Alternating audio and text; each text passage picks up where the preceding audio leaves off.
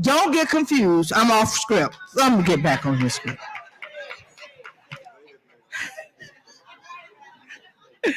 Lord, and the folks who write script go, she never uses my script.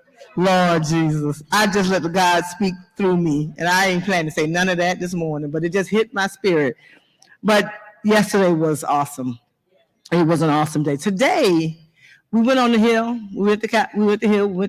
Today, it's about now, focusing in over these next so many hours today.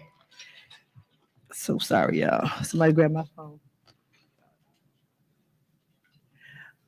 It's not really focusing in. You know, this theme was not just some words on a piece of paper. The theme about reset, say reset.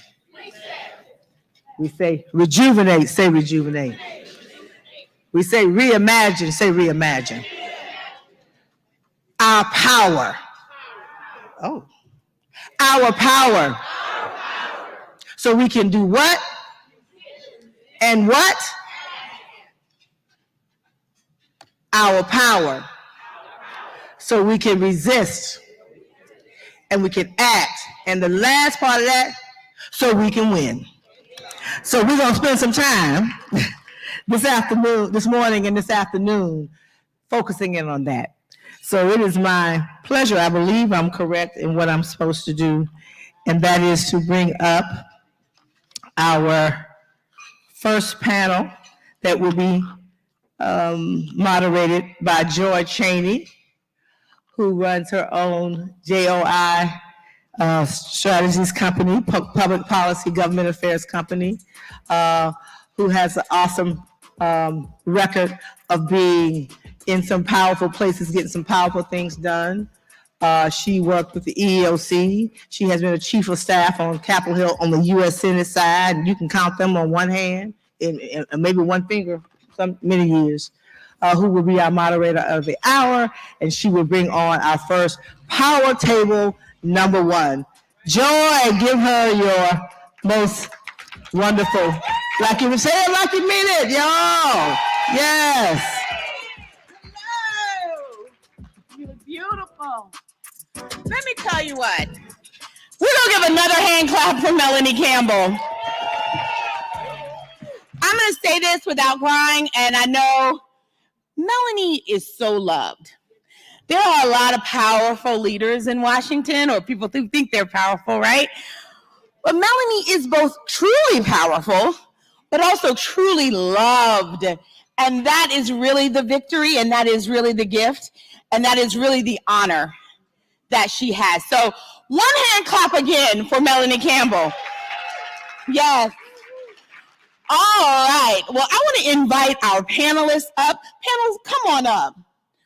We have with us Deidre Henry Spires, Senior Advisor for COVID Programs, U.S. Small Business Administration. She works for the administrator as one of her counselors. Come on in. Have a seat.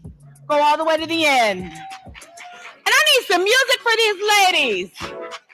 They're bringing in the money. I need a money theme song. All right, I got Dr. Penny Brown Reynolds, Deputy Assistant Secretary for Civil Rights at the U.S. Department of Agriculture. All right, I got Irene Marion, Director of the Office of Civil Rights in the Office of the Secretary at the U.S. Department of Transportation. All right, I have Dr. Tammy Fleming. She is over infrastructure investment. She's an equity fellow for the Good Jobs Initiative at the U.S. Department of Labor. All right, money. All right, ladies, let's sit down. All right, does everyone have a microphone? Where you want us? No, this is perfect. Good. Perfect. Everyone can see it. We want to thank everyone. Oh, let me get on first. Testing. All right. Do I really even need this? Now, I was told that we had a video from yesterday. Is it going on now? Well, we would love to have that. But before we do, let me just say, yesterday was a powerful day on Capitol Hill. And what President Campbell was talking about was the fact that we, put this particular administration, Black women in particular, in their position of power, right? We can put them there, and whether they continue to stay there is up to us. But it's not just about getting in positions of power. It's about the bills that you pass when you get there. It's about the boring stuff, but that's about creating generational wealth. It's not boring, it's huge. It's the things that they don't talk about on the evening news. How many people are getting funding, what funding was released, what grant opportunities came out yesterday. No one talks about that on MSNBC. Have you ever heard that on CNN and MSNBC? But what everyone knows, there's a reason why there were a lot of bipartisan people standing behind the president during that infrastructure bill. And as President Biden has joked, you don't have to vote it for the bill, but I'll see you at the ribbon cutting. Because everyone's at the ribbon cutting. And a lot of those folks who may or may not be supportive of the administration on election day are very supportive when it comes time to get those broadband dollars.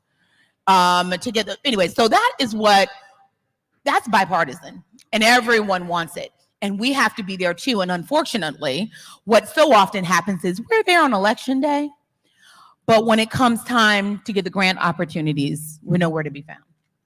When it comes time to have, the investments that cause for the ribbon cutting, it's not our businesses.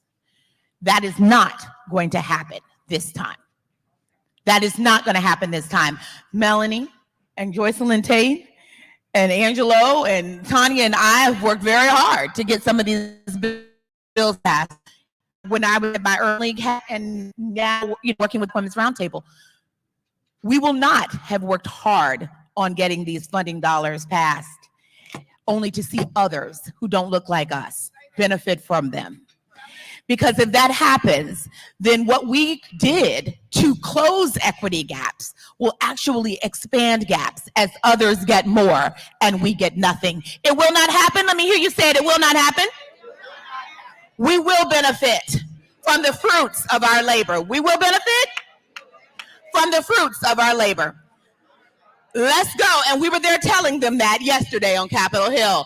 Let's roll that video. Is it ready? All right.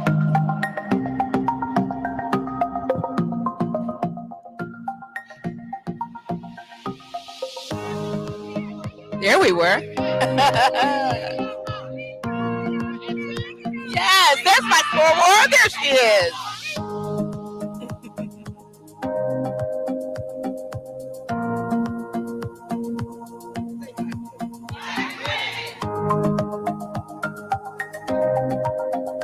Florida.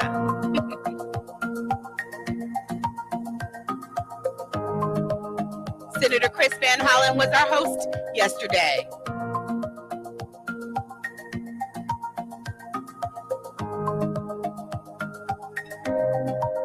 We have so many young people with us this week. It's amazing.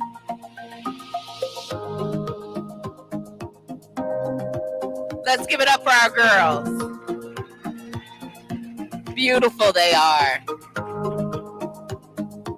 Our leader. Senator Schumer hosted a room for us where we were able to have a little lunch. We're taking them from Florida to D.C., back to D.C., back to Florida to make sure that our voices are heard by the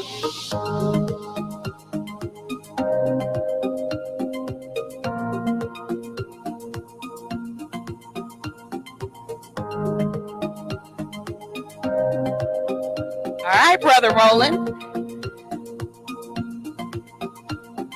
Joycelyn Tate, who was moderating last night. Excellent. Well, thank you all so much. Yesterday was an amazing day. So let's get started. First of all, we have these amazing women on here. And as Melanie said, it's really important that we talk about what they do. So we had the CHIPS bill that passed. We had the Inflation Reduction Act that passed. We had the bipartisan infrastructure bill, the Infrastructure Investment Jobs Act. And all these women had, a role. So starting with Deidre, who's one of my oldest friends on this stage. Deidre, I would love for you to tell us what you do. Sure. And what, just what is important about those bills and the agency that you're a part of? So first, what I do is I am overjoyed this morning. I have never seen a more beautiful room. And I'm not talking about the view out the windows. I'm talking about all of you are giving me nothing but life on this Friday. Give yourselves a round of applause. Melanie Campbell, thank you, ma'am. The leadership that you are displaying, not only in the legislative branch, but in the hearts and minds of young women, of older young women. I'll never give up the young women title. It's everything. It's next generational. We talk about building next generation wealth, but that starts in our hearts and our mind and our health. Our wealth is within us, ladies. So I'm Deirdre Henry Spires. I'm senior advisor over at the Small Business Administration. I am the advisor to the administrator. I help her understand what Black women are doing. She knows that we're wonderfully and fearfully made, and sometimes folks are a little afraid of us, not our 27th administrator. She knows we are the power of this economy and that we are starting small businesses at record rate. So you are powering our economic, yes, clap for yourselves, economic recovery. How do I come to you? I come to you as someone that got to Washington, D.C. in 1996, where I worked at the U.S. Department of Health and Human Services. And I worked in the office of what? Women's health, because I'm grounded in women and girls being the center of community and making us thrive. I then went on to the Senate, where you just visited, where I met the likes of a Joy Cheney while I worked at the Senate Finance Committee. And I used to be really shy about who I am and what I do. We don't have time for shy. All of this I need you to carry into this whole panel. We don't have time for shy. I am one of the architects of the Affordable Care Act. Yes, I am the only Black woman on the Senate Finance Committee health team. That's the committee that does Medicaid, Medicare, tax, Social Security, child welfare, come on somebody, trade, and unemployment. I am the woman behind every extension of unemployment insurance that got us through the Great Recession and made sure it wasn't a Great Depression. I'm not ego tripping, y'all. It's simply that I can do all things through Christ who strengthens me. Hallelujah. Oh, come on. Wait, I'm the government. I'm the government. I can't stop it. Y'all are too inspiring. I'm on behalf of the Biden-Harris administration, I would like to just say it's an honor to be here. You've got some powerhouses here. We'll talk more about what we're doing to get money into the community and how you can access those dollars. I don't want to take any more time because you got powerhouses down the road. The Finance Committee is really powerful. And Deirdre was it. Let me tell you what else is powerful. The USDA. Yes. Dr. Reynolds, tell us what you do at the Department Good morning, of Agriculture. everyone. I'm excited to be here. I've got some folks from Atlanta here, Melanie Campbell, Norway, Helen Butler. I stand on her shoulders and the shoulders of so many people. God is running through this, and I'll tell you why in just a moment. Yes, I am Dr. Penny Brown Reynolds. I am the Deputy Assistant Secretary for Civil Rights at the USDA, 129,000 employees with a $175 billion budget with regard to programming. We have some 18 civil rights directors in all of our mission areas, and every one of them report to me. I oversee the budget, oversee management, operations, policy, and external engagement, the whole thing. And before I got there, I was a whole sister because you may know me as Judge Penny. Oh, that's what everybody calls me. I am a former jurist. In fact, senior status is what I am. Before that, I was the governor's lawyer, first African-American in this nation to serve as executive counsel to a governor, chief of staff for a lieutenant governor, former prosecutor, former assistant attorney general, but more than that, I am a pastor of Midway Missionary Baptist Church in the College Park, Georgia. God runs through this place. And so when I say a whole person and a whole sister, the title is the least of who I am, because I brought so much to USDA. I know that they are happy to have me in the house. But it is indeed an honor to be here in the Biden-Harris administration. My Sarah Harris, I had to put that in there. I'm wearing intensified pink. Everybody understands that, Sarah. I knew that down here. Okay. With that said, we are a part of the most diverse administration in the history of federal government. And that is something that matters, because for me, as I read out parts of my resume, and I didn't tell you the real parts, because I'm the daughter of DeForest Brown, a single mother who died young, but put in me a legacy that nothing was greater than myself when I walked in any room other than God. She paid a price and suffered so I would not have to. But civil rights runs through everything that I am, because civil rights is human rights. It's our dignity. It's who we are. Just know that the fight is real. The struggle is real. We are making progress. But Black women hold the key to every aspect, as it is said by our indigenous people, that we hold up half the sky. But we do it while we're in high heels with our braids and everything else, taking care of our families. It is an honor to be here, and I'm looking forward to the discussion. Blessings. Yes. All right, thank you so much, Irene. Marion. Ooh, it's hard to come after all that. I feel like protocol has been established and we are here, ready for church. Good morning. Happy Women's History Month. It is so beautiful to be in this room. It's been quite a week for me because there are so many ways that we are celebrating ourselves and being celebrated. But to end the week in this space with you all is filling my cup. My name is Irene Marion. I'm serving as the director of the Departmental Office of Civil Rights in the Office of the Secretary for Pete Buttigieg, Secretary of Transportation.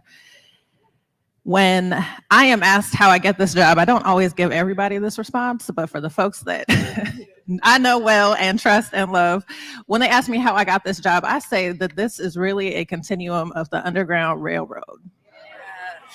And a stop in my journey to this position is with Melanie, at the feet of Melanie Campbell, because I worked for NCBCP. Shortly out of my college experience at Howard University, I helped to run the Black Women's Roundtable and Black Youth Vote during that time period. And thank you. And I'm so proud of you. I'm so proud of you. So we are obviously a huge part of this administration at this point. We are responsible for carrying the bipartisan infrastructure law, which many agencies are activated around. It's a $1 trillion package. And we are carrying about 60 to 70% of the funding that is flowing from the bipartisan infrastructure law. So my role specifically in the Department of Transportation is to revitalize the civil rights programs, which includes all of our EEO programs for our employees and those who are trying to get employment with our department. It is the disadvantaged business enterprise program that is in my team. We are carrying all the Title VI work. Title VI of the Civil Rights Act, ADA, everything connected to civil rights is coming through my team. We have an unprecedented opportunity, and it's an honor to be at the helm of this work at a time when we have a president talking about racial equity. When we have a Black woman who is by his side helping to lead this country, when we have the most Black appointees of any administration in history, and the most Black women in the administration that this country has ever seen. We also at the Department of Transportation specifically have I think the highest concentration of Black leadership, which I'm very proud of. We have leaders of the operating administrations of transportation that include airports, transit, and several other operating administrations. But we touch every part of this country because as soon as you walk out of your door, you are experiencing the transportation system. How you got here, whether it was train, bike, car, airplane, we are touching all of that. And how you experience your transportation on a daily basis is what we are concerned about, both in civil rights and with this racial equity focus that we have. Because we have an opportunity to protect you. We have an opportunity to ensure that our enforcement is not creating a terrible experience or killing our children. We have an opportunity to ensure that transportation is affordable. We have opportunity to reconnect communities because infrastructure has been so destructive in Black communities across this country. So a lot to talk about, but really excited to be here. Lots to talk about. Dr. Fleming. Yes. Oh my God. I am so excited to share this space with these ladies on the stage and with you. I am Dr. Tammy Fleming. I'm with the Department of Labor. I sat at the intersection of the Women's Bureau and the Good Jobs Initiative. My appointment was just recently, December of last year. So it's been about 3 months, feels like 3 years that I've been in this role. I come to the position from the Annie E. Casey Foundation, where I served as a senior associate for 10 years, by way of the projects of New Orleans, you guys.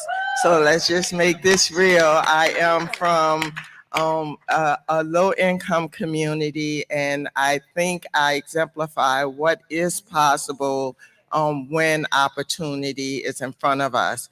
My role at the Department of Labor, sitting with the Good Jobs Initiative and the Women's Bureau, is really around our local and state place-based work. And so what does that mean? It means all of this stuff happening in DC, how do we get to the money on the ground? Yes. How do we ensure that women are accessing quality, good jobs? How do we make sure that this money becomes a legacy opportunity? So it's more than just a regular job. We're talking about quality, career-changing jobs. I have the opportunity, if you know about the bilateral infrastructure law, the Department of Labor is not a main funder, like my sister here, but we've influenced by working directly with the Department of Commerce, Department of Transportation, Department of Interior, Department of Energy. Those are the 4 that we have formal relationships with, but we're also working with the Department of Defense, FEMA, EPA, and others right now. I am excited to share what I know, but I'll stop and say also happy Women's History Month. And if you know, we just acknowledged Equal Pay Day earlier this week. And for those of you who don't know, that means it took us nearly 90 days for women to catch up with what men earned last year. That's on average. For Black women, Equal Pay Day actually happens around August or September. Yes. That means we have to work a full 18 months or 19 months before we earn what the average white male earns the year before. And this is an opportunity for us to think about changing that. And I'm looking forward to the discussion. That's right. And you all should know Black Women's Roundtable is the co-chair of Black Women's Equal Pay Day this year. And we will be telling you all about that when we get a breather from all of this. All right, guys, let's start. Let me tell you what, there's so much money out here. And, you know, we started kind of heavy. We're like, we're going to get this money. But tell us, like, how do we get it? So, Irene, I'm going to go back to you. I'm going to skip around a little bit because I would love, I know you all are doing 60, 70%, so you can't give us all. But there are resources. Tell us all the categories of people that can get resources from this bill, how the money flows. Just give us a little, it's a big thing. We need to know what are the parameters here. So there are two ways that money flows from the U.S. Department of Transportation. The first is through formula dollars that are set by Congress. And that is the bulk of the money and the bulk of the money that we've had historically. That means Congress is setting what they reference as apportionment tables to just cut checks to state departments of transportation. So over time, all of these state departments of transportation have actually made a lot of local decisions about how transportation infrastructure is invested into and built out. What's exciting about the bipartisan infrastructure law is more than ever, we have an incredible amount of discretionary grant money that is flowing from the Office of the Secretary, which means that the values of the Biden-Harris administration get to be applied differently. And we get to evaluate applications at the project level that come to us. And we get to determine, are you doing the racial equity work? Are you prioritizing community voice in your project? What does your disadvantaged business enterprise program look like? We are evaluating, does this entity feel ready, or are they showing evidence of readiness to comply with their civil rights obligations? So the discretionary grant money is really the money to track right now. We have a great resource website that articulates what all the programs do, but it's everything from university transportation centers, where we just announced our 5-year UTC program. We have more HBCUs than ever who are positioned to be academic research into all of our technology and innovation in the transportation industry, to do research around what is racial equity and how could Black people and Black communities better benefit from transportation infrastructure, but also how are we experiencing it, and able to document that to help inform our policy decision making. So that's the UTC program. We have transit programs, everything from clean buses to just additional transit infrastructure to be available to communities. We have things like the Reconnecting Communities program. So I reference this as probably the closest thing that we have to reparations, but this is really where infrastructure that has dismantled communities, gentrified communities, that has played a role in how we experience government and how we are impacted by it disproportionately. We have put out now 45, we've just awarded to 45 communities funding for them to identify opportunities for them to restitch their communities back together, whether it's dismantling a highway, whether it's putting a cap over a highway that exists, or other ways that community-led ideas are flowing. There are many, many other programs to explore, and we're happy to be a resource and make sure you have that information. But it's really the understanding that those discretionary grants, we are applying our value set to those and pushing out really great projects at this time. We also, but those formula dollars, I need to flag, because you need to know what your governor is doing at the local level to activate your Department of Transportation to spend billions of dollars on the infrastructure that is important to your communities. A thing I want to flag on all those projects is your civil rights compliance. So the Title VI of the Civil Rights Program, or Title VI of the Civil Rights Act, is where we get to evaluate, is a project likely to have disparate impacts on a community? Are people of color likely to be harmed because of how this project is set up and what has been planned for? Or do we have an opportunity to address some challenges that a community is experiencing? ADA, disability access, to ensure that our infrastructure is accessible, is another way that we are applying our values. And then the Disadvantaged Business Enterprise Program, which is relevant to 3 of our operating administrations: aviation, transit, and highways, where they have obligations to facilitate opportunities for disadvantaged businesses to come into contracting opportunities on those projects at the local level as well. So lots of ways to get involved, but that's how the money flows. That's amazing. And so many of these folks out here are and online are activists in their communities, and they need to be holding their states and localities accountable for getting that money, making sure if there's a project that you think needs to be addressed, you need to go and appeal to your local leaders and say, you know, are we applying for this money so that we can reconnect our community? So that's at the community level. Deidre, I want to come to you and talk about the entrepreneurship level, okay? And talk about what we're doing and what opportunities are there for entrepreneurs. For entrepreneurs, my joy and my pleasure. May I ask, how many people in this room, just raise your hand if you're a small business owner? Come on. Because what I know about Black women is we are always innovating. We are always creating. We are the queens of the side hustle. We always have something going on because just by nature, we are creative. So the whole mission of the SBA is to serve and promote the interests of the 33 million small business owners in the United States of America. Before COVID, that statistic was 32 million. We added so many small businesses during COVID. We all saw the story of the beautiful cheesecake ladies that you'll find right in this harbor now who are making cheesecakes out of their home until they were furloughed, right? And we have now at National Harbor furlough cheesecake. So we were doing that kind of work, and over COVID, these businesses really took off. So how is the Small Business Administration supporting small business? I came there as senior advisor for COVID programs, and that was to help move money out. Many of us did not get on the PPP train. Either we didn't know to, or we didn't have a conductor, or it just, I feel separated from y'all. Let me take these off for a minute. We didn't have a way on that Underground Railroad, because sometimes that's what the SBA felt like, secret passage. We're trying to make it not secret anymore. I don't want to hear any stories about people paying folks $3,000 to write a grant or navigate the SBA, which is a free resource.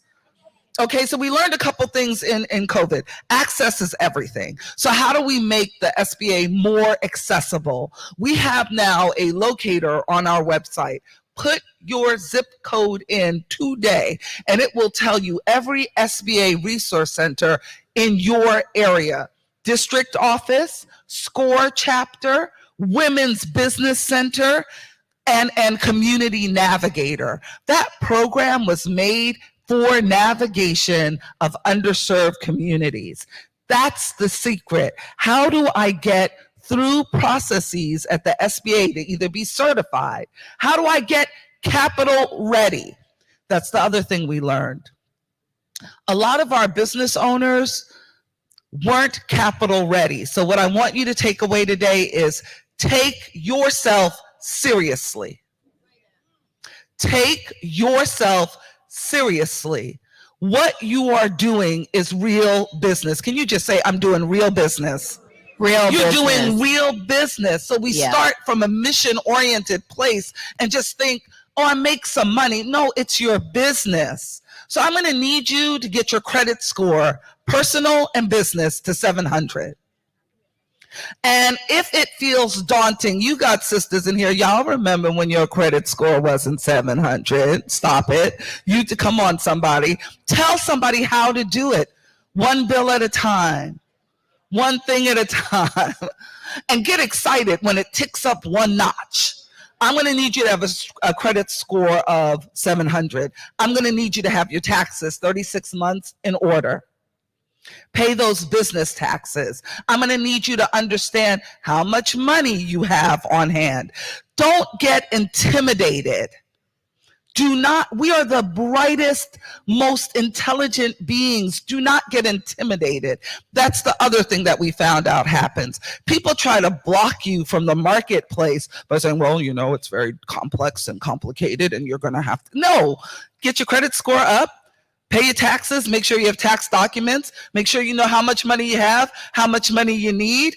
Find out who the community development financial institutions are in your community, CDFIs. They are made to lend to you. They get grants from the government. Understand what's a good loan, what's a bad loan.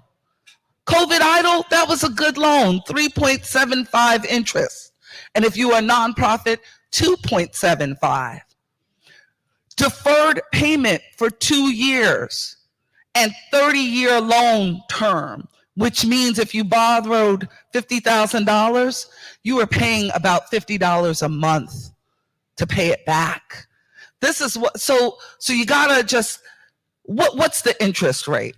Is this good capital for me? Because people need capital to grow their business. And then the last thing I'm going to say is the government is partnering. The reason I know the wonderful Irene Marion is because SBA is partnering with DOT on their infrastructure dollars. So let me tell you how this looks in your life. We didn't get the infrastructure money, but they have $1 billion over there. We know where the small businesses are. We went over and said, can we help you with your $1 billion? Can we be a partner? Stop doing it alone. Partner, y'all. Go after these contracts together. Yes. Partner up. Know your strengths and their strengths. And get together and do it together. And you can do it legally under contract, so you're not just trusting they're going to do right. We signed an MOU, our bosses, Secretary Buttigieg and Administrator Guzman, that said, hey, we're going to give folks that want access, small businesses, to these huge infrastructure contracts. They can't go after them because they don't have working capital. What does that mean? The government takes a long time to pay. So you've got to have money in your pocket because you almost got to float the government, right? You got to wait to be reimbursed, all of that. What if we bring our investors to the table that know that this company X is going to get $500 million from DOT? Would you lend me, would you invest some money and wait? Allow me to do the work with DOT. And when DOT pays me, I'll pay you back. We're bringing investors of that ilk to this project. You got to have insurance to work with the government. We're bringing SBA surety bond or insurance to the table. So we're trying to make sure that smaller businesses have the opportunities that big business does. Deidre, can I ask you a question though? Yes, ma'am. For those of us who are not at 700 or who don't have all those questions, what resources are you all doing to help us get there? Because we want to help each other, but we also need the government to help those of us who aren't quite there yet. We are working with our community partners. You know well from your history at National Urban League. So in the Community Navigators programs, we have hubs like National Urban League, like US Black Chamber, like LISC that works with women, like OISTA that works with our tribal nations, and many, many others. And they have spokes who they gave money throughout the country so that the whole country is covered. And in those spokes, they are doing that nitty gritty work of like, excuse me, lady, what you're not even marketing your product.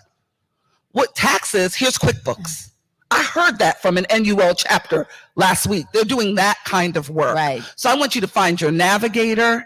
I want you to find your chapter, and I want you to find your women's business center. We have many at HBCUs. We have partnered with them to build women's business centers, and we've also partnered with the Divine Nine, y'all, to get the word out in community of where the money is and how to access it. Thank you so much. Judge Penny. I love that, by the way. Dr. Reynolds, by the way, you have many titles. This is amazing. I'm like, Judge, PhD, this is great. So tell us, look, we've heard stories and we've experienced stories at USDA of gross inequity. What are we doing for our rural communities and Black farmers? And even how many Black farmers are women? I'm just curious about all of that vis-a-vis getting this money out into those communities. Well, this is outstanding. I'm glad you said this. Yeah. This is for community-based organizations. Do we have any individuals who represent community-based organizations? Raise your hands, because this is big. We know that USDA has a history of discrimination. Secretary Tom Velcic says that in order for us to heal, we have to absolutely acknowledge our past and then say, what are we doing about it? President Biden signed the Inflation Reduction Act in August of 2022. And now, about what we're about to do, there's $2.2 billion that was put in the Inflation Act in which we will be dispersing for prior distressed and discriminated farmers, ranchers, and forest land owners. So you're asking the question, well, what does that have to do with me? As we're moving forward, we need partners. We know that collaboration is the new currency. And so if you are a community-based organization, I'm going to give you a website. You don't even have to fill out an application. You have to do it by the 31st. So what is this $2.2 billion doing? It's going to deal with individuals who have been discriminated by USDA and those who are distressed. But many of the community-based organizations have rural opportunities in which you go out and you do outreach. And so we're looking to partner with you, and we will pay you to do this, to get the words out to those individuals, to let them know that this money is coming down the pipeline and it's coming quickly. We will be dispersing it at the end of this year through a national administrator not associated with USDA and 4 national hubs. So take this down because you have to do it by March the 31st. And you can use my name to say that Dr. Penny Brown Reynolds, Deputy Assistant Secretary for Civil Rights, indicated that I could put my name in as an organization to be able to do outreach to get the word out. Are you ready? And do you have your pens ready? Okay. You ask USDA at USDA.gov. Ask USDA at USDA.gov. And you will put that I am interested, giving you the language that you need to use, in partnering with USDA as I am, and you put the name of your organization, community-based organization. And I'm interested in conducting outreach to ensure that potential applicants are informed about the program in which we will be dispersing the $2.2 billion. We are looking for partners, and we're looking for partners that look like you and who have been doing the groundwork of outreach the way you have been doing it. You must have this in by March 31st because we begin dispersing the money at the end of this year. Early spring, and we know that it's what, next Monday, Tuesday? This is a moving train that's moving quickly. And I'm just so happy. Timing is everything. It's amazing how when this came up, I went to the administration and let me tell you what we've been doing at Equity, because you were so right about the history. Yes. I had to think a hard, long time when the call came to see if I was interested in coming to work here.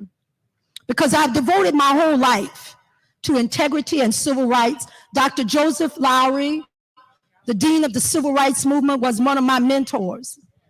Andrew Young, Rita Samuels, Helen Butler, who's here right now, who's about voting rights, who taught all kinds of individuals. I was going to call certain names, but Helen Butler, you have to stand up because she's a legend. Everything that happened in Georgia with voting rights, come on now, give it to her. Yes, yes. She taught Stacey Abrams how to do it. I think I can say that with clarity. And so when the call came to join the administration, particularly USDA, knowing that history, I had to search deep within my spirit and my consciousness to say, do I want to be a part of this, knowing the history? But when I spoke with Secretary Tom Vilsack, and he said, and Shirley Sherrod, I must say, who's also a mentor, a warrior of a woman, and she said that with the president's initiatives, he has signed 2 executive orders on equity. And what does that mean? That means that we have been mandated Although we were doing it before I came, and before the second executive order was signed, that equity must be in every aspect of what we are doing with the federal government. We are to take all of our programs. I know for us, we meet on it weekly. In fact, we had sub-cabinet meeting at the USDA this week in which Secretary Valsic said, it's 2 hours. We're going to stay here until we get all of the questions answered. And what did he say? He said something that really just shook me. And he said that there are a lot of people that have an advantage to keeping this country divided. But it is nothing wrong with going out. I'm one of the people that's coming out and saying, we didn't get it right. But if we're going to heal, we have to acknowledge that. And so we didn't get right, but we're on the way to getting it right. And the only way that you do it is with access to opportunities. That we are not with our hand out begging for anything that does not belong to us. And if you look at it from that perspective and walk into the situation with dignity, we created the system to be able to partner with community organizations to do outreach without you even having to go through an application. Just ask us. I'm not saying everybody will get the opportunity, but what you may do, you may be asked to collaborate with others. Because what we want to be able to do is give you the opportunity to go to the people who look like us, those individuals who have given up, Black farmers. When you really think about what Black farmers have done for this country, there are female farmers and Black female farmers. And for the government who you trusted to discriminate against you, do you know what that must feel like for people? Because we've all been discriminated against. So I came to the organization because I saw a way forward. That's right. And the forward way started because of the Biden-Harris administration, not tipping toe around equity, but demanding and mandating it, and not doing it apologetically, but saying it's the right thing to do, because civil rights, human rights is about justice and it's about fairness. Ask USDA at usda.gov. Now go get what's yours. That's right. Woo! I would ask that our social media folks who are working on that, if you all will make sure that goes in the chat of those features, we would like that. We want everyone to get that information. And let me tell you, that executive order, Riches, we're not talking about it because it's so commonplace and regular now, right? Can you imagine a racial justice executive order, y'all? It's just like, but let me tell you who fought for it. Sometimes we get it so good that we forget like what it took. Melanie Campbell, Kristen Clark, who's here when she was in her previous role, and other civil rights leaders who required an administration who already wanted to do it, right? Yeah. But they gave them the idea and the tools to say, you know what, we need an executive order that no matter what, we can always refer back to. And anyone who wants to resist and do that work and act and in the administration can say, well, you know, our executive order says we have to do this, that, and the third. It was key. It was critical. Dr. Fleming. So we've talked about communities. We've talked about farmers, rural communities, and we've also talked about small businesses. Let's talk about individual people. How many people are a worker in here? All right. Okay. How are we getting the jobs? How are we moving from those occupationally segregated jobs that don't pay enough money, right? Because they're female-dominated industries, into jobs that are making more money, right? And then we're also going to try to make female-dominated industries get more money too. But how are we getting those good jobs?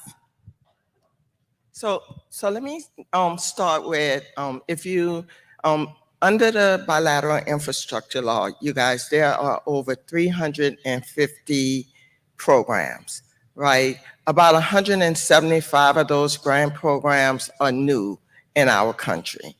If you think about who has had access to jobs in these industries, it's predominantly white males, right? Now, that's one part of the story. The other part of the story is if we've been historically excluded, it usually means there's an environment that is not for us. They're making it hard for us to thrive. I don't want to go on a job where I have to survive and deal with craziness every day. So when we talk about good jobs, we're not just talking about the wages, we're talking about the culture, and not a culture of inclusiveness, a culture of belonging, because we belong in those spaces. And we belong not only in the front end jobs, but in the back end jobs. So currently we're talking a lot about construction and trades, but I want you guys to think about these jobs in phases, because you have the building parts, but then you have the maintenance and factory afterward. And we have a whole new industry. If you think about chips, you think about electric vehicles, there are a lot of jobs that didn't exist before this investment. And as we think about it for women, on average, I think it's about 4% of the construction jobs are women, right? But that's just one piece of data. The other piece is the pay wage gap. So when we do get in those jobs, we're not paid the same that males are paid. So at Good Jobs Initiative, these are things that we've been focused on in terms of the quality of the jobs. At the Women's Bureau, we've been focused on what does that mean for women? How do we get more women included? So a couple of things I would say to you to give you more specificity.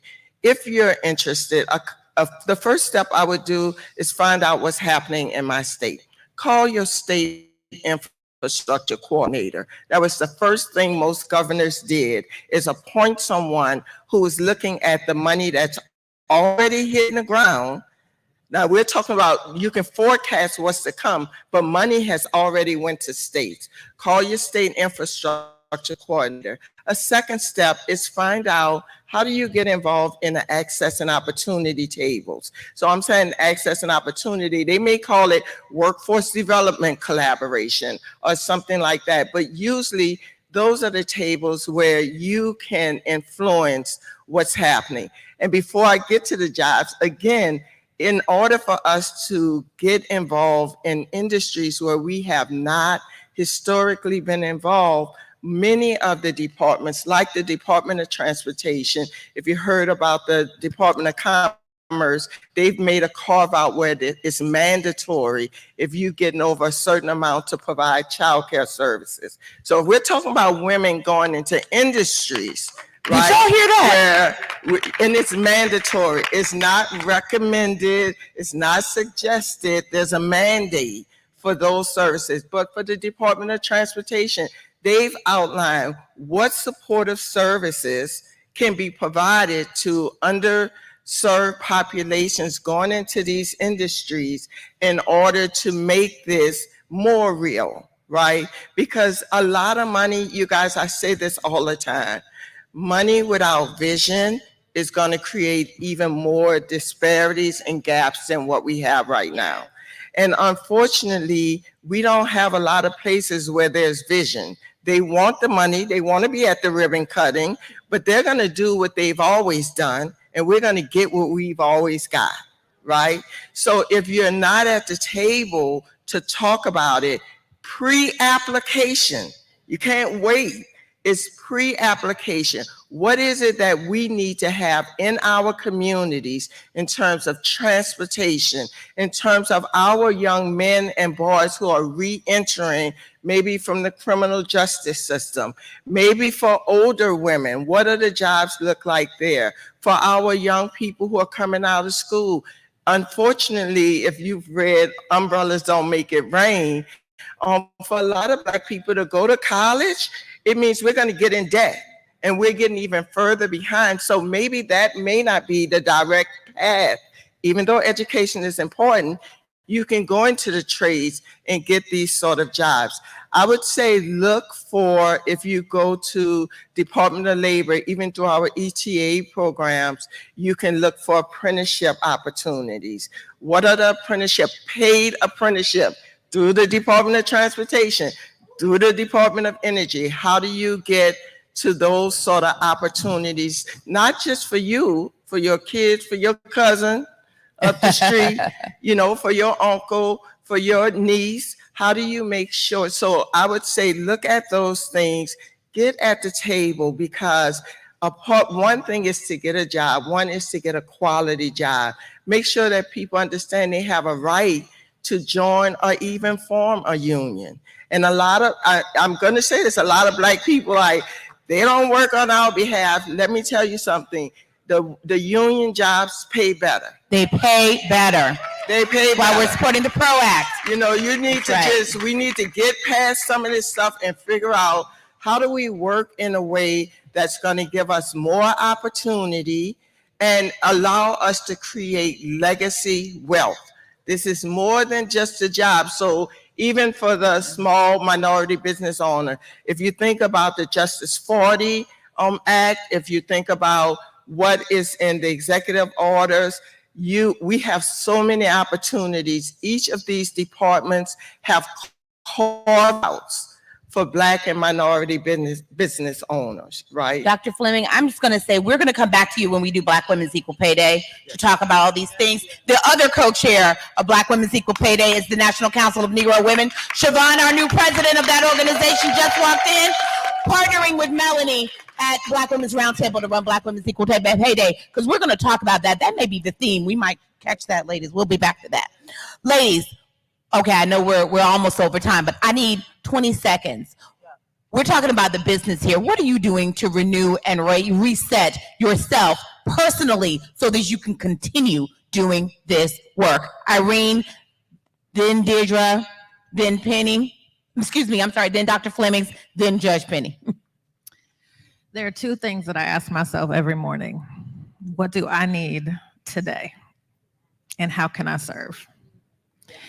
And in the midst of the millions of things running through my head and the action plans we have and the mandates and all of the requests that come my way, I have to recenter myself like that every day. What do I need to get through that? How do I support myself? And how do I serve? Because that feeds me as well. I know we have 20 seconds, so I didn't reset myself. My Lord and Savior reset me. And I realize I have to do that every morning when I wake up.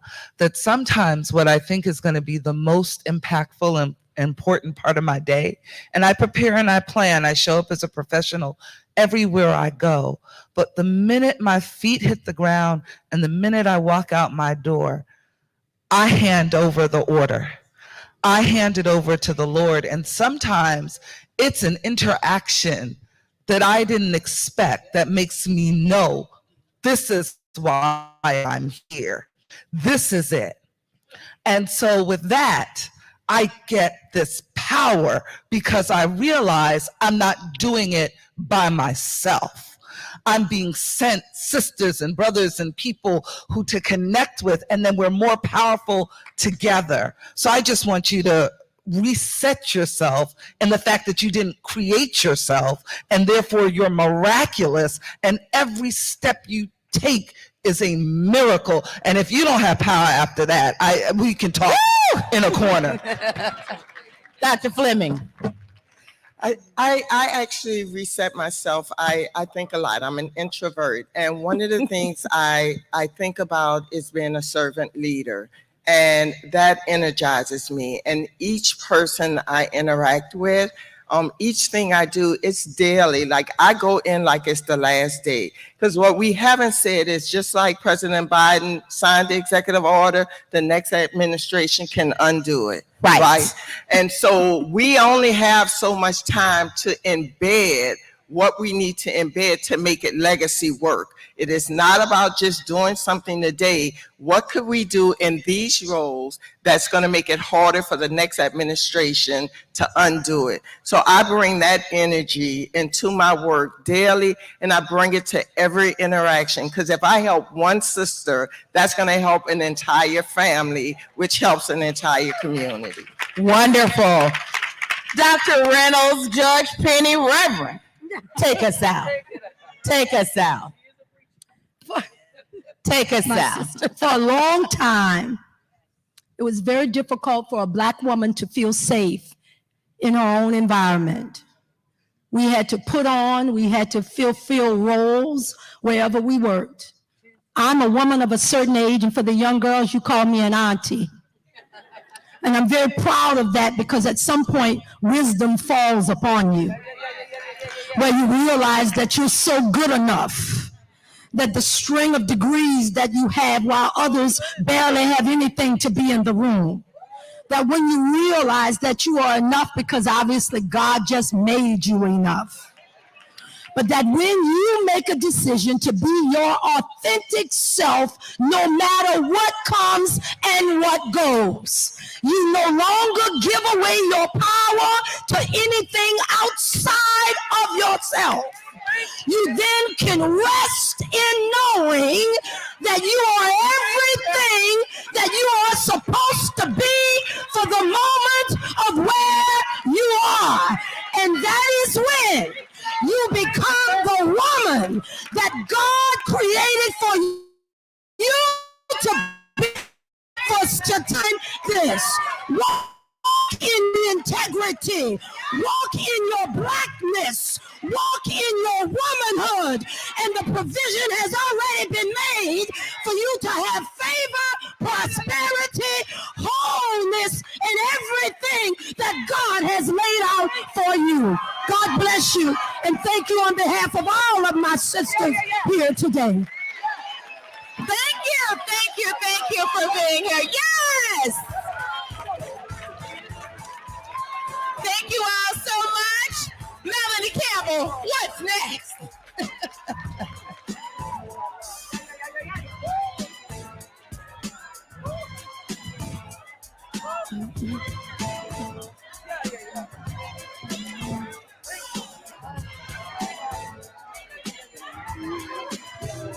Can you believe that was the infrastructure panel?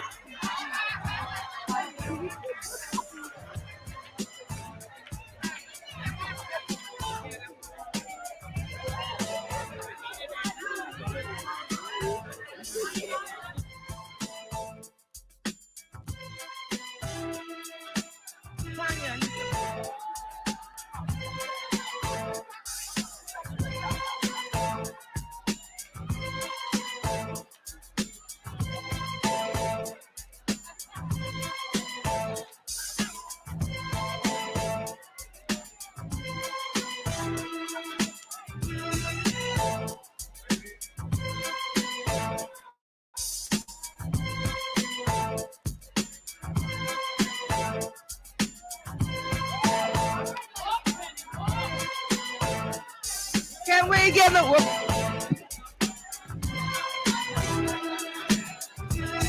All right. Hold on 1 second, ladies. Shh.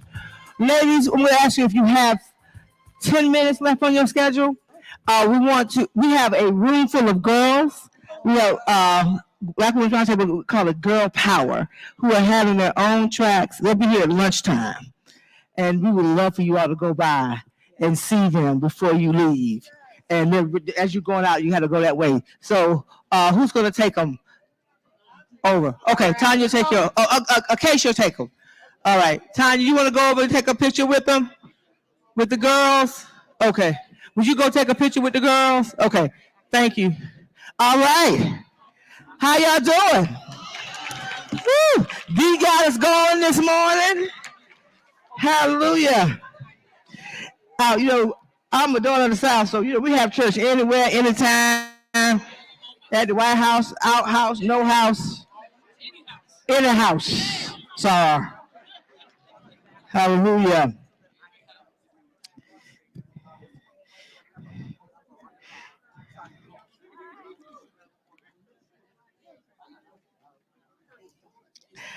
All right. We're running a little ahead of time. Joke. So what we're going to have to do, ladies, we're going to have to move quickly. We're going to have to move quickly to the next session so that we can get our time. We have a couple of our sister leaders who will be joining us virtually, so we got to keep the time as close as we can. So we give our power table number 1, assessing federal funding opportunities impacting economic security, health and wellness, and safety for Black women, girls, and families. So I'm gonna ask you a question. Did you get the information? You're gonna use it.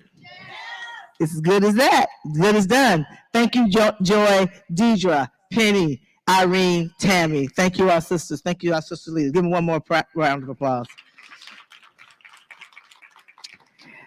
And this whole segment today, just to level set, is about taking the segments of our theme. Today is really, it's all about Community Action Day. And if they could close those doors, I appreciate it. So we're talking about power, rights, freedom, justice, equity, and equality. So these power tables are going to focus that way. And then, so we're going to bring on someone who embodies that theme: power, rights, freedom, justice, equity, equality. And her name just happens to be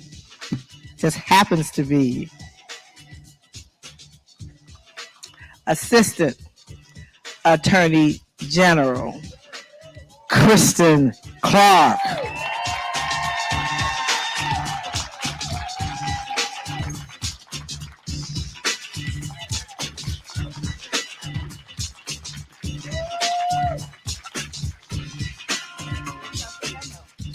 And she got the memo. She got the blue.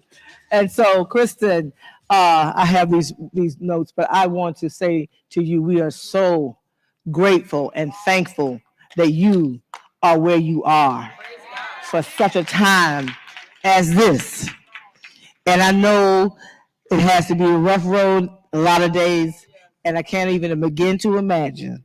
But when I get those text messages, DOJ, before you went in, I was like, DOJ, why they looking for me? But when you're in there, it means a lot, and your colleagues, of course. But we were in the trenches together when she led the Lawyers Committee for Civil Rights under. She has an exemplary background. Google her. I'm gonna turn it over for you to share with us. You all have been getting things done in a rough situation with a Congress that's not all it needs to be, but you all are getting it done. You're digging in, you're taking care of business, and you're using all of your tools in the toolbox. But most importantly, I know from your spirit, you embody justice for everybody. And thank you. Turn it over to you, my sister. Thank you so much. Good morning. It is great to be here. I want to just start off by thanking my dear friend Melanie for her leadership and for her advocacy and her extraordinary work and effort. And I want to thank the Black Women's Roundtable state conveners and affiliates from across the country. It's a real honor to be with you today. And it's great to be back. It's great to be back to the Black Women's Roundtable National Summit this year. A lot has happened since I spoke to this group a year ago. I left, I understood the assignment, and I'm back to provide an update on our civil rights enforcement work at the Department of Justice. But let me start with something that has not changed, and that is the importance of strong women leaders coming together and working to empower themselves and their communities. As we commemorate Women's History Month, I'm reminded of all the women, especially Black women, who have helped to steer our country towards fulfilling its foundational promises of equal justice and opportunity for all. It was right here in Maryland where Harriet Tubman was born into slavery, escaped, and returned to free others from bondage. And it's right here in Maryland where Juanita Jackson Mitchell a powerful civil rights advocate throughout the 20th century, went on to become the first Black woman to practice law in this state. So to all of the leaders and advocates in this room, you are urgently needed now more than ever in your profession, in your business, in your cities, counties, states, on your campuses, in your courtrooms, and here on the national stage, because indeed we find ourselves at a crossroads as we are confronting many of the same challenges that women and people of color have confronted throughout American history.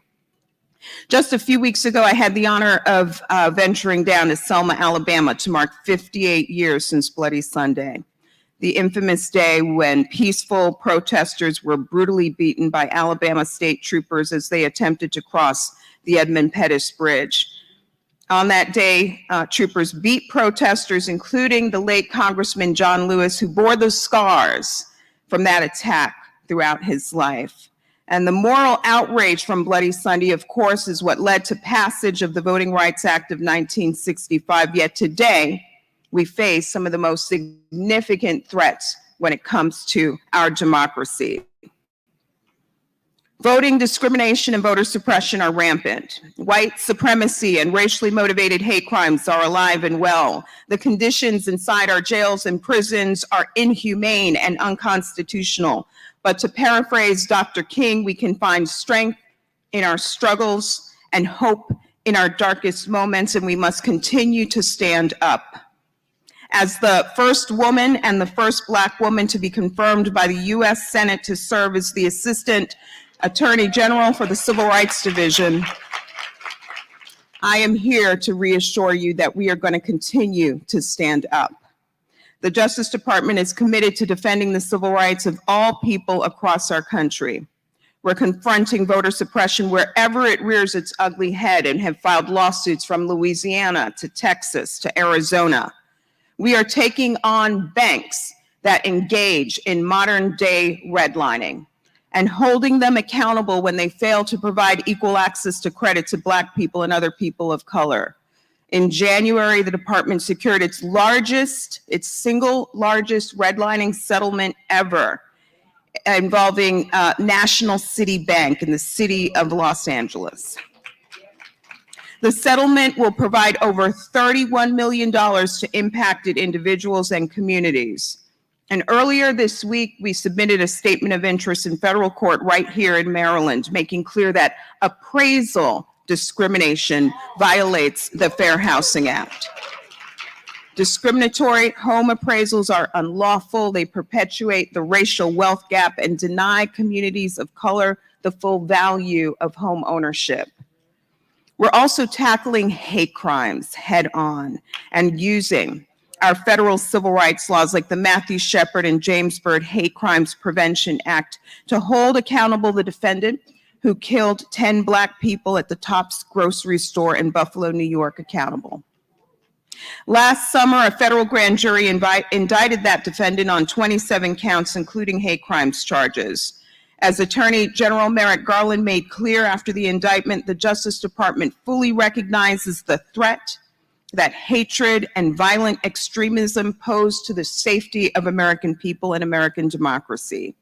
And we will continue to be relentless in our efforts to combat hate crimes, to support the communities terrorized by them, and to hold accountable those who perpetrate them. We also secured convictions and sentences against all 3 men responsible for the racially motivated killing of Ahmaud Arbery in Georgia. When we brought those defendants to trial, the evidence showed that the defendants had strong racist beliefs that led them to stereotype and dehumanize Mr. Arbery simply because he was Black. After the sentencing in those cases in August of last year, 2 defendants received life sentences, and a third, who was 52 years old, was sentenced to 35 years. But let me just give you a snapshot of what 1 week looks like with respect to our hate crimes enforcement work. Last Friday, a Mississippi man was sentenced to federal prison for burning a cross in the front yard of a Black family while yelling racial slurs and threats. On Wednesday, we indicted in Gainesville, Florida, after he used his vehicle to carry out a racially motivated attack. A group of 6 men, 6 Black men, public road in Cedar Key, Florida. And just yesterday, a white supremacist in Georgia received a 20-year sentence following a racially motivated shooting aimed at killing Black and Arab Americans at gas stations in Jonesboro. It's 1 week. We are also committed to the principle that no one is above the law, and we are holding law enforcement officers accountable when they violate civil and constitutional rights. In the past year, we have secured federal convictions and sentences against Derek Chauvin, the former Minneapolis officer who killed George Floyd, and the 3 officers who failed to intervene to the killing. Last July, all 4 officers were sentenced, with Chauvin receiving more than 20 years in prison. This past Monday marked 3 years since the tragic death of Breonna Taylor. Nearly 3 years ago to the day on March 13th of 2020, Ms. Taylor should have awakened in her apartment just like any other morning, and tragically she did not. Leading up to that fateful day, Louisville police officers drafted what they knew was a false affidavit to support a search warrant for Ms. Taylor's home. When officers executed the warrant, they broke down the door to her apartment.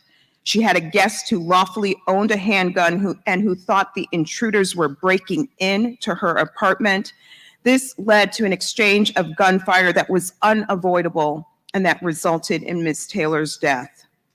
Last summer, the Justice Department brought charges against the 3 officers who falsified that warrant and against another officer who recklessly discharged his firearm during the execution of the warrant. Our work is motivated by one core principle. Every American in our country deserves constitutional policing. We also opened a civil pattern or practice investigation into the Louisville government and police department. And after an exhaustive 2-year investigation, we announced just last week our findings that the Louisville Police Department and Louisville Metro government engaged in a pattern or practice of conduct that violates our Constitution and our federal laws.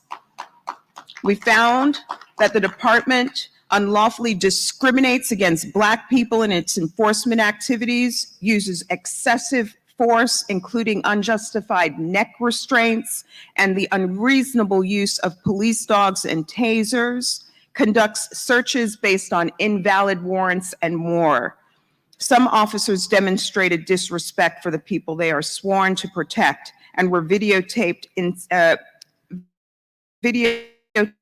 insulting people, calling Black people monkeys, animal, and boy. Fortunately, there is hope for a new day in Louisville. The city has committed to working with the Justice Department to embark on a new path to reform. We will work to institute a consent decree that will be monitored by a court to help ensure constitutional policing in that city going forward. And we're also investigating other police departments right now in Minneapolis, Phoenix, New York City, the Louisiana State Police, and more. Finally, the department is continuing our work to combat sexual harassment and human trafficking, issues that disproportionately impact women and girls. We're bringing lawsuits to address sexual harassment and sex discrimination committed in the workplace, and also by unscrupulous landlords in rental housing. We have a special initiative that is focused on combating sexual harassment in the context of housing. So far, we've filed 29 lawsuits and recovered almost $10 million for victims. And we're holding traffickers accountable. Like an Alabama man we prosecuted for trafficking and exploiting women with substance use disorders. That man was sentenced in December to 60 years in prison. We're also engaged in critically important work to advance gender equity in all its forms, including standing up for women's bodily autonomy and defending their rights to access health care of their own choosing. These are not easy times, but history reminds us of the need to keep marching forward, with the courage displayed by those who peacefully marched in Selma on Bloody Sunday, to march forward with the conviction of Harriet Tubman, to march forward with the shining brilliance of Constance Baker Motley, to march forward in our power like our fearless Vice President Kamala Harris. I leave here and I want you to know I understand assignment. We will continue to deliver justice and equity. We will continue to use our law as a weapon against discrimination. We will continue to hold perpetrators of hate and police misconduct accountable. And I'm privileged to call all of you partners in our work. Thank you so much for this opportunity to be with you today.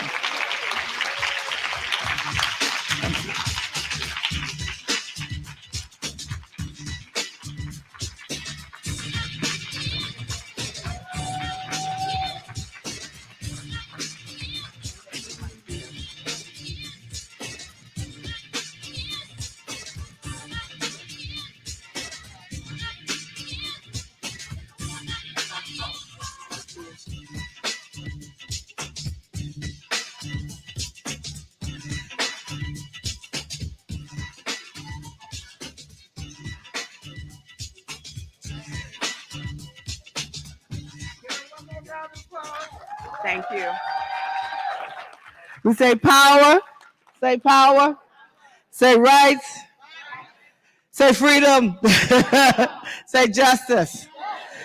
And that goes with Kristen Clark. Say Kristen Clark. Thank you. We're going to take a little 5-minute stretch. Y'all know a lot of y'all been here. Y'all were here early. So y'all want to stand up and give us some stretch music back there? Something.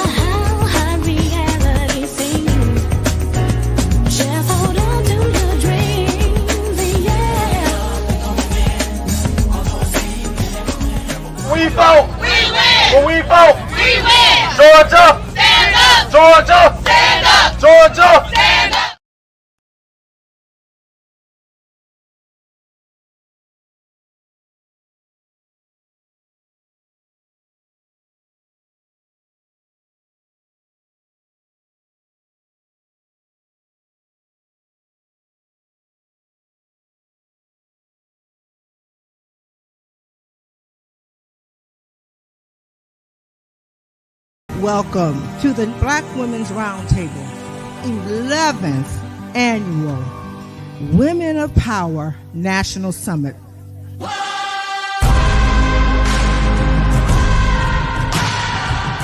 We never have and we never will be afraid to use our voice to speak up for what's right. That our feet were made to walk in high places. I almost feel like after we heard that, I can close the book and walk on out of here, right? Because we've already gotten our instructions. Together, I know we can address the world's challenges head on, and we can lift up Black women and girls around the globe and around this table. So thank you, each and every one of you, for all you do to help us win the fight for a better future. When our lives are under attack, what do we do? Stand up, fight back.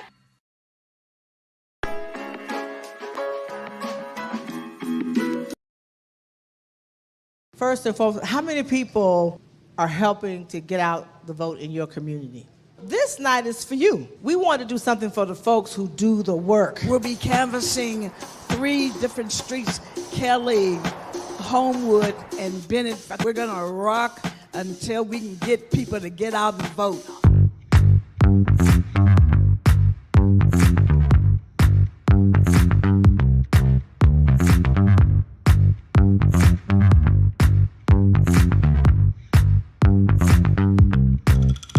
While we may not be able to do anything directly about this violence, we can make sure that our voices are heard on this election and every election so we can hold our leaders accountable. Hi, Pittsburgh. How y'all doing?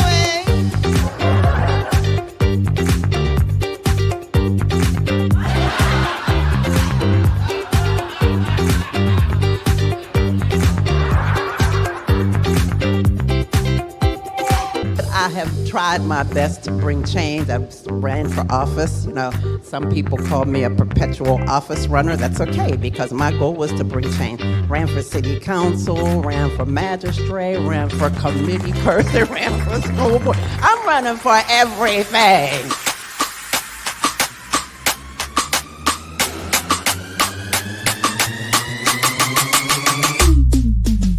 We are here, National Coalition on Black Civic Participation.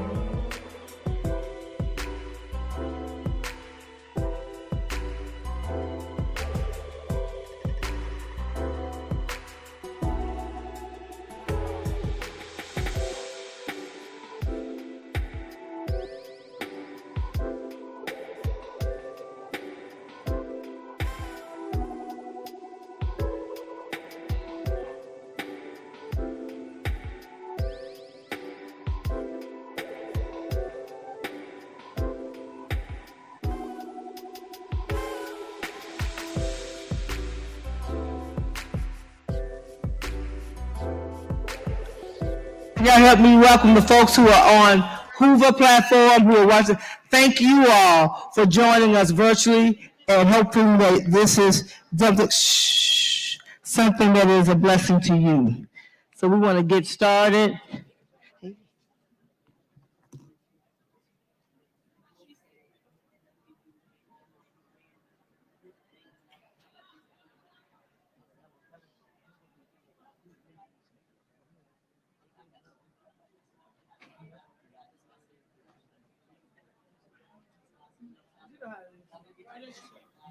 Yes, that will help.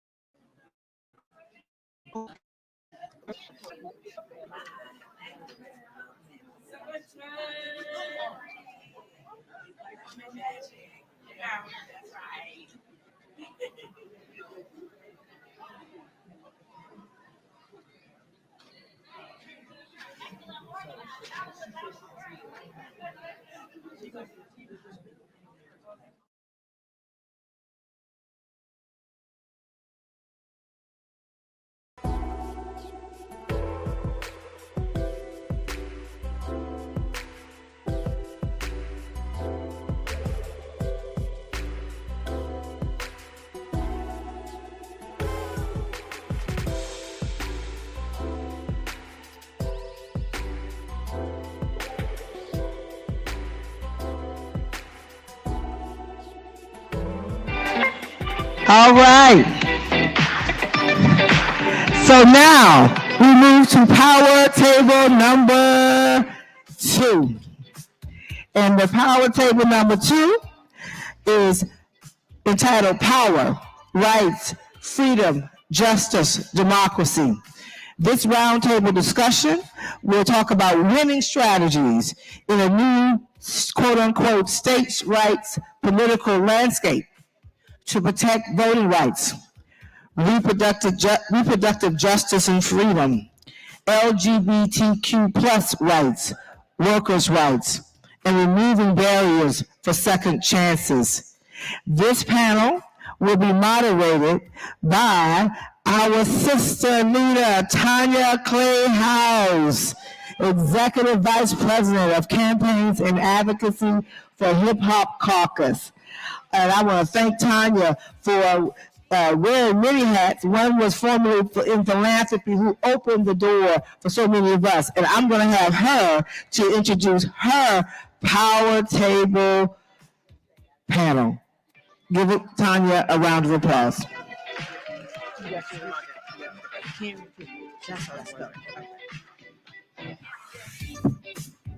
Well, good morning. It's a blessing to see all of you all here today. It is exciting to be back here again. When Melanie calls, I answer, no matter what time of night. You all know that. So we have an exciting panel planned here for you today. I'm going to introduce everyone on this stage, and we're going to get our conversation started quickly because I want to make sure that we have an opportunity for a robust conversation, because this is important. Our democracy is important. And so I want to go ahead and introduce everybody on this stage first. First of all, we have with us Reverend Siobhan Arlene Bradley, President and CEO of the National Congress Negro Women.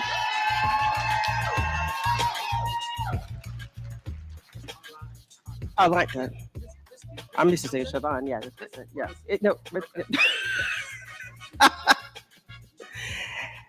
We have Cleola Brown, Senior Advisor for Strategic Partnerships of Racial Justice for the AFL-CIO and the National President of the A. Philip Randolph Institute.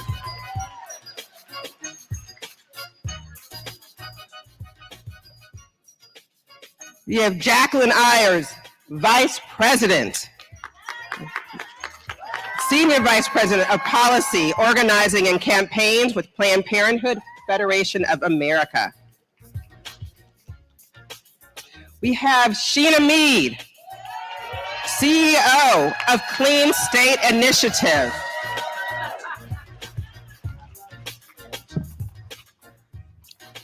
Delighted to have with us Monica Simpson, Executive Director of Sister Song. And last and certainly not least, we have Victoria Kirby York, Deputy Executive Director of the National Black Justice Coalition. So before we get started, I just want to say a few words of reflection to open this panel up. We are here to talk about, as Melanie said, critical issues of our day. The last panel was so exciting, you wouldn't know it was about infrastructure. But it's important because infrastructure is how we're built. It's what we're dealing with in our daily lives. How it is that we're existing, how it is that we're engaging in relationship, whether or not we have equity, power, is about our democracy.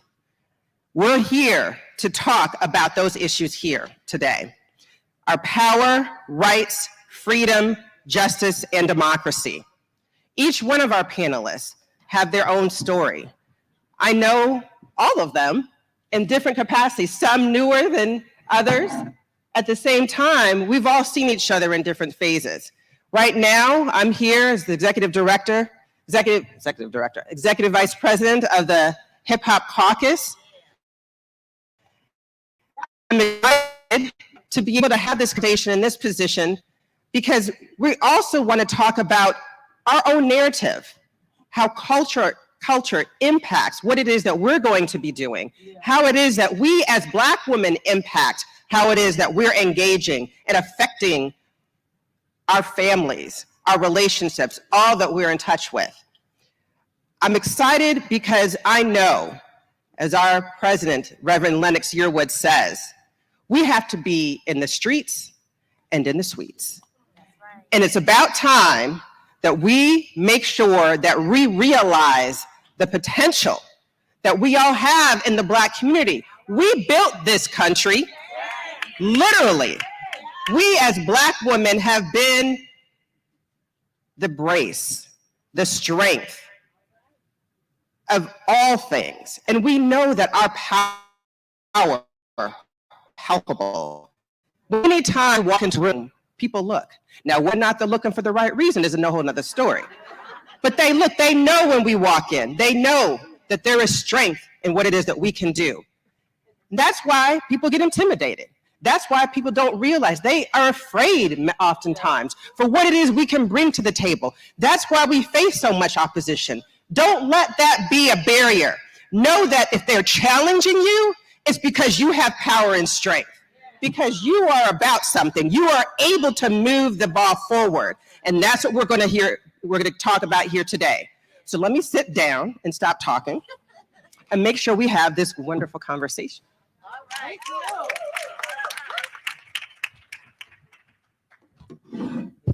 Okay. So, as you know, we have a lot of people on this panel. And we want to make sure that we have an opportunity to have conversation with everyone. And so in order to do that, I've already introduced people. I did not give their full bios because you can look that up on Google. At the same time, each one of them is powerful in their own right. And I'm so excited to be able to have this conversation. So I'm going to start with a basic question that I hope will allow everyone to kind of introduce themselves, introduce how it is you came to this movement, and what it is that you see us doing moving forward. Our basic rights and freedoms, as I said, are being challenged. Right now, we're in a particular, in this country, we have challenges across the board. It's not something new. It's something that we face daily. They're under attack, whether it's across, in the states, and the federal level, our rights and freedoms, and voting rights, reproductive rights, LGBTQIA, so much more. And so I want to understand exactly what it is that you are doing, how it is that you feel you are best impacting these issues in order to protect these very rights right now in your particular position. So I'm going to start with you. So good morning, everyone. It is so good to be here. What a difference a year makes. God is so amazing. And he also reveals plans. And I will tell you the rights that we are talking about. As a preacher, I'm very much connected to the way that the conservative movements have been moving. And so it's very important to understand the language of your enemies. Rights that have been, and this is where NCNW's approach is. So NCNW is a nonpartisan organization, but we are factual and clear on foolishness.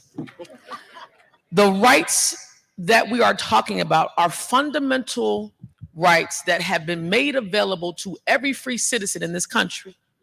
What is clear to me is that NCNW is going to have to push behind code word politics. The word woke should not be used in my vocabulary. I'm done with the word woke. I want to help people today because this is connected to the movement. What I have found is that white men and white people have committed to cold word politics, and it has worked consistently for hundreds of years. What I'm finding now is a re-up of code word politics that had affected the way that we advance rights in this country. So if you look at constitutional freedom, I'm a preacher. I don't care how you stand on the side of abortion or not. I don't care where you stand on these, what they call quote unquote moral issues. I'm not Jesus, so I can't put you in heaven or hell. But what I can say to you is that we can organize around what it means to be absolutely free in America. And being absolutely free is connected to how you mobilize for your freedom.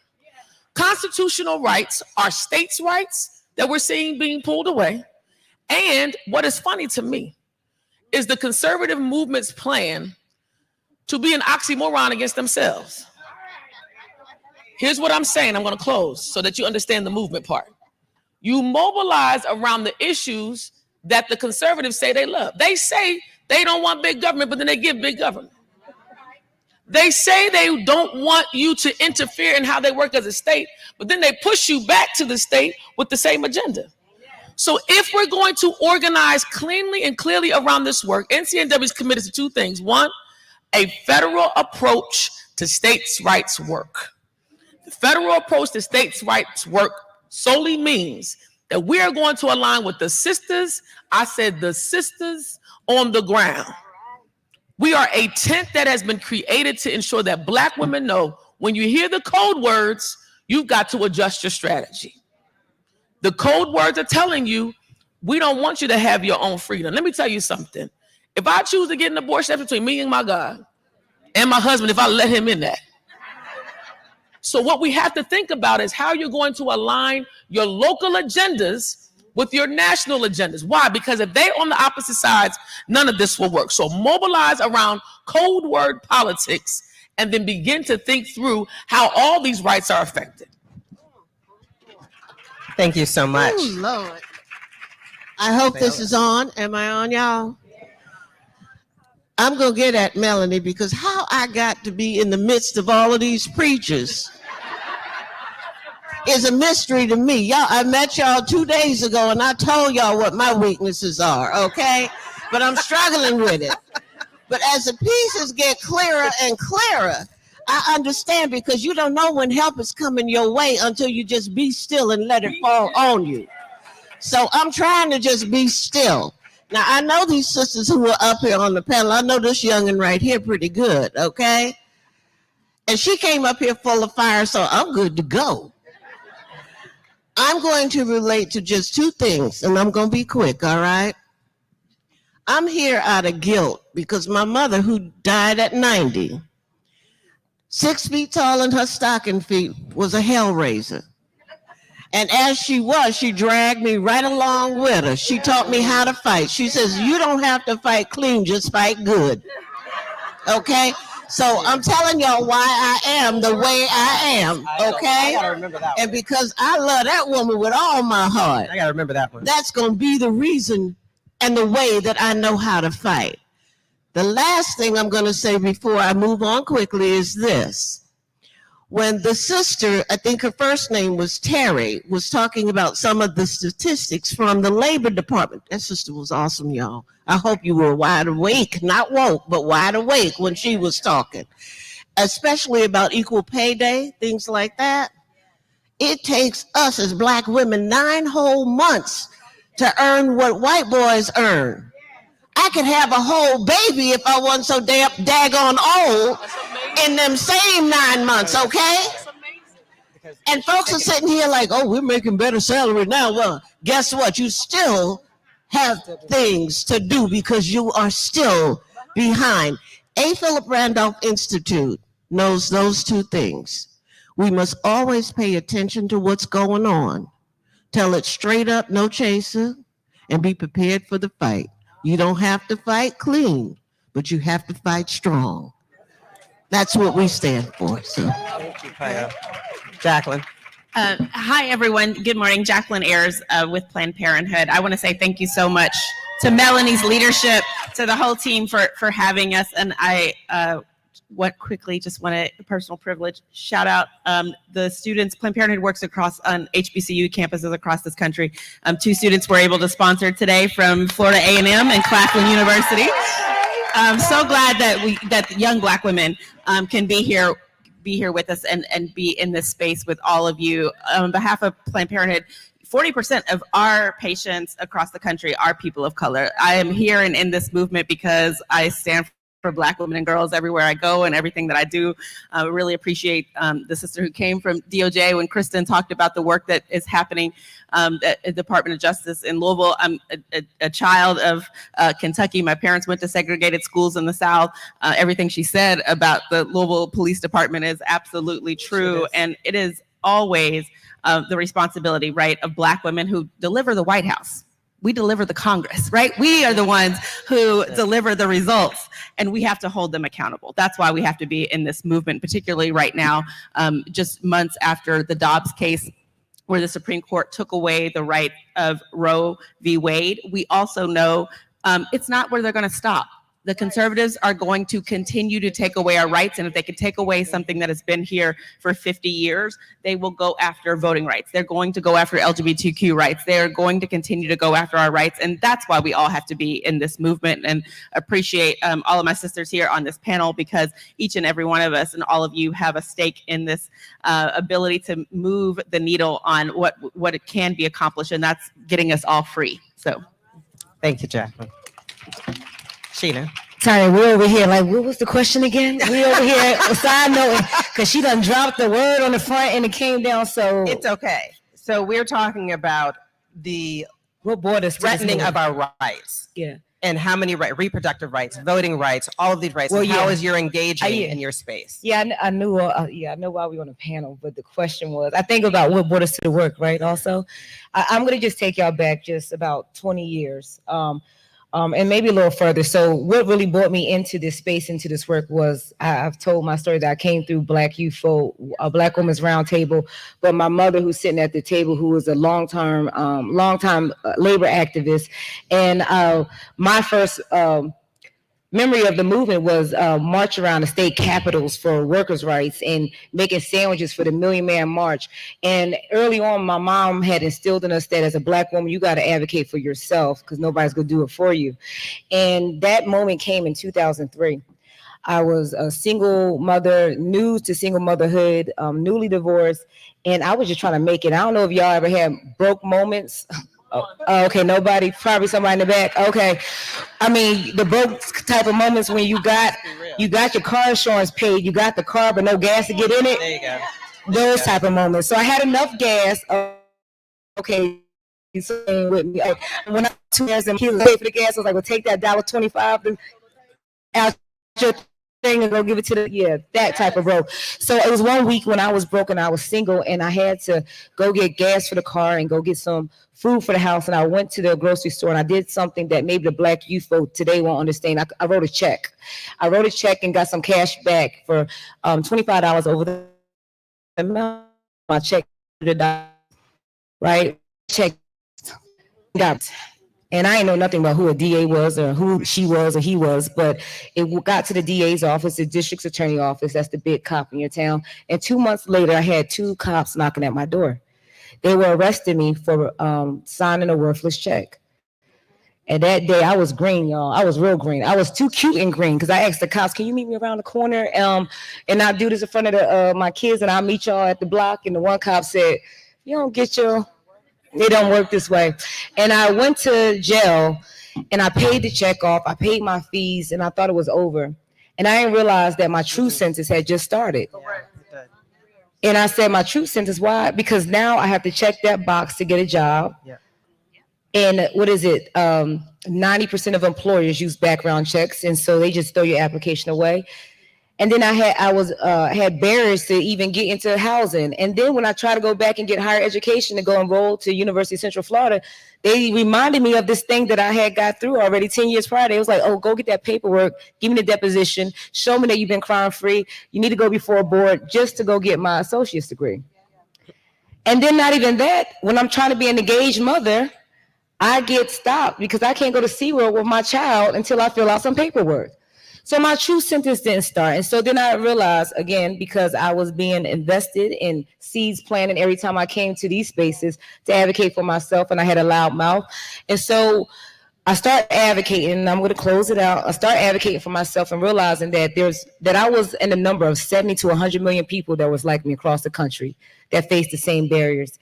And then when I got married in 2012 and met my husband, realized that he was blocked from the voting booth because he was formerly incarcerated. And so now I found myself at the Clean Slate Initiative, where I'm taking my lived experience and trying to engage other people, and I have been able to not just move legislation and pass Clean Slate in 10 states across the country, where now people who have been crime-free, who are eligible, automatically have their records clear. They no longer have to have that burden on themselves. That is automatically done. They paid their time, they paid their debt, they've done what they needed to do. And so we're not stopping till we impact this across the country. And so that's what brings me to the work. That's what keeps me in the work. And the other thing is, I'm just going to say this, coming from grassroots, being under-resourced, I'm really intentional. I've re-granted over $30 million to the field to Black and Brown organizations, directly impact organizations, and making sure that everyone hears our story. And I will say this, and I know there's a lot of division amongst our politics. And we're a bipartisan organization. But let me tell you something. I was so proud to see Black Women's Roundtable going to anyone's door to say everybody's going to hear about our issue, because we cannot get a lot of things done and we don't go talk to people. My sister Solange always say, if you are not at the table, you are on the menu. And so y'all will see me in places that y'all probably won't think to see me. I was here 2 weeks ago at CPAC. They had a criminal justice portion, and I came, and I was here. I know y'all coming to bless the room now, amen. But I was here, and I said, I'm willing to go talk to anybody about my story, because this is about people over politics. And if we want to really get things done, no matter what the issues is, y'all got to go in the halls to everybody and tell your story. Thank you. I know. Y'all, please be with me. My allergies are trying to take me out this morning, but I am focused and ready. And everything that I, just sitting on this panel and listening to all of these stories, our stories are so powerful. We can give you all the stats and all the case studies and all the things all day long, but where the power really resides is in our stories. So I'm just so grateful I get to be on a panel to hear so many of that and to learn from each one of you. But I'm Monica, y'all, and I grew up in rural North Carolina, Union County to be exact, and I didn't grow up hearing words like patriarchy or white supremacy or feminism or any of these words that are now so deeply embedded in how we do our work every single day. I didn't hear about voting rights. These were not words I used, but I grew up with a grandmother who was breaking the law because she was registering people to vote in her house, right? I grew up with a mother who was, working with all of her friends in the community to make sure that we had access to the food that we needed, to make sure that we were safe. Mutual aid was a thing, but I didn't know what that word meant. I just grew up with that being the root and the foundation to who I am, right? And it didn't take me until a few years later, I was in my church, because Black church is what it is. It's my organizing ground. It's where I got all the things of my life. And it was the center of our community. And what I realized in the church, right, was that I began to ask questions like, well, why can't the woman speak behind the pulpit, right? That's the right question. I began to ask questions like, well, wait a minute, y'all. Almost every young girl in this church has had a baby before she's graduated high school, so we still not going to talk about sex? It's obvious that we're doing it. So, our organist, who I love, passed away so unexpectedly, and everyone just said, oh, he just had pneumonia, but nobody wanted to talk about HIV/AIDS. Right? I remember seeing the women get shamed by being brought to the front of the church because they were pregnant out of wedlock, as they called it. But the man who got her pregnant, because I heard it from my mom, and then was still sitting on the front row. That was my foundation. I was activated in asking the questions. I remember being a 12-year-old girl being forced on my front porch because they set police dogs on us and sprayed us with mace because they were trying to over-police our communities in our small town. I didn't know about police brutality then, but I was activated, right? I went to college. I came out while I was in school, proud lesbian, 2000s, okay? And I thought I was ready. And then they were sliding death threats under our door and beating up people on campus because nobody was ready to talk about LGBTQ issues on HBCU campuses back then. I was activated. I remember my friend coming to me because she's like, yo, Monica, I'm pregnant. I don't want to be. I need to have an abortion. I was like, whoa, Black girls have our babies. That's white girl stuff. That's where my brain was. I'm just being honest with y'all, right? It's the truth. And she was like, no, I'm the first person to go to college in my family. I'm not ready to have this baby, right?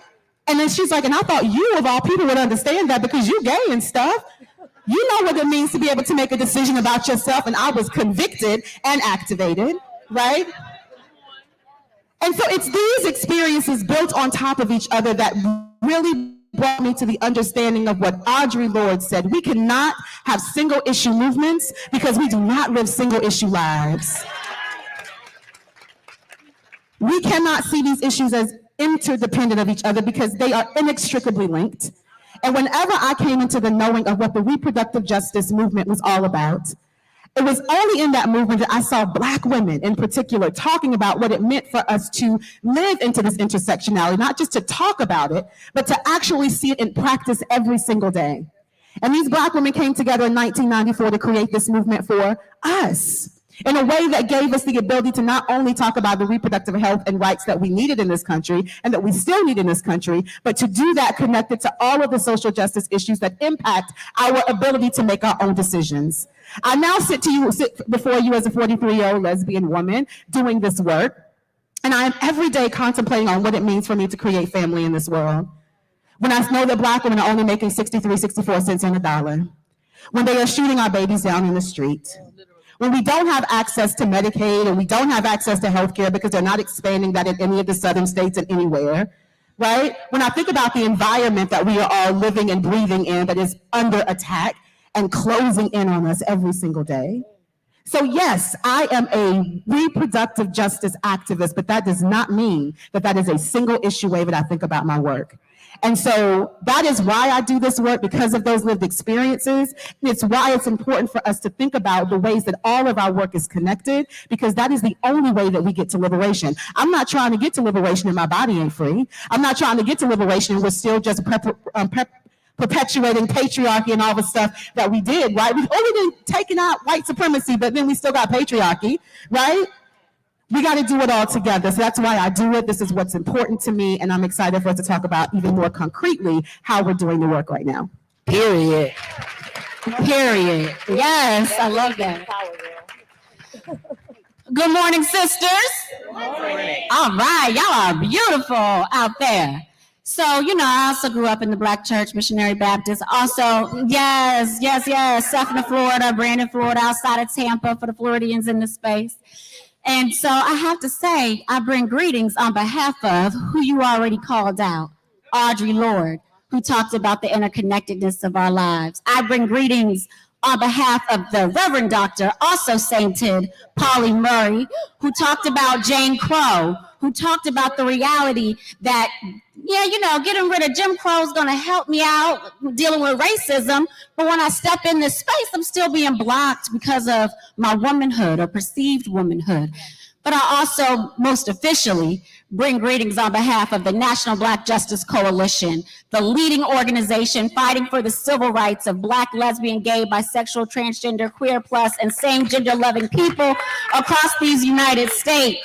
And when we talk about how we fuel and do our work, the thing that leads me every day in conversations with federal agencies, members of Congress and their team, partners like the wonderful sisters up here with me and all of you, is who's being left behind. And as Black women who bear the wounds of Jane Crow, and more, because we could add some crows, you know. There's some seconds, thirds, some other names we can throw out. We can talk about how disability impacts your life. That's something I've had to learn the last couple years. These things impact us in ways that we can't help but bring our people with us to the table. So when we're talking about child welfare policies, we're talking about kinship care, but we're also talking about our gay and trans youth are being kicked out of our homes, Black homes, and put on the streets and left homeless, who end up getting transmission of HIV before they even reach 20 years old, who have to resort to sex work to make money, or being drag performers, which is now getting banned and prohibited, the one place that people are able to find livelihood. I can't help but think about sisters who were sexually assaulted by people in their own homes when I look at hate crimes data and see that both for the Black community and for same gender loving people, the number one place that hate crimes are happening are in our residences. So is that happening from our loved ones when conversion therapy is happening? Because it don't happen with therapists in our community. It happens in church, mosque, in the house, you know, where the federal government can't reach, right? Is it our partners, especially for those in interracial relationships, right? Is it somebody stalking you, right? These are questions we have to figure out, because that's alarming. Those kinds of things stand out. And so we also have to remember to bring ourselves. So often we put that superwoman cape on and we start, you know, moving in the world trying to help so many other people out, that sometimes we forget to advocate for the things that we already know that's true to our own lived experiences. So I challenge myself every day to remember that I've got family from rural communities, that's what shouted out here, suburban communities that have different realities, families who are members who are poor, family members who worked really hard to build their own wealth. We have family members who are immigrants, who are disabled, that grew up in all different types of homes. And that informs the advocacy at the National Black Justice Coalition. Today, in honor of Bayard Rustin, who is the chief organizer for the 1963 March on Washington, who gets excluded from every conversation about civil rights greats, even though he mentored and trained everybody. And the term good trouble came from angelic troublemakers. We're rolling out our policy agenda, and this is what I'll close on today. You can go to www.nbjc.org and you can look at some of the ways we've approached legislation, what we're talking to members of Congress and their team about adding to bills to make sure all of us are included and not excluded. And also look at what our asks to the Biden-Harris administration are, because they're doing some good work, but there's some things that still need to take place to ensure that all of us truly are protected. Thank you. So I was pleasantly surprised to see that we have another panelist. Can you hear me, Latasha? I can. You can. All right. So Hey, girl. we have our other power sister, Latasha Brown, who I'm so excited to have an opportunity to speak with and allow you an opportunity to hear from. She needs no introduction. She is someone who has been out in the streets. She is someone who lives what she preaches. She's someone who feels what we're all talking about, and she wears it on her sleeve every day. And so I appreciate you taking the time, because we know everything that's going on. And so thank you for being here today. The question that we did have for everyone was, how is it that you come to this work, your story? What is your story that you are utilizing that will help us to understand how it is we can protect the rights that we're talking about today, protecting our freedoms and our democracy? Latasha. This little light of mine, I'm gonna let it shine. This little light of mine, I'm gonna let it shine. This little light of mine, I'm gonna let it shine. Let it shine, let it shine, let it shine. You know, Thank you, Crystal. I'm starting in this space. I'm unable to be with you all today. Many of my sisters that are there know because they've been important to me, but it's been 2.5 months and I buried my only child. And so I am working weekly with grief. And it's interesting because what has kind of been revealed to me in the process is, and this is gonna sound weird to some people, but it is the death of my child that has given me my life back. And what I mean by that is, I didn't realize how tired I was.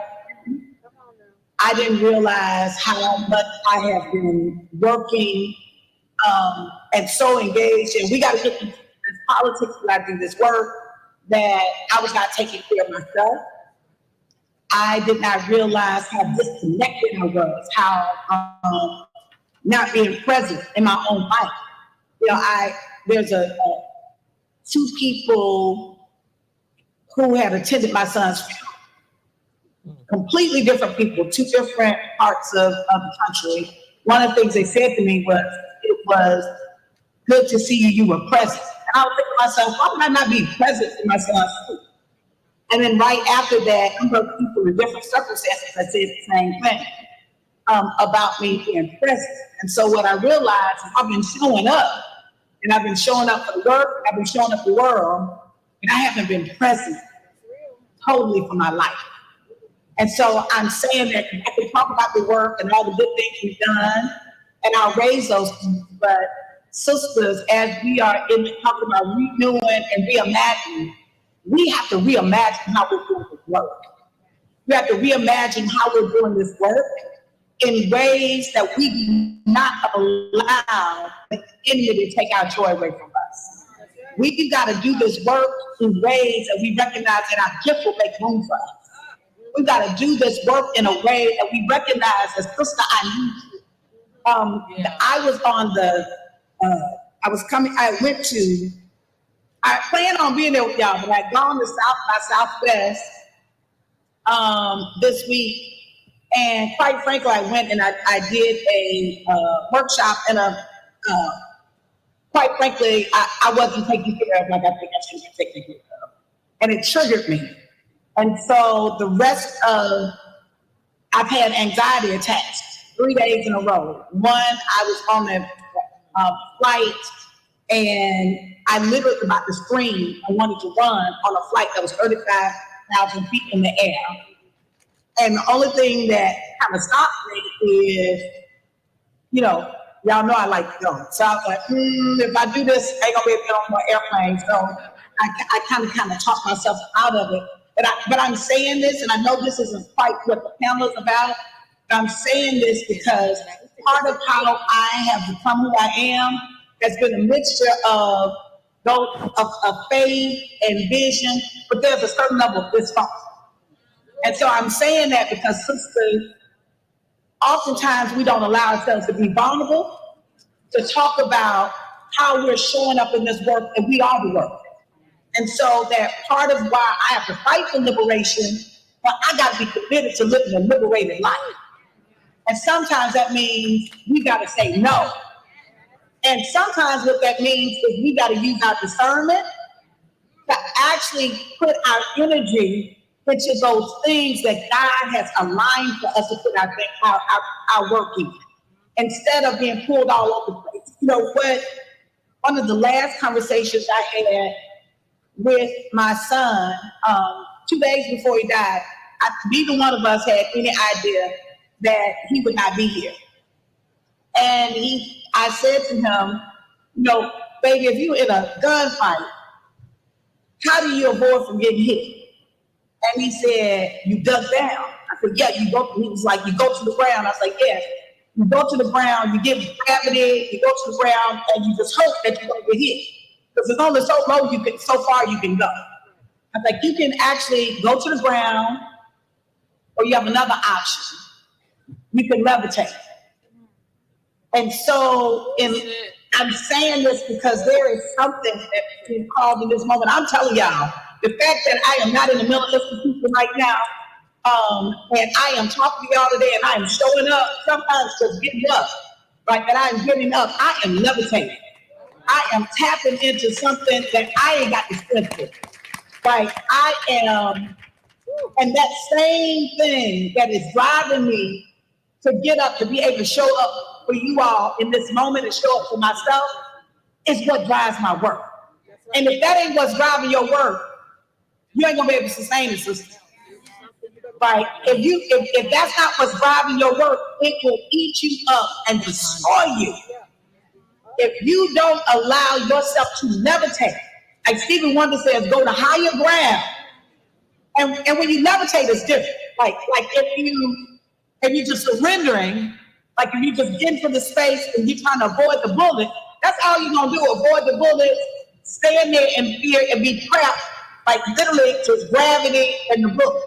But when you levitate, you got all kind of higher heights you can go to. Right? You can't be stopped. And instead of you being in the gunfight, you actually looking down on those that are in the gunfight and recognize that every once in a while you're going to pull somebody up, you're going to pull them up.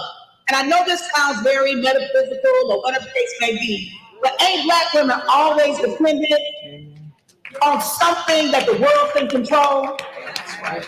And so, in this space, if there's something that I can share around what brought me here, God got me here.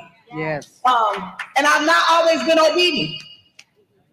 Right? I fluttered and made mistakes and saw those mistakes as designed in some ways as a hardship to put me out. But what I didn't realize was that they were shaping me. And so things that I had gone through in Selma, politically organizing, once we got to presidential elections and set up organizations, I was like, oh, that ain't nothing. Like the thing that I thought was gonna kill me 15 years ago, I'm looking at it and like, oh, that's all you got.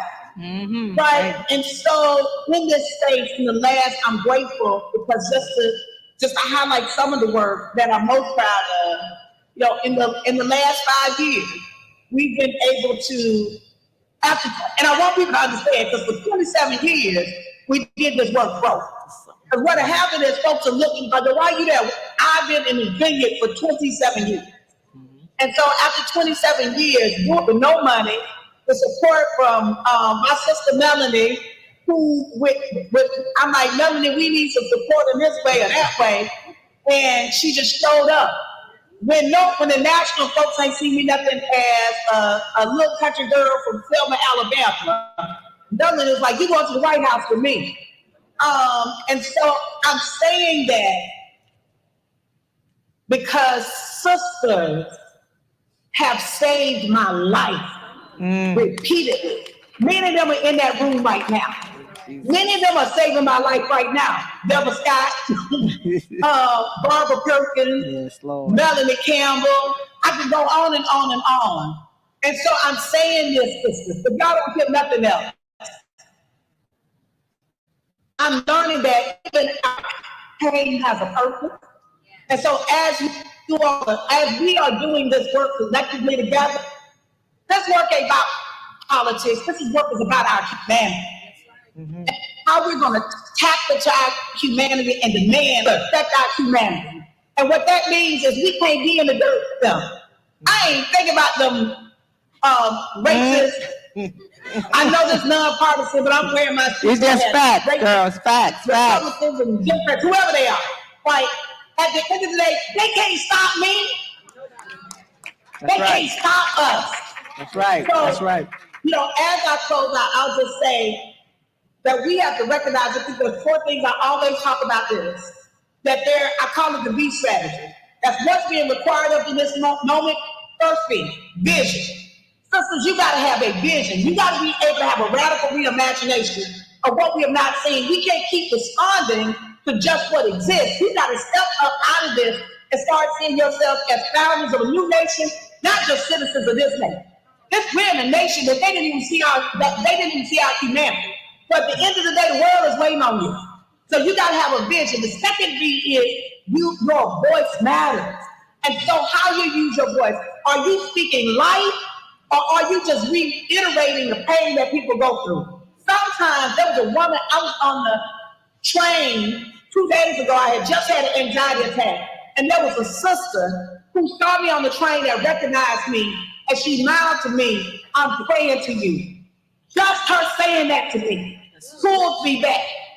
So using your voice and recognize that we got power in our voice, of how we lift each other up, I think it's important in the work. The third reason is it's really important for us to shift this whole paradigm of what a victory looks like. That we believe that if I don't win, get instant gratification, then that means I need to move on. No, if you really recognize that we're been doing transformative work and we're doing projected struggle, that at the end of the day, what a victory looks like is that I got my people to get engaged. Not just that I got some candidate. It ain't never been about the candidate. It's really been about our power and how we get our people to believe in themselves and do the work. And the fourth and the final B is really centered in when we talk about voting, what are we really talking about? We're not just talking about the action of voting, right? We're literally talking about getting our people to believe in themselves and their agency so deeply that they will not allow any decision about them to be made without them. When we do that, ain't nobody gonna be able to stop it. It's over with. And so those are just the things that I just wanted to share in the space. Thank you, Melanie, for creating this space. Thank y'all, the sisters that were on here. I'm like, I'm on here with the Justice League. Right, the sisters so thank you all so much. Sheena, I love you. Monica, I love you. These are sisters that I know that I work with in different capacities. And what I do know is we gonna say we. Right, but in order for us to do that, we've got to be healed and whole. And so we've got to take time, no matter what we're doing in this work, is that we got to understand that we are God's greatest gift. And it says that your gift will make room for you. So if we can show up in the fullness of who we are, healthy and healed, the universe will conspire with us, and everything that we touch will turn to gold. Hey, sis. Hey. You look so pretty there, girl. Look at that. You can wear that hot pink. Yes, yes. Well, we're going to do something here to, first of all, technology is a wonderful thing. It is. And you're with us. Yeah, maybe on the screen, but you're with us. And so I just want you all to just say, and you say it all the time. Say, hey, Latasha. Hey, Latasha. We love you. We love you. We love you. We love you more. And Bev over here is going to pray with you and all of us. And I know our schedules are a little shifted, but because Latasha will do it. We all right here. And hopefully those who are here who are going to come up next will work with us. But we have to this is not about what's on the paper. Let me stop talking. Let's get to preaching. Hold on. And I don't have no preacher's license. Oh, you got a license. Hey, Latasha. Hey, baby, y'all done brought out the big guns. This is the preacher. Let me say this. And I said, Mel, just let me pray for a second, because the Lord just said to me, I'm a mother of a boy. And the day that they called me about her son, I text Tasha. Every day I've said your name to God since that day. And it has been difficult to watch this. And we sit up here crying on the stage because every woman has a womb. Whether you produce from it is never the question. It's never even a question about your womanhood, but every woman has a womb. And in the context of womb, that means you bring life to everything you walk into. And let me say this to you, Latasha, your womb was blessed. Kiambe was a blessing. I never met him, heard about him through Mel and through Rhonda. But I want to say that God will feel you differently now. When a womb has a loss, I've lost 3 children. I want to be clear the context of why I understand some of this. When you lose, it's a slow death for you. And I am convinced that the enemy thinks in those moments that you are under their control. And I'm saying their control because there's a number of enemies in this space. But I want to say something and speak life to you, Latasha. God has called you to a different level. He has called you to an assignment that many would never be able to survive. And so as we extend our hands to this screen, in this moment, we do not take for granted the purpose of womanhood. Womanhood. When you wake up every morning, you give birth to something. When you wake up every morning, you give birth to space. And so in the name of Jesus this morning, we speak life to our sister Latasha, whose womb was blessed, and we were blessed to have him for the time that we've had. But God, in these moments, sometimes we begin to question, why in the world would you choose me for this assignment? And Lord, I'm even, sometimes I've asked this even for Latasha, could you have not caused it somewhere else? But God is so clear even in his grace and pain, that I had to choose her to be the vessel because I can trust her with the voice. And so, daughter, we come to the throne on behalf of you. We intercede for you. The nights that Tasha cries that nobody even sees, the nights that she doesn't even know if she wants to be here. We call on life over your life right now, Latasha, that you will continue to build. And I speak against the anxiety that is a distraction to the destiny. I speak against the anxiety that intends to take you off course. In the name of Jesus, the anxiety will no longer plague you, but it'll be a story you can tell somebody else that's going through the same thing. Tasha, the sorority you're in of a mother without a son is a different kind of organization. It's a place that only those mothers can speak to. So right now, I lift all of them up right now that sit in the place that Latasha sits. And God, don't let her light dim. Don't let depression in. Don't let anxiety override the intentions that you've always had for her life. You think it's Black Voters Matter, but it's really bringing souls to Christ. You think it's Black Voters Matter, but it's really bringing young girls out of low places. You think it's Black Voters Matter, but it's really liberating Black women. And so this, God, I ask for this minister of the gospel, because gospel only means good news, and she has. So God, her womb is healing, and her heart is healing. God, we call on you now to have mercy on her. Speak to her in a soft voice. Pick her up when she doesn't know what to do. Send the right people to send the right text message at the right time. God, we do love you. Even when we question, we do love you. Even when we're mad at you, we do love you. Because I've been mad about this thing for a minute.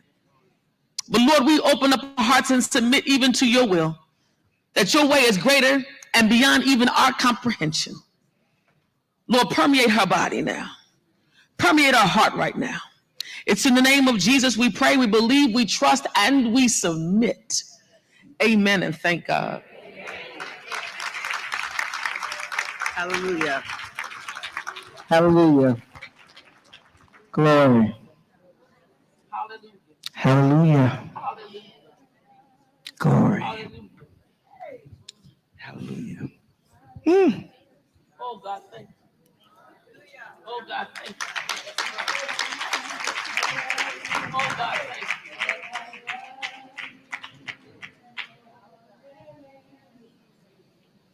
Oh, God, thank you. Oh, God, we love you. We bless you this morning. Just want to tell you guys. Lord, I love you more than anything. Hallelujah. Glory. Oh God, thank you.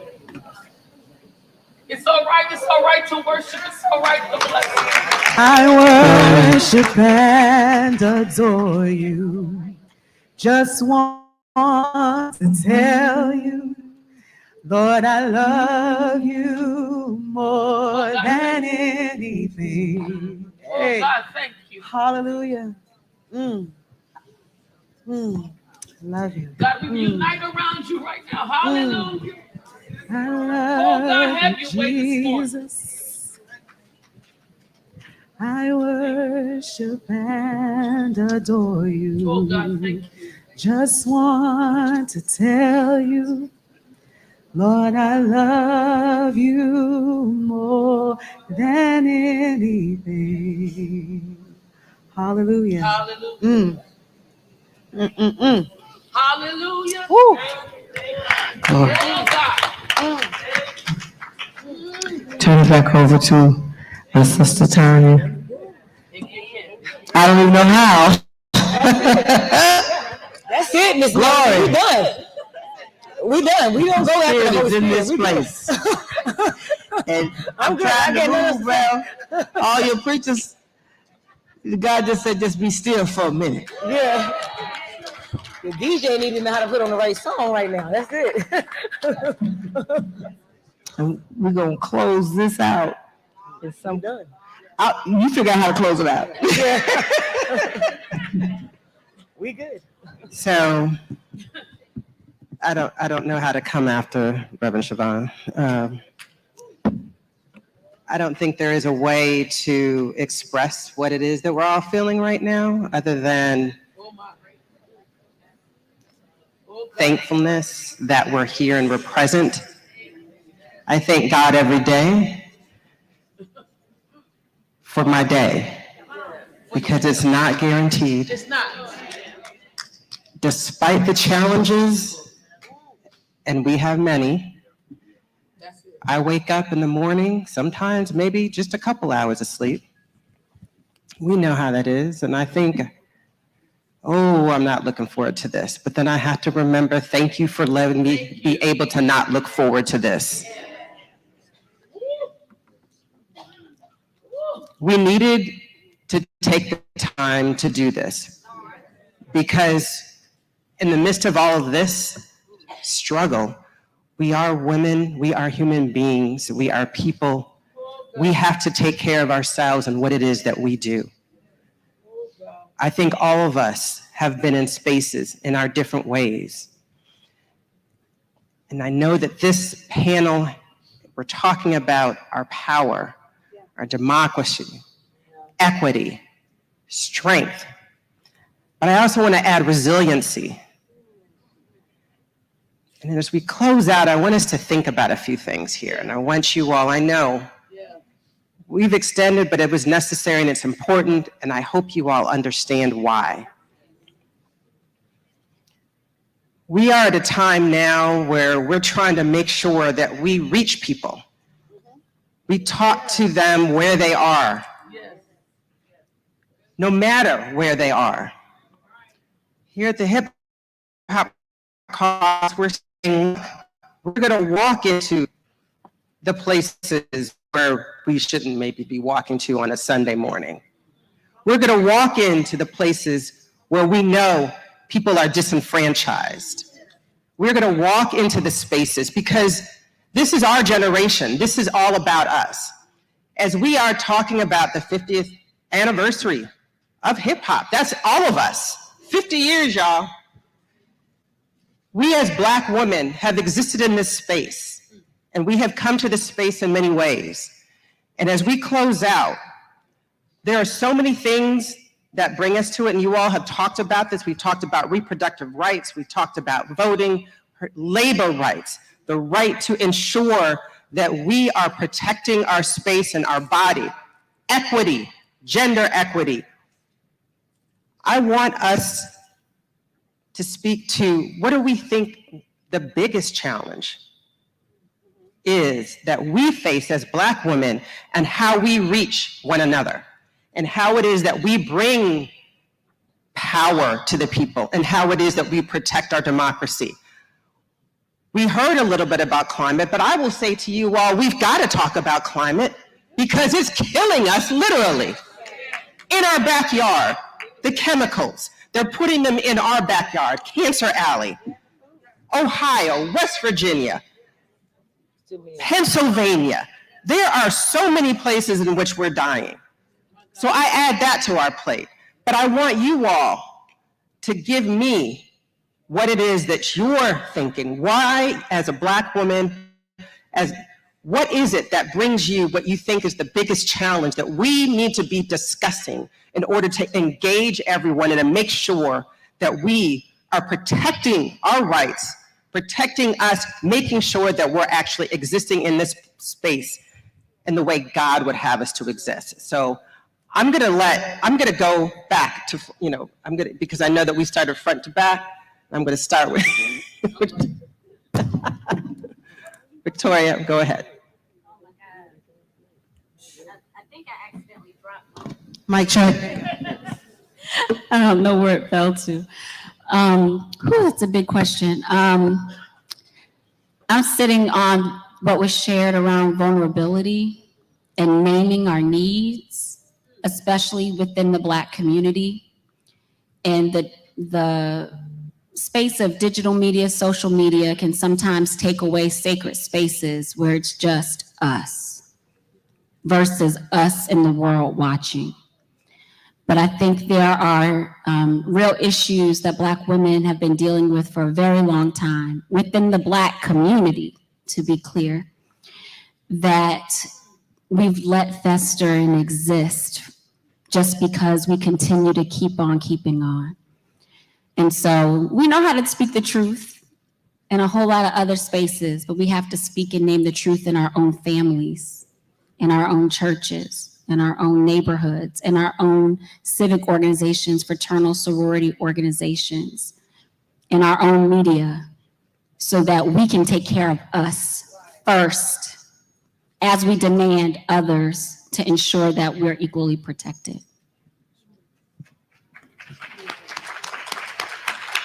I think the biggest challenge really that we're up against, I can name these big systems and these big words that we talk about all the time, but I really think it's our silos. And our silos will not save us, right?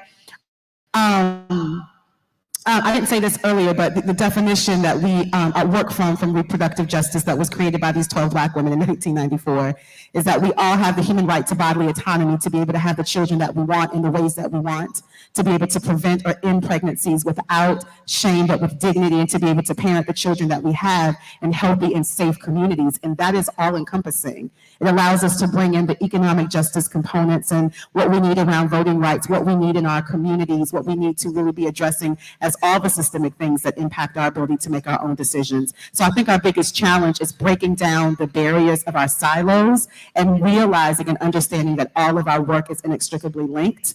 And the last thing I'll say really quickly while I have the mic, because I didn't share this earlier too, we've really been able to encapsulate what that means for us as a reproductive justice movement, which is open to all.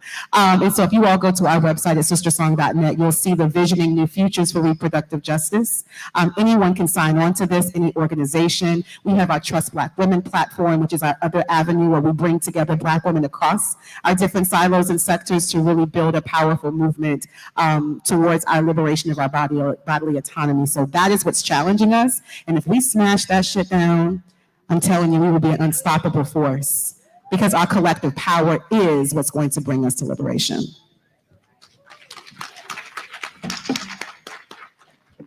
There's so many challenges. Right. I would say I would take it in maybe a different directions. One of the biggest challenges I think sometimes could be just ourselves. Going back to what Sister Latasha was sharing, being able to, especially in leadership roles, we take on so much. And because people think you're a strong Black woman, you pile on stuff on us, and then we take on more things that we know we don't have the capacity to take on because we want to show up for others. And so I would say being able to say no sometimes, or just letting people know that's not my ministry. That's my new thing for people. I'm sorry, that's not in my ministry. I got a great therapist I could send you over to that. Or maybe there's another organization that is doing that issue for you, or I'm not even funded for that right now, sis, you know? And so I would just say, yeah, it's not in my priorities, not in this quarter. So I just say for us is just taking on, knowing when not to take on a new challenge, because it's killing us, it's taking us out. Mental health is real, or not taking care of our mental health is real. And if I had a call to action for our sisters, just it seems like it's been a through line is talk to someone. It ain't always your bestie, and it ain't always just your pastor. There are people who are trained, that are licensed, trained for the people in the back, trained. I keep hearing everybody say that, trained. Jesus, okay, trained. I keep hearing people say it, sis. There's an echo in here. That you can talk to, and taking self-care. And, you know, I think Latasha's still on there. And it's just, you know, we went to Israel together. And I will say that women, we have a sense of discernment. Sometimes we don't listen to it. And I remember sitting with Latasha, we talked about self-care in Israel. And when we get back, like, we can't do for the movement if we can't show up. Right. Hello, so I would just say that ourselves. Thank you. Totally agree with what my sisters have just shared. You know, the hashtag check on your strong friends, that's us Black women. We have to remember to check on ourselves, check in with ourselves, and to check on your strong friends, because being the strong Black women is a burden that we should not be carrying right alone. I would say one of the things that I think about when I think about the challenges ahead for us is our young people. Young people have so many factors, right, that are making it hard for them to check in, participate in this movement, to plan for the future, to coming out of COVID and the pandemic. There's so many challenges that young people are facing, and they need our help navigating it. Planned Parenthood, I will tell you, we have 40 million people come to Planned Parenthood's website every month to get access to information, accurate information. The majority of them are outside of the United States.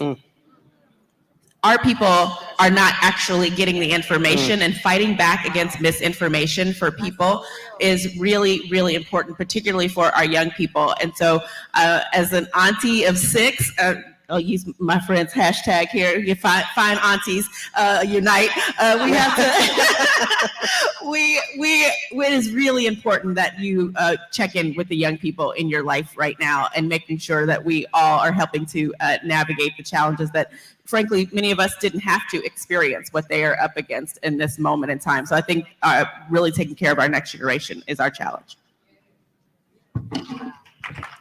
Wow. You know what, folks, when you get to a place like this in what was planned but not planned, it makes you sit up and pay attention. The challenge that continues to haunt us all is not being able to use that one little short word, no. And it doesn't even require any explanation. No, you know, no. And to be able to protect yourself. But along with that, we're back where we started at the beginning of this weekend. Understanding that it's not all about us, meaning the singular you. It's about us, all of us, making a space for new people to come forward. And I mean starting at the very beginning. If you see a young child in the midst of this circle, pull them to you. Don't act like you don't see them. Pull them to you. They want to know that you do see them, and it's important. And I'm old enough to say this. To all of you who are older, create a real exit plan and then exit. Okay? Make sure that you have planned for someone to take your place. Don't just talk about it, be about it. And make sure that you give them everything that you've got while you're here. Don't step away from your place and say, well, I know she ain't gonna do better than I did. And that will exactly happen if you don't help them. That is the challenge that we are faced with every single day. Pull one with you. And when a sister is down, as you remember, we talked about it with health and wellness earlier in the week. Don't just say, oh, Lord, have mercy, I feel so bad for her. Pick up the doggone phone. Send an email or a text. You get on social media with everything else. Don't talk about her. Be with her in one way or another. We gain our strength from each other. You don't gain your power because you're so magnificent. If nobody told you, I'm telling you this morning. You gain your power through collective action and through collective responsibility. Let's be responsible for one another. That's the challenge that I think that we really have to keep reminding ourselves of. Okay. What am I saying? What you want me to say now? It's like speaking after you. Right. Ill-assigned power.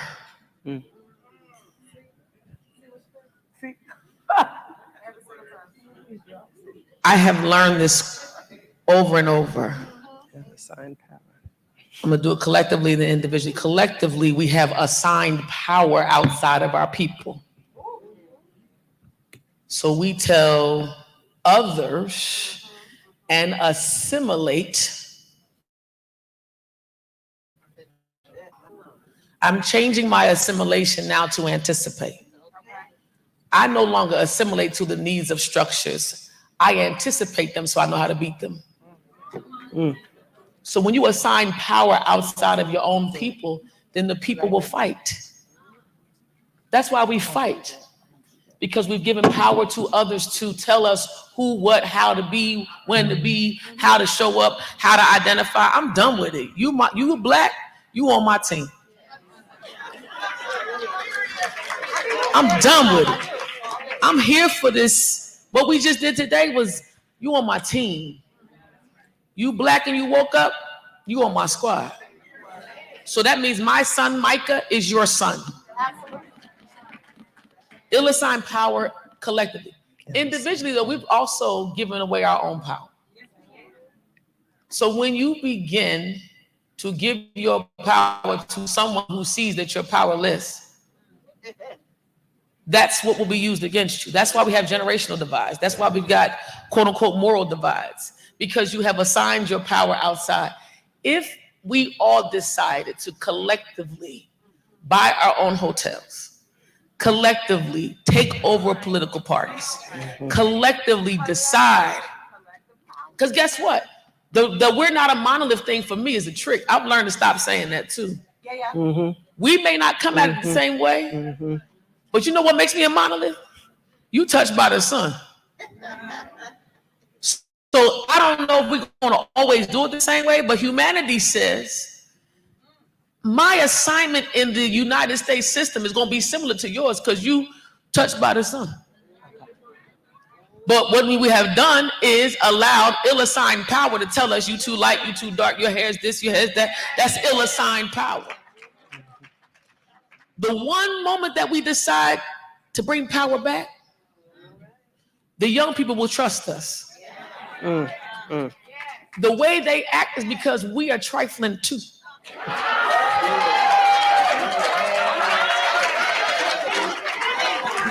We disrespectful to each other. Got it. You're right. It's learned behavior to be nasty. Yes. So what if we got out of nasty and got into necessary assignments? Assigned power. Then you will wake up and know that your job was to do X, Y, and Z. I promise you this. That White House wins that we've had, that's small potatoes with what we're talking about. That's it. I want to thank all of our panelists. Please give them a round of applause. And Tanya, let's do this. And I want to say to you. Yeah, I was just going to say. Let me say something to you. You have been called for a very long time. Come here. I'm gonna hold your hand, so I want you to feel this. I wanna thank you. There's been times that I know you ain't been treated right. You ain't been loved on. But let me tell you about how bad you are. You're one of the most beautiful people I've ever met. I've known you over 20 years, and you have never left the side of the work. I want to thank you publicly.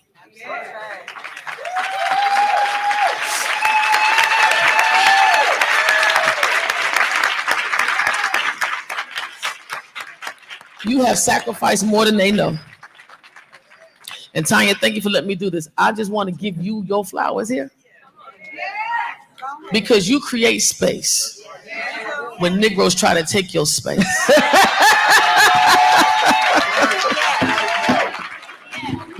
So I love you.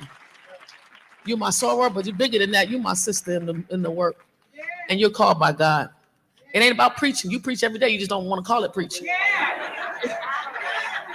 But I just want to say to you, because sometimes we don't get a chance to do this. And I've seen people leave here. So if I don't ever get a chance to say anything else to you, thank you.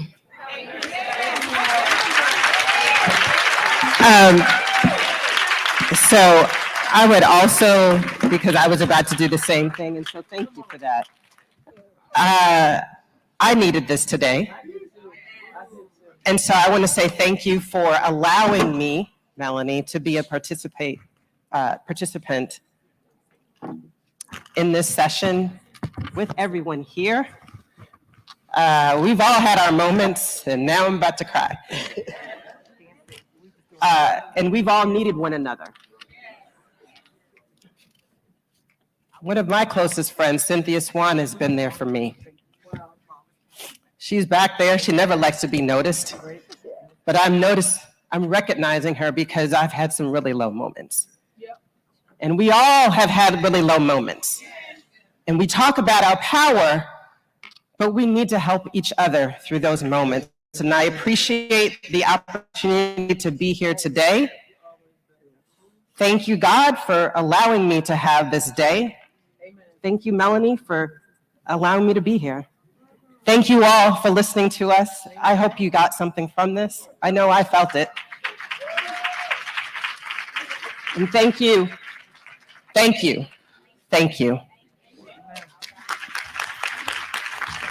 I ain't get to say it because I can't just hear it. But y'all on the panel, because the young people. We're gonna take a picture. Okay, the panel was 5 years ago. Because I'm not gonna get out here and just like all that beautiful makeup coming out of my face. Okay.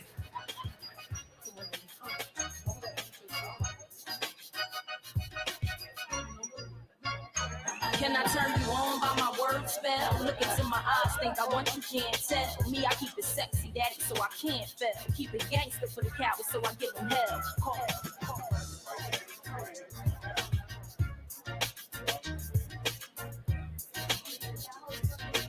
Chain speech, how they do that? Watch they mouths drop, watch the crowds pop up and act out. Brawls with the screw face, smash on and knock out. Ain't chain game to run me, I run the game. If I gotta keep it gritty, so be it. I'm supposed to change like simple. Dizzy bras ain't messing with my mental. Natural born hustling shit, check what I've been through. Got mine, took it from you, and never slot mine. Except to my own stars, I'm on the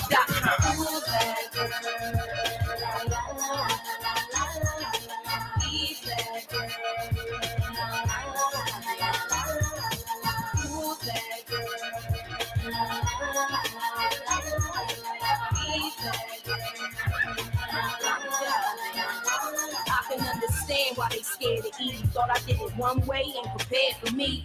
Mad cause the image I don't care to be. Realness, real shit, spit reality. Attitude rude, that's the Philly and I. Need me in the game, I'm the thrill in your life. Breath of fresh air, little boys hang me on they walk on a chest head. Why you listening to other cats? You got the best head. Come on, try your luck, shorty. I got the rest scared. Bet you anything, you ain't ready and you get left there. Ain't known for front and vouch for my behavior. Same way they get down, I get down for this paper. 16, me for my pen, so you can test her. Still need to know who I am and cop the record. Take it like a class on me and learn the lesson. Bottom line, my word, my way, any questions?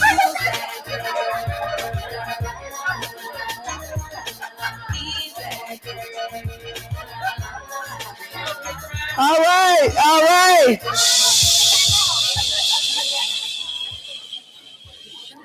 I don't even know what time it is. What time? Okay. All right. We have, I think, online.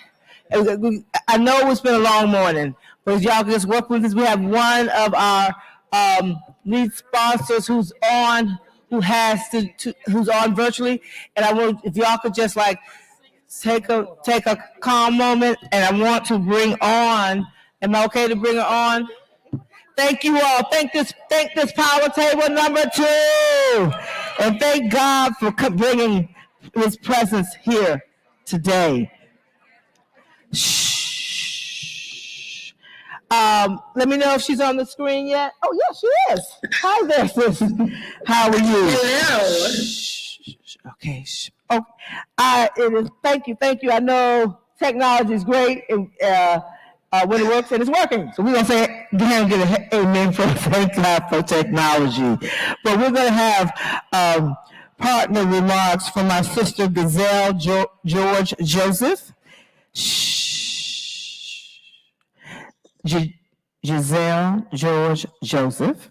She is Managing Director, Global Chief Operating Officer, Global Investment Research, Goldman Sachs. A part of the 1 Million Black Women Initiative through Goldman Sachs that many of you all know, that's investing over 10 years, $10 billion in Black women. Say 10 billion in Black women. So, Giselle, thank you for joining us, and we'd love to hear your remarks at this time. Thank you. A few minutes of the earlier conversation, but I felt like I went to church. So thank you for church on Friday afternoon in New York.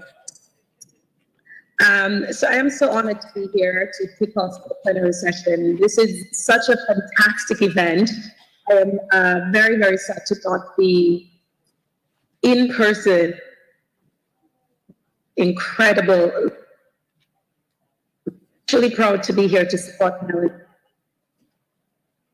Incredible champion for Goldman Sachs, for the 1 Million Black Women program. We just said 1 million, say $1 billion, 1 billion women.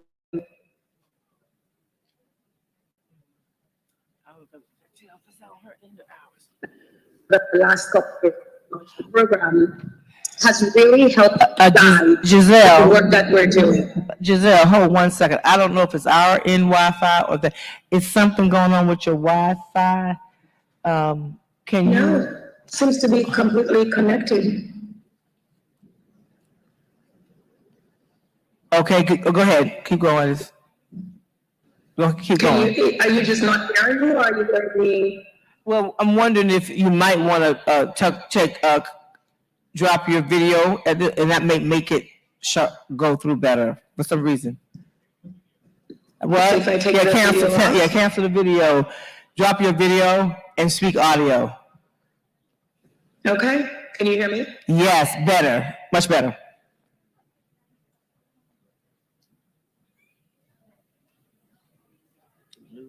So you can hear me now. Let me know if that is not working.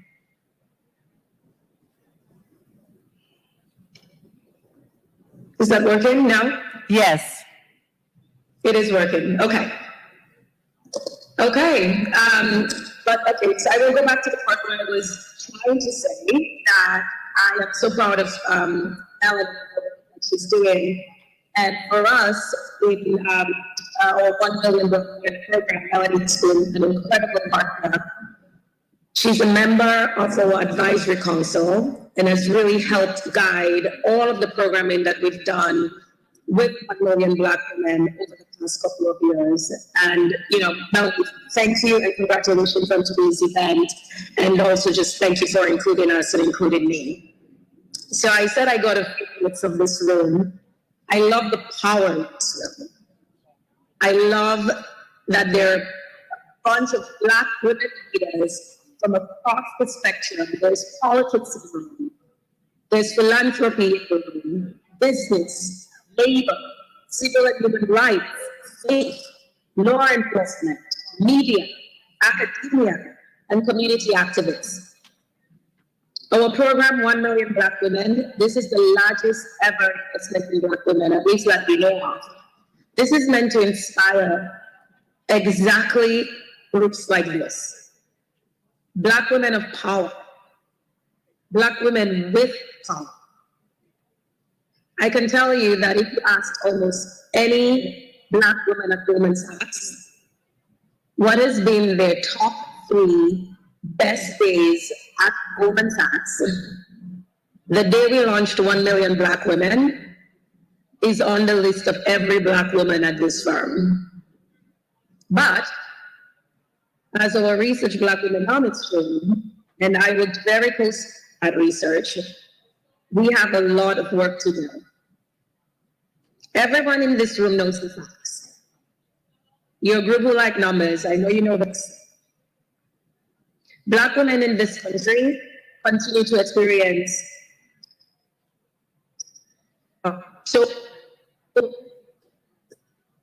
there is a 90% wealth gap between Black families and white families. A third of the homes where Black women live are still estimated to be unhealthy.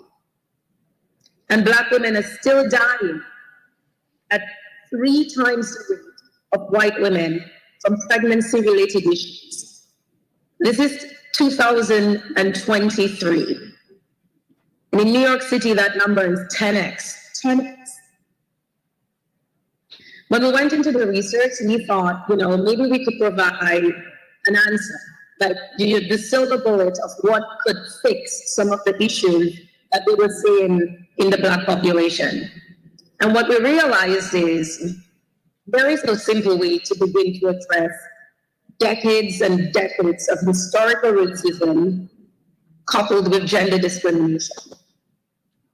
So at Goldman Sachs, we decided to make a $10 billion investment commitment and $100 million of philanthropic support designed to impact the lives of at least 1 million Black women by 2030.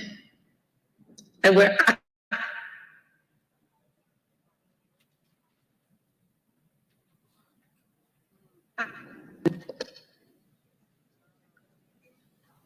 in the first 18 months, we have committed over $1 billion in investment capital, over $20 million of our philanthropic efforts. And that's meant to impact the lives of 184,000 Black women. What we wanted to say with our work was a very clear signal to the market that investing in Black women, it wasn't just the right thing to do or the fair thing to do, but that we think it's good for business and it's good for the economy. But Goldman Sachs alone, we're not going to be able to close the racial wealth gap. We need transformation partners like Melanie and the Black Women's Roundtable. Melanie and the BWR team, when we first started our program, hosted several listening sessions to help us to gather feedback. And that feedback, we talked to Black women, we talked to Black girls all across the country. And that has helped inform at each stage of a Black woman's life. And we have so Melanie, again, everything that you're doing to help us.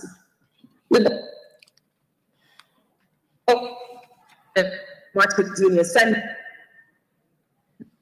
and we're supporting one leadership academy. And when in January, the center actually community award, which represents and organizations that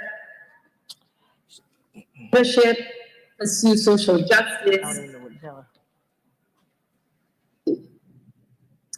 So again, Melanie, thank you, and thank you to the Black Women's Roundtable with Goldman Sachs. This is so critical to this movement that we're trying to create with 1 million Black women. It is a movement We keep saying this. This is not a one-time investment. This is a movement. And we're so grateful for the partnership. And with that, I know my Wi-Fi has been a little flaky. I guess it's my Wi-Fi being a little flaky. So I will end there and say thank you and enjoy the rest of the event. Thank you, Gazelle. And you know, what do you say? Wi-Fi is wonderful when it works. But we got the gist of what you were saying. And thank you for being able to join us virtually. And thank you for the partnership. And thank you. I heard you say movement. Say movement. And I've met several, and we have JP Morgan Chase has someone here today that will serve on the panel. I've witnessed firsthand. We saw the Black women who were on this panel. We saw the Black women in this room. We are in all kind of places, high places, low places, in between spaces. We're in all these spaces. And if we find a way to pull all of that power together, we will move forward even stronger. So we know you all are inside of these companies fighting the fight. And so I would love to, I'm loving the fact that I have an opportunity and a responsibility to be in those rooms from the outside in, to weigh in, to make sure that they know that we got you all's back in those high places. Thank you. No, give us just a better. Yeah, technology is what it is, but we got what she was saying. Thank you so much. Because of time, we are going to move very swiftly to our last power table for this morning. And right after that, we're going to take a break, because what has to happen, as you all know, we're going to have to clear the room, and we'll need to take all of our things with us for about 20 minutes so they can do what they need to do. And a lot of the folks who help pay for this, all of us to be here, have guests that are coming in. So we want to make sure that we're able to have a smooth transition. Is that all right? Is that all right? Oh, is that all right?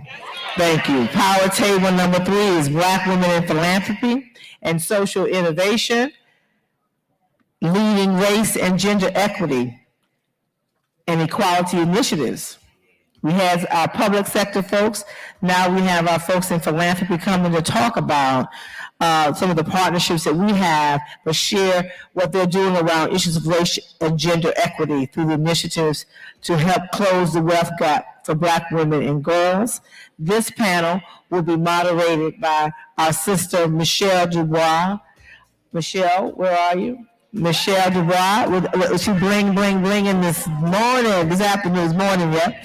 President of Values Partnerships. And through Values Partnerships, who's really its own ministry, many of us are getting connected to be a part of these kinds of initiatives. That's how I got into Goldman Sachs and others to be a part of finding solutions around race and gender equity. Michelle, introduce your panel. Good morning. Thank you, Mel. So good to be here with you all on this Friday, March 16th, 2023. Let us center ourselves in where we are and what we are doing today. It is the day that we enter into this room with extreme gratitude for the opportunity to gather once more. Gathering in this space where iron sharpens iron, where we learn from one another so that we can grow in the work that we're doing. And it's a place of replenishing for the work that's ahead, so that we may not get weary in our well-doing. So thank you, Melanie, for creating this space. The biggest roundtable you'll ever find, that anybody in the work of the liberation of our people can pull up a chair. So thank you, Melanie. In the spirit of Shirley Chisholm and Fannie Lou Hamer and Dr. Dorothy Irene Height, we gather. Their spirits envelop this room. We felt it on the panel before this. We feel it now. And we feel the spirits of those who labored in the same way, but whose names we'll never know. It is in their relentless spirits, steeped in dignity and faith, that we stand today. It is for them that we well up with pride and gratefulness to sit in this room as they plan for the liberation of our people in secret, in whispers, in hushed and veiled chants. as they built this country without pay. They had their bodies often battered and bruised and their families broken from them. We are grateful that we stand on their shoulders and that we are a dream within a dream, and that today we plan freely. So welcome to the gathering of the sisters to plan for the liberation of our people. Today's session is on philanthropy and corporate responsibility, and we have an awesome panel pulled together for you all. Our panelists are Cheryl Dorsey, president of Echoing Green, Goldman Sachs partner, 1 Million Black Women. Come on up, Cheryl. Thank you. Next, we have Heather Foster, my good friend, head of government affairs at Lyft. We have Teresa Kennedy, program liaison, Gulf Coast Region, UDFP, Oxfam America.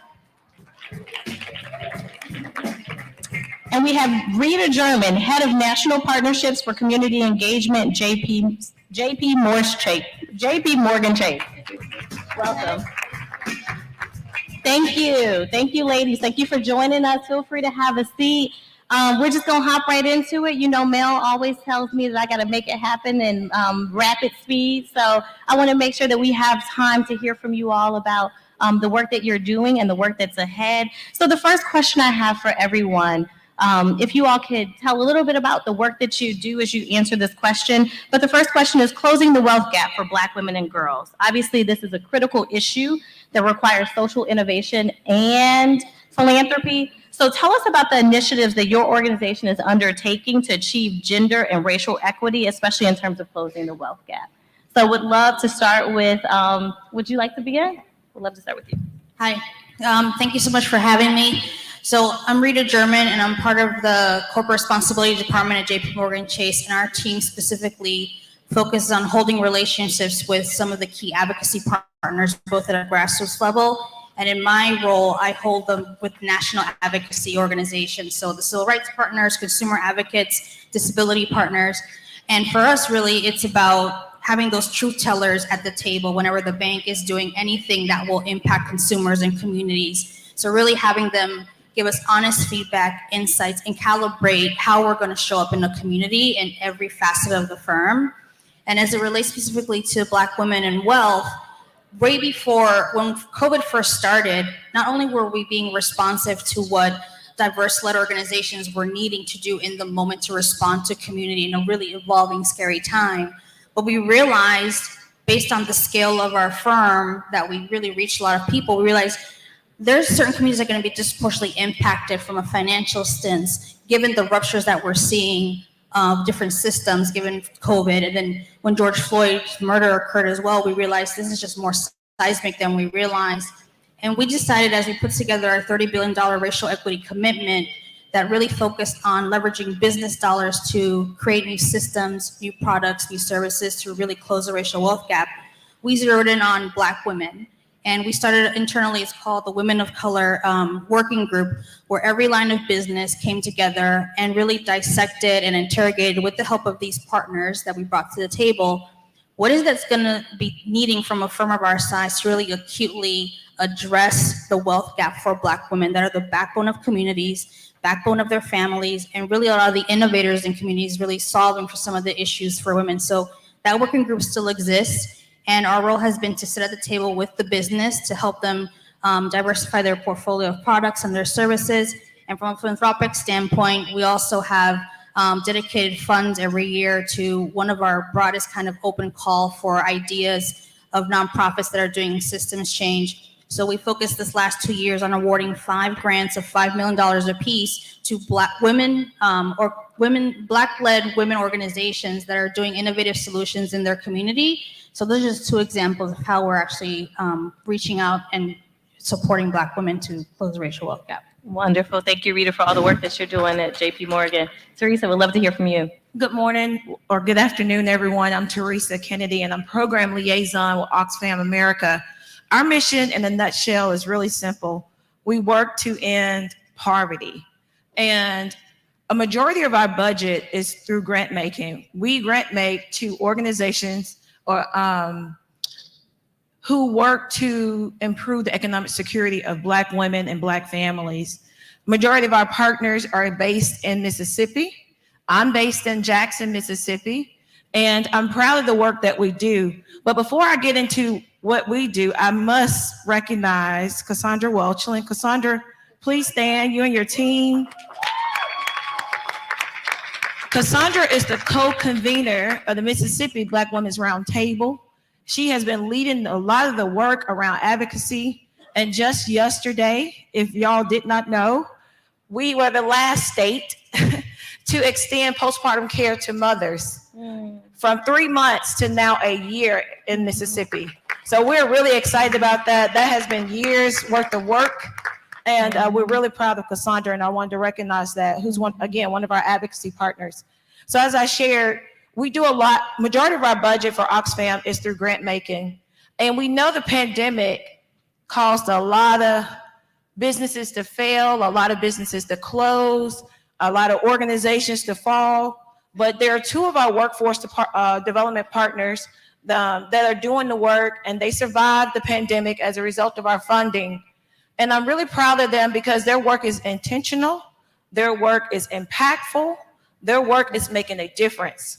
And one of them I really want to highlight is one of our workforce development partners. A lot of what she does is place Black women in opportunities for higher paying careers. And I know we hear that a lot, but she has the proof to share. And through our support, these women in 8 weeks, these women have the opportunity to earn anywhere from $45,000 to $50,000 a year. And that job is already guaranteed to them when they sign up on that day through this program, this 8-week program. That's to be commended. Again, this opportunity is not a career that most women will seek. And she recognizes that, we recognize that, but through our support, she's been able to leverage other funding because one of the things, women that start the program, not everyone that starts that program finishes that program. And what she's come to realize is that a lot of the reason those women aren't finishing is because they need childcare. They need to be able to provide for their children.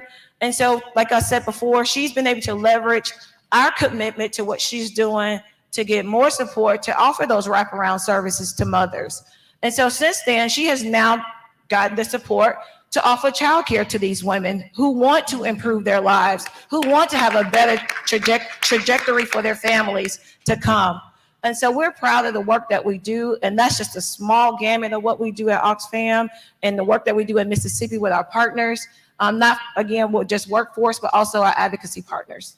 Excellent. Thank you so much for the work that you do and the ways that you guys are showing up in very practical ways for mothers and for families that they can do for themselves, right? And that they can have a better future. So thank you for the work that you do. Heather, would love to hear from you. Thanks, Michelle. And it's so good to see everyone today. Hi, my name is Heather Foster. I currently head government affairs at Lyft. We are a transportation network company focused on providing reliable and secure transportation across the country. And so we know as a company, we have a responsibility to community. And the community affairs team that I oversee is always making very key investments in communities and across the country. And we understand these gaps, particularly the wealth gap that we're facing right now. So some of the things that we've been focused on over the past year is ensuring that we're partnering with the right organizations. We partner often with local community organizations to provide transportation.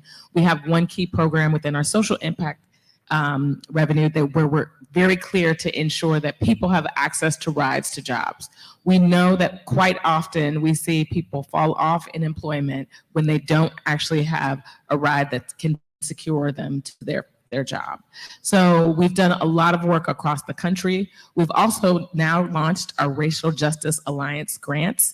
I encourage you to go to our website, Lyft Inc., and you will see where you can now apply in various communities for grants that basically allow organizations to address racial justice issues in their community directly. So that's just a small snapshot of some of the work that we're doing. We're continuing to also partner with large organizations, partner with the Black Women's Roundtable to ensure that we're providing ways that they can continue to provide resources in local communities. Thank you, Heather.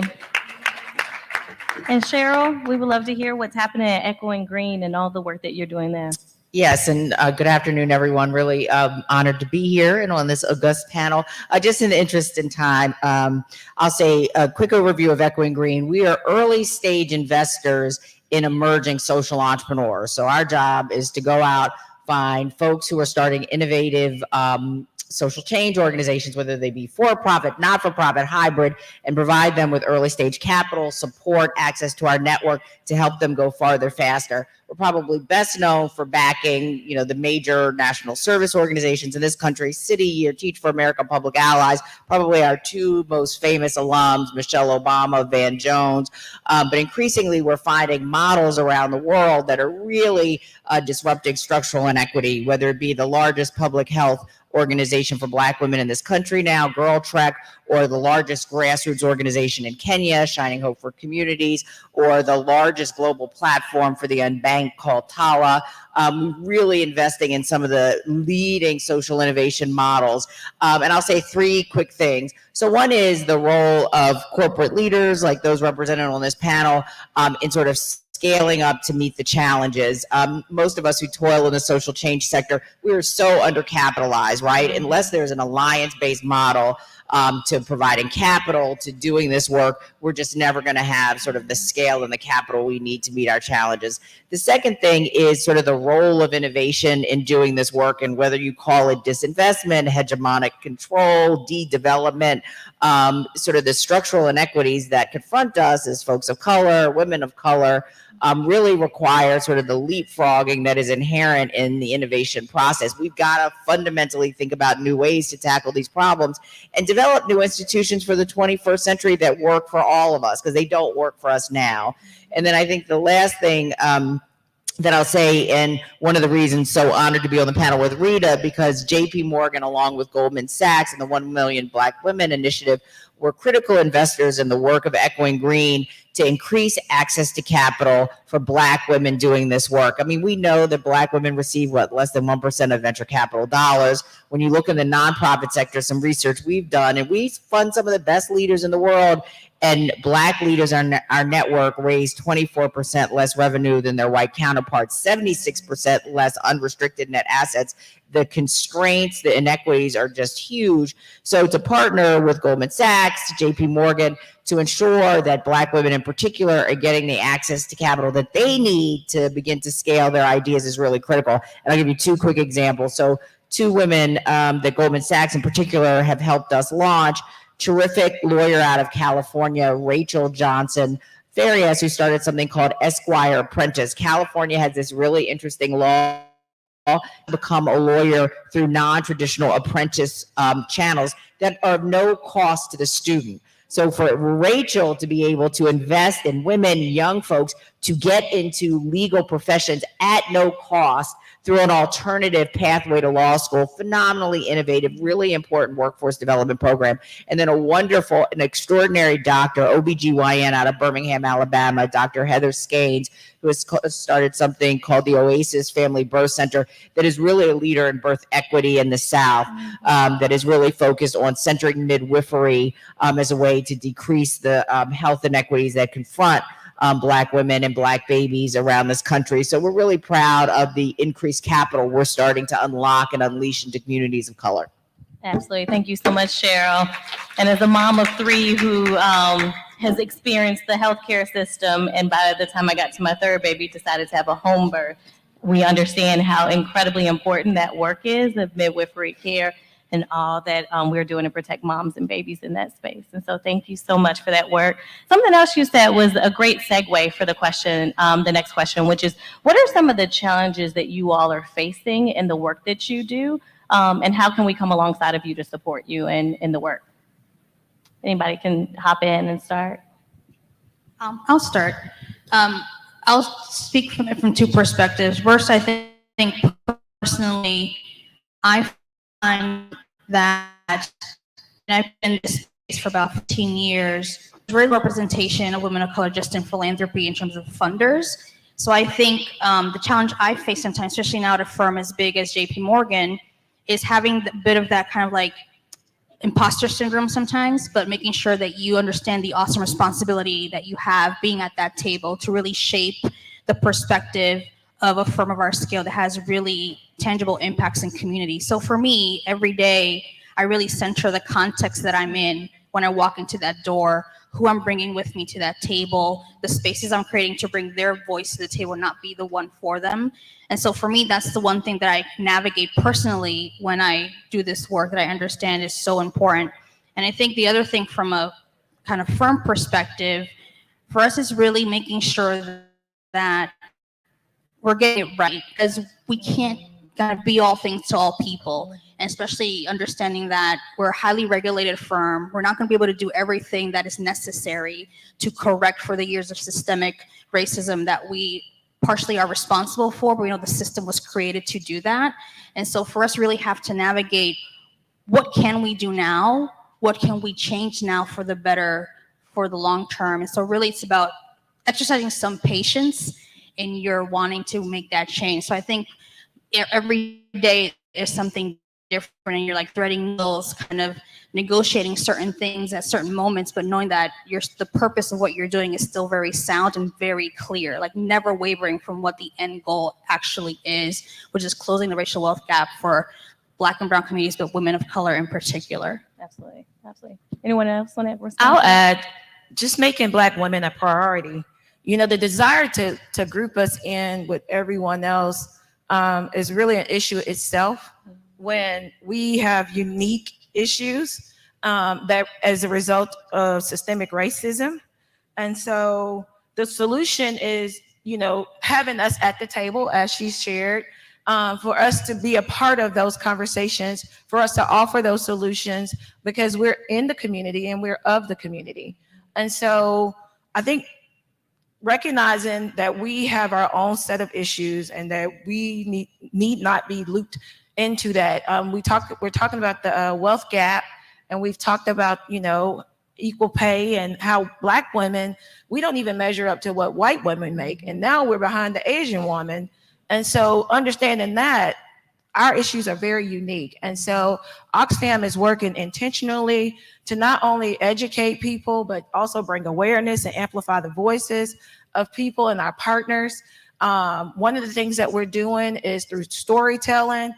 We have a series of videos, a series of videos that will soon be released on Roku, where you can go and stream these interviews with these Black women who are doing some exceptional work in Mississippi. And it's not just, that's not all of them. There's several more that will be included at some point, but that is coming out. We're also embarking on a 3-year project initiative called the Era for the New Black Women, where we're centering Black women. We're bringing together Black women. Melanie's a part of that advisory council, as well as Cassandra Welchland, and maybe someone else here I can't think of. But we're bringing together because we realize that we need to not only just talk about what our issues are, but we need to come together and create an agenda that we all can get behind. This advisory council that we have is made up of dynamic all areas, and we're in work and difference in leader. Heather, you want to? And I would just say really quickly, I think sharing information is so critical. Mm-hmm. So, you know, we've heard about great programs for everyone on this panel. I think in Washington, D.C., people often come here. So we give out a lot of information. But then I also spend a lot of time in Atlanta.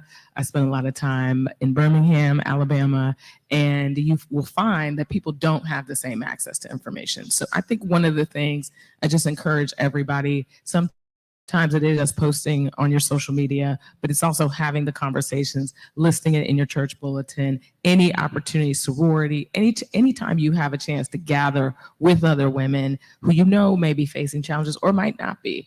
I think sharing the information of these programs and then also what companies are doing is really critical. Absolutely. And I'll Two quick things. One is related to the power of narrative change. I mean, I'm looking at this incredible audience, and I've been in the social innovation field for 30 years. And there's this question of like, what does leadership look like? And funders say it doesn't look like us, right? And so we are locked out of, again, access to information, access to capital, access to tables of power, because we are discounted as women, as Black women. And sort of the narrative change work to really change what a leader looks like is really critical. So with one of our partners, another partner, Comcast, we did a short documentary called Unwavering: The Power of Black Innovation, where we lifted up a number of our Black social innovators in the work they're doing. And we've just about wrapping up a national campaign. A bunch of my colleagues were in South by Southwest last week screening the documentary. And I'll give you an example. One of the women profiled is from this area, Lauren Leonard, who started a company called R3 Score, which is a technology company that has developed using AI an alternative background check system.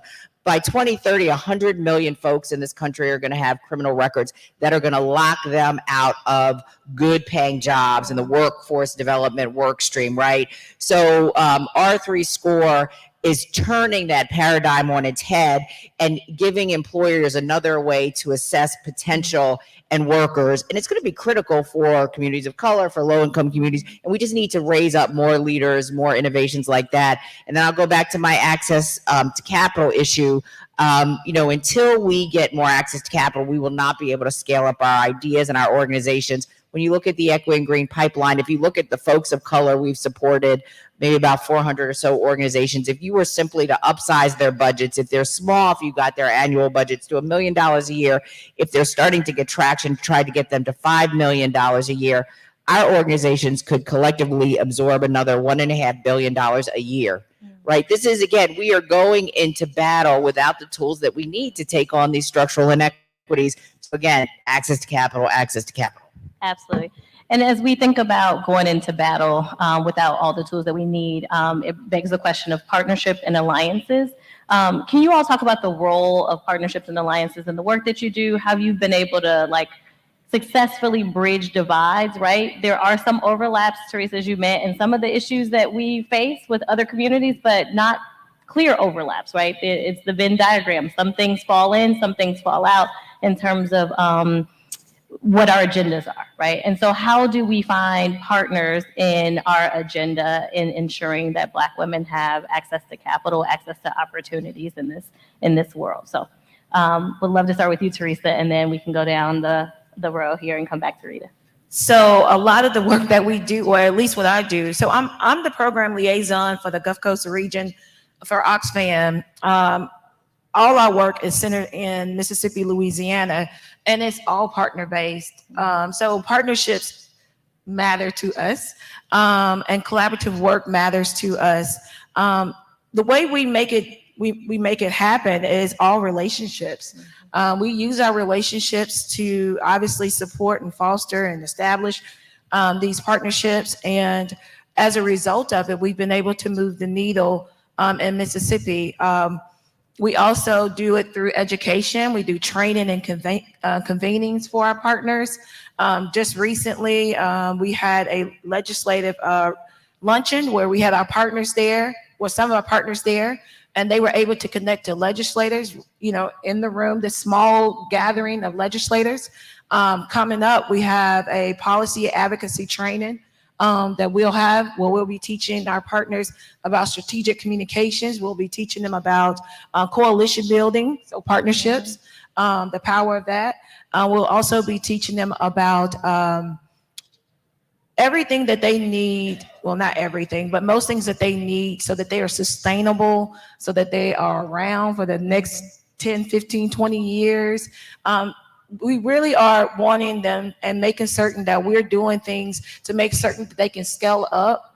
As I mentioned before, 2 of our workforce development partners survived the pandemic as a result of our funding, but even our advocacy partners are needing more and more of our support so that they can too scale up and be more impactful in the community and reach more people.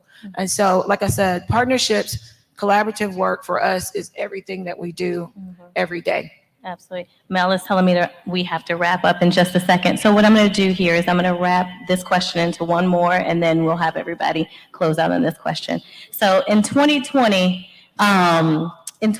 we saw lots of corporations make large commitments, right? Big eye-popping numbers to social justice in our communities of color.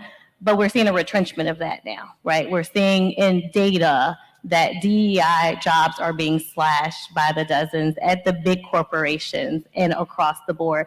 So as we close out, tell us what you see is on the horizon and how we can combat this. And if you could give me like a 35 to 30-second answer, according to Mel, on this final question. And so, Heather, we would love to start with you in our lightning round. So what we see on the horizon for What we see on the horizon, the retrenchment of these commitments now from corporations, and how do we beat that back? Yeah, I think every corporation, if we look around, we see what macroeconomic trends are happening. So it's going to be very important, as I mentioned, for people to participate in the existing programs so that the people who are leading internally at these companies have the data. Mm-hmm. Data is what continues to make all decisions. And so I can't reinforce that enough, is like spreading that information and seeing the participation in the existing programs are important, like today. Participation and data. Cheryl? 2 quick points. The data doesn't lie. We've got data that shows that less than 10% of those corporate dollars committed have moved. So that's a problem. And then the second thing is, when you look at where big dollars are, you've got to look to the public sector. And my plea to you all, to groups like this in particular, when you've got big bills that have large dollars attached to them, like the Inflation Reduction Act, that has an equity agenda built in, that money is about to move. And if we are not lined up with the capacity, the partnerships, the alliances that make sure that money gets into communities of color, we will yet again miss out. So we've got to start to mobilize around this. This is really critical. Very critical, absolutely. Rita? Well, I know for us, we remain committed to our $30 billion commitment. We actually have deployed more than half of that capital in the first 2 years. For us, and I think what's on the horizon is, how do we make sure that this type of commitment is sustainable and really has changed business and systems? So not just we dropped money, something happened, and then we go back to the way things were. How do we now calibrate our initial commitment that was seeded to really bear the fruit that we're intending to see? And that's going to take policy, and to your earlier question, partnership. Mm-hmm. And being able to have partners like Cheryl and others and my partners in civil rights that like hold us accountable, hold our feet to the fire, and help guide us about how you should be doing better in housing. You did this one thing, but the next thing is this. So really it's about continuing the partnership, the dialogue, and make sure this type of commitment is sustainable and embedded in the business that we're doing. Absolutely. Teresa, anything to add? Yes, really quick. For the sake of time, I'll just add intersectional conversations. When someone said in another panel, we're not just one issue. We have several issues. Mm-hmm. And so when we get to the table and we're having these conversations, we got to be real and talk about what's really affecting us. And it's more than one thing. It's an intersectional conversation. Absolutely. Thank you all so much. Thank you for participating. Thank you for sharing your knowledge and wisdom with us this morning. Thank you for the work that you do every day. I know it's not easy to walk into those halls and sometimes be the only one, right, advocating on behalf of our people. So thank you for all that you do. Let's give a round of applause to our panel. Thank you.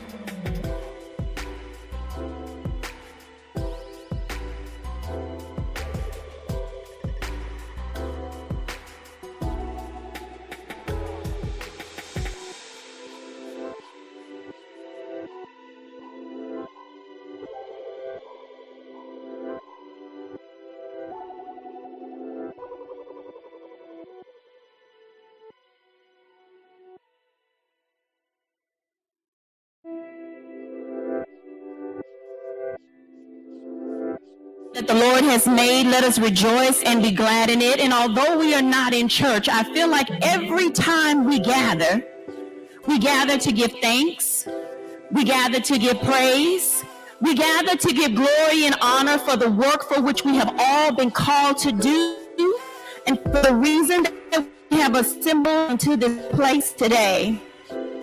As I've listened throughout the last few days of the words that have been spoken, of the testimonies that have been given, of the stories that have been shared, one thing is for sure: we need a covering. We need a covering when we gather because the enemy is clear in his work. We need a covering when we gather because the enemy is always on our heels. We need a covering when we gather because we know that the enemy is busy. Lord, I come now to pray over the food which we are about to receive, to nourish the bodies of the men and women who are doing your work out in the fields. Whether it is in their communities, in the halls of justice, or wherever they may find themselves in their homes, God, we know that we need your presence. We need you, God, to inspire us, to encourage us, to keep us moving with unwavering faith, to know that the work that we're doing is because you have called us to do this work. You've called us to be on the front lines. You've called us to lead from the middle. You've called us to lead from behind. But most important, however we lead, we know that we are following you. A God of honor, a God of truth, a God of worthiness, a God of all things that helps us keep forging forward. For it is when we gather, we come to understand that we need you. So God, I pray now that you cover these, your people. The men and women who walk before the things that need to get done. The men and women who speak their voices for those who are voiceless. The men and women who challenge the status quo, so that equal opportunity and equity is available to all. Regardless of our situation and circumstances, we come to lean, depend, and to trust in you. We thank you for this time that we are gathered here these next few days. Encourage your people.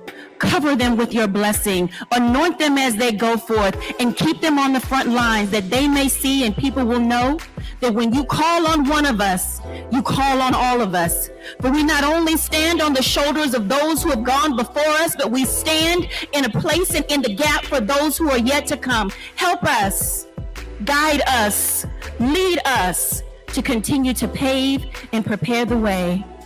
Cover these your people in Jesus' name. Amen. Thank you.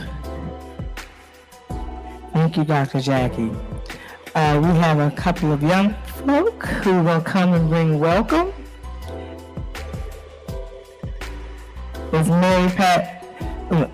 No, I'm sorry. There was someone to come in for Mary Pat, and I'm so sorry I don't have the name. Mary Pat, if you could bring that to me. And Marion Harrell, State Coordinator, Florida Black Youth Vote. Are you all in the room?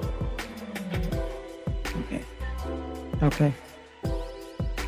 And we're going to deviate from the program just a bit, and we will hear from, we will have a conversation with some boss ladies, led by our honorary chair, our sister, powerful sister, the Honorable Angela Austin Brooks, Prince George's Maryland County Exec. But before we bring on that panel, we're going to have our powerful young sisters come up and give us a welcome. Can you give our young sister leaders a real welcome? I don't think that was real enough. She said a real welcome.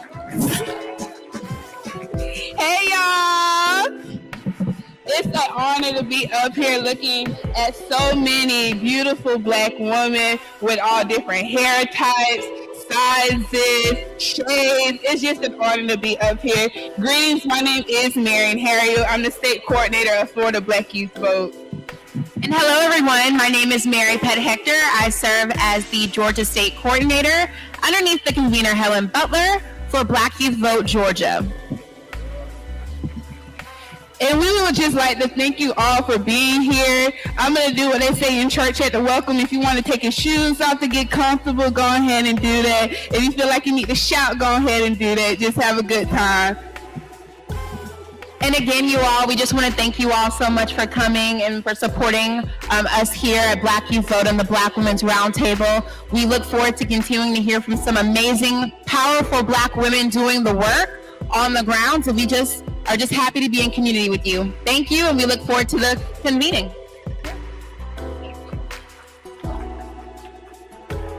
And right as we get ready for, I made one deviation that I did not mean to do, and we have a message talk about powerful women. Say powerful women. We have a message from the Vice President of the United States, Vice President Kamala Harris, who is out of the city, but wanted to make sure that she brought her words of encouragement to us. Are we ready to show the video?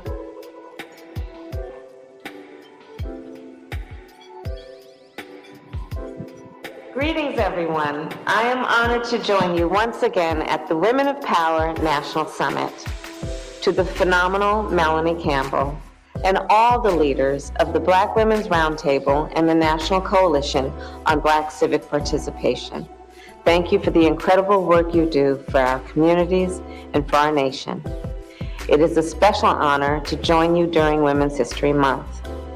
Every March and throughout the year, we celebrate and honor the women who have made history throughout history, the change makers and barrier breakers who fought for social justice, economic justice, and racial justice, the entrepreneurs and scientists and astronauts and artists and workers who helped build our nation. This month and every month, we remember the essential role that Black women have played throughout our history. From Sojourner Truth to Ida B. Wells, from Constance Baker Motley to Shirley Chisholm to Dr. Dorothy Height, co-founder of the Black Women's Roundtable, and from Amanda Gorman, whose words inspire, to the first Black woman appointed to the United States Supreme Court, Justice Ketanji Brown Jackson. During Women's History Month, we are reminded that America's progress has always been strengthened by Black women. And today, in communities across our nation, the leaders here carry on that great legacy. You organize for equity in education and healthcare. You campaign for paid sick leave and paid family leave. You advocate for Black women and girls not only in our country, but around the world. As teachers, engineers, elected officials, small business owners, and young leaders, you fight to build a better America for all people. And President Biden and I are proud to fight by your side. Together, we are addressing the crisis of maternal health and Black maternal health, because all women deserve to be safe and treated with dignity before, during, and after pregnancy. Together, we are fighting to protect reproductive rights, because every woman, not her government, has a fundamental right to make decisions about her own body. And together, we are fighting to secure and safeguard the freedom to vote, because we know the freedom to vote is the freedom that unlocks all others, and it should be sacred. So friends, with your help, we are building a future where all people, no matter where they start, have the opportunity to determine their own future, to not only survive, but to thrive. So again, thank you for your leadership, your partnership, and your power. I look forward to continuing our work together in the days and years ahead. Take care.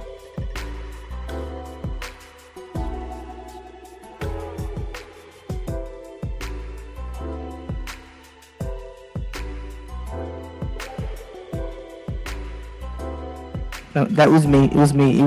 I didn't want to have any hot mic situations going on, right? We seen that. But it was a pleasure. As I said, we're going to deviate a bit because we had church up in here, and we had some healing that we had to do. And sometimes when God moves, you have to just let it move. And so I am going to, I don't want to use the word apologize, but just let folks know who weren't here that we had to take a moment and do some healing, not just for our sister who's going through it, Latasha Brown, who's going through the loss of her son, but a lot of us are going through. And we just allow God to use the moment that He saw fit, not as I had on my piece of paper.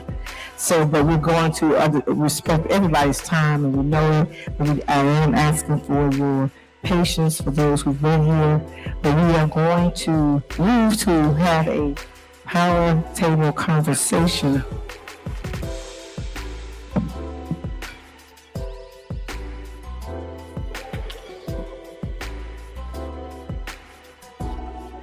Okay, and so as we're bringing up our sister, our honorary chair, Angela Brooks, we had another congresswoman who stopped by, and she's going to just bring brief remarks as we bring up our sister, Angela Brooks, our honorary chair. She is the county executive for Prince George's County. And I tell you, it's been I'm not biased because she's my Sarah, but she is my Sarah too. And who has been just awesome for the last 2 years, being our honorary chair. But it was honorary means not engaged. That is so not the case.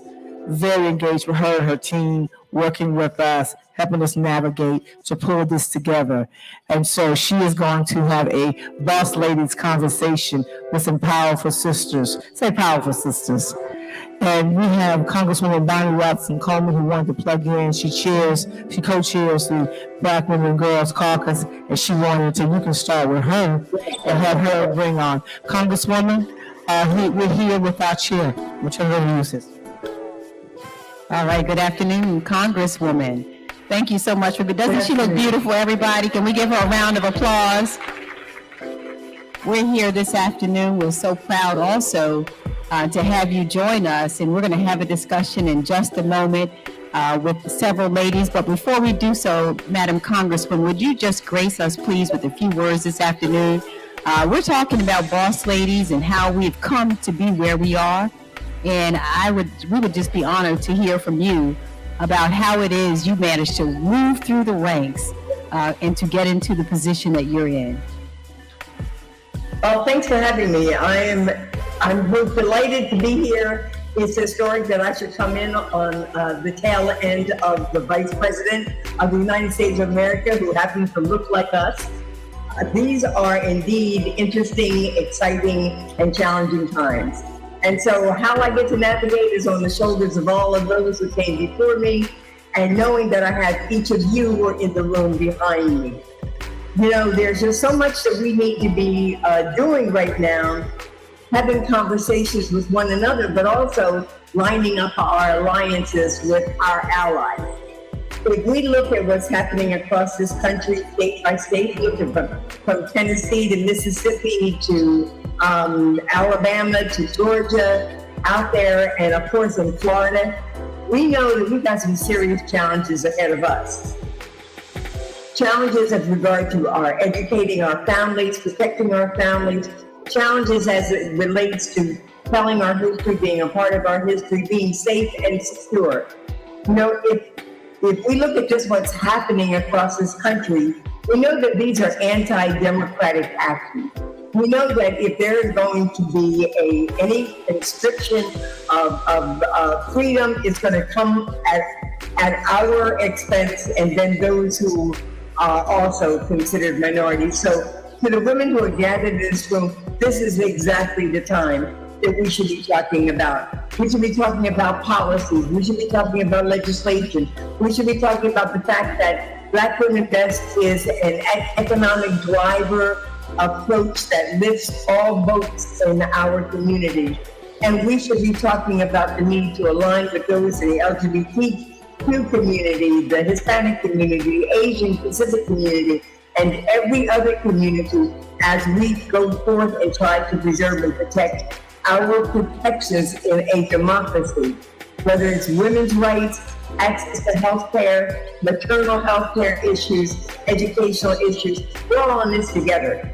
And so I want to thank Melanie for being the facilitator of such great discussions among such powerful women. I want us to know that we can make a difference. as well as the Black ourselves with individuals and organizations that have the same principles, that share the same values. We must show up in a critical mass right now, and the conversation that you all are having this week, this weekend, and the commitment that you make to the betterment of our community is going to save this democracy for my granddaughter, who is 9 years old and the love of my life. God bless you. Thank you for taking time to hear from me. Have a great conference. Thank you so much, Congresswoman. Thank you. Can we give her a louder round? Thank you so much to show her some love. Thank you so much for sharing with us this afternoon and for the tremendous work that you're doing as well. So thank you so much. All right. Well, now we are preparing to bring to the stage, if I might, the ladies, the super bad ladies who are going to be a part of the Boss Ladies panel this afternoon. Can you each come up? I'm going to just tell you, first of all, we have our fire chief, Tiffany Green. Can we give her a round of applause? Tressa Smallwood, Nicole Parker, come on up to the stage, please. And we also have Cora Masters Berry, who's going to join this panel discussion as well. And while they're coming up, can we just show some love to our very own Melanie Campbell, a super bad, incredible woman who continues to lead us to higher heights. Are you all having a good time so far?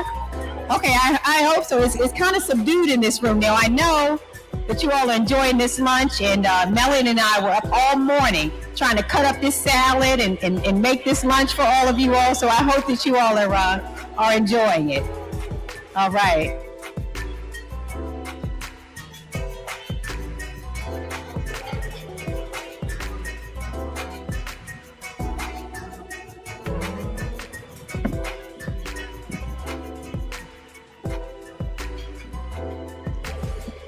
All right, so before we get started, you all notice I have put on my glasses here so that I can be prepared for this conversation. And the glasses, I have to tell you, remind me of a few things. The first thing that I'm reminded of is that I am by nature a fairly humble person. And I know that so many in this room like me were raised in the church, and we were convinced that we should be humble. And I think humility is a very important characteristic to have. It's so important to be humble enough to listen, humble enough to be able to see other people's pain, humble enough to hear from God. But I'm reminded as well that we are fearfully and wonderfully made. And for those who know what that means that we are made to do fantastic things, that we are made to stand out. And I thought I'd put these on. I have someone seated next to me because the other point I wanted to make about these glasses is I learned a term through this summit, sisters. Have you all heard this term, sisters, right? And it is because of our sisters often that we are pushed and inspired. And I have Cora Masters Berry here who has encouraged me. She encourages so many women, and all of the women who are on this stage today, we succeed because of each other. That's the truth. We succeed because of each other. So for those who don't know, I'm Angela Also Brooks. I'm county executive of this county, Prince George's County, Maryland. So very, very proud of this fantastic county, unique unto itself, known across the world as one of the most affluent African-American counties in the world. And so I have just really, really been honored to serve both as the elected prosecutor here for 8 years, also served now, I'm in my second term as county executive, and just really have been honored to be in office for 12 years, and more significantly, to be aligned with individuals who I have been just so thrilled to watch soar. And so today we're going to hear from a number of them. I'm going to let them tell their own stories to you, but we are really in for a treat. I am going to start on this side, and we have Miss Cora Masters Berry, who is no stranger to the women in this room, an educator, an activist, just a businesswoman, all things extraordinary. And I'd like her to just begin, if each of the women here could begin by giving us an introduction. And I'm just going to ask you, please, not to be humble, but to tell us your story. Begin to tell us briefly about your story so that the women in the room can hear about the great things you've accomplished.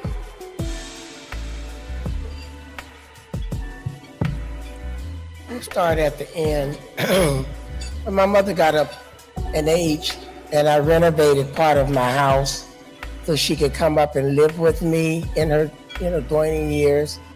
And she came and she looked and she said, "Oh, babe, this is so nice, but I can't live with you."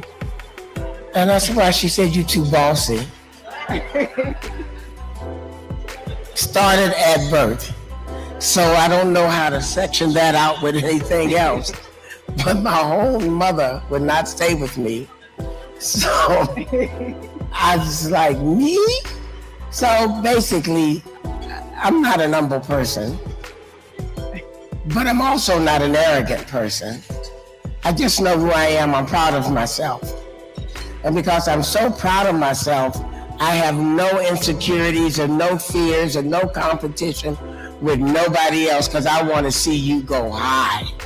And when I have the opportunity, anybody can tell you, I don't just reach back, I reach over, I reach front, whatever I can do to encourage and lift up. So part of being bossy to me is telling my sisters, get over yourself and get on with it. And no matter what they say to me, no matter what they say when they come to me, I always say, I didn't know that I always said this. They told me yesterday that I always said, just keep going. So I am who I am because my mother, who she doesn't take responsibility for it, was a boss lady. She was flipping houses in the 50s, got her PhD when she was 78, and ran for president of the United States. Look it up. 4 times, Isabel Masters. So that's in my nature, but I've always tried to use it for good. So I'm here today in the capacity of the founder and the CEO of a fabulous place in the city area called Southeast Tennessee Learning Center. And in my bossiness, and I used to be a political science professor, and I married Marion Berry, became the first lady, and just kept going and built a building, and it was full of children to change them, called in, it was said, our theme was, tennis is the hook, education is the key. And when I got there, I started trying to be bossy and make these kids understand the importance of their history, their Black history, and they ignored me. And so at some point I said, let's have a play, and maybe that'll interest them because our history is our future. If you don't know the past, you are doomed to repeat the past problems, know where you came from. So we did a little story, we did a little play in the library, and now tomorrow at 5 o'clock we'll be appearing at the Kennedy Center. And that was 16 years of being bossy, not taking no for an answers, telling these kids over here, don't you dare tell me you can't read this. Don't you dare tell me you can't read. Get over yourself. Yes, you can. And as you see, and I brought some of them here, Melanie wants to introduce them, they can show you. So bossiness really to me can really be don't give up, don't back down, don't stop, and don't be afraid of anything. The opposite of fear is courage. And anybody in this room that you admire on this stage or anywhere sitting next to you that you think are so wonderful, or any pictures you see during Black History Month, you think these people are so powerful, before they did all of that, they were afraid. So the definition of courage is being able to get beyond the fears that said to King, if you go repair this bridge, you're gonna die. Tamika Mallory, if you go down to Kentucky and they put you in the jail, you're gonna die. All of those things are for me. That says you can't build a building, you don't even know how to do Legos. If you try to build a building, you're gonna fail. You don't wanna be embarrassed in front of anybody, so don't do it. I have a $50 million building. That's how you get bossy. Right, that's right. Did you all hear that about fear? And I was once told that if your dreams don't make you feel afraid, they're not big enough. And speaking of bosses, I want to just pass it to the next boss here today, Tressa Smallwood. Would you take it away and tell us about yourself? Absolutely. Good afternoon, everyone. I'm Tressa Smallwood. I am a wife, a mom, a sister friend, an advocate for our youth, and I produce movies. I am the owner of Megamind Media, which is a media company where we actually greenlight movies, individuals, producers, writers. And so in my former career, I was a school teacher. And so I take that love of teaching and everything that I learned in that field with me on this movie journey. To date, I have produced 22 movies, and 6 of them happen to be in Prince George's County. Thank you, Angela Alston-Brooks. And I was once told that a Black woman could not get to the executive level and do the things that I am doing. And of course, I said, absolutely, we can do it. And it has been a struggle, but I think that because there's so many women in Hollywood who understood my journey and who understood those challenges, that they got behind me, lifted me up. And now, you know, there's literally 8% of women in Hollywood who are African American who have green light capability, and I happen to be one of them.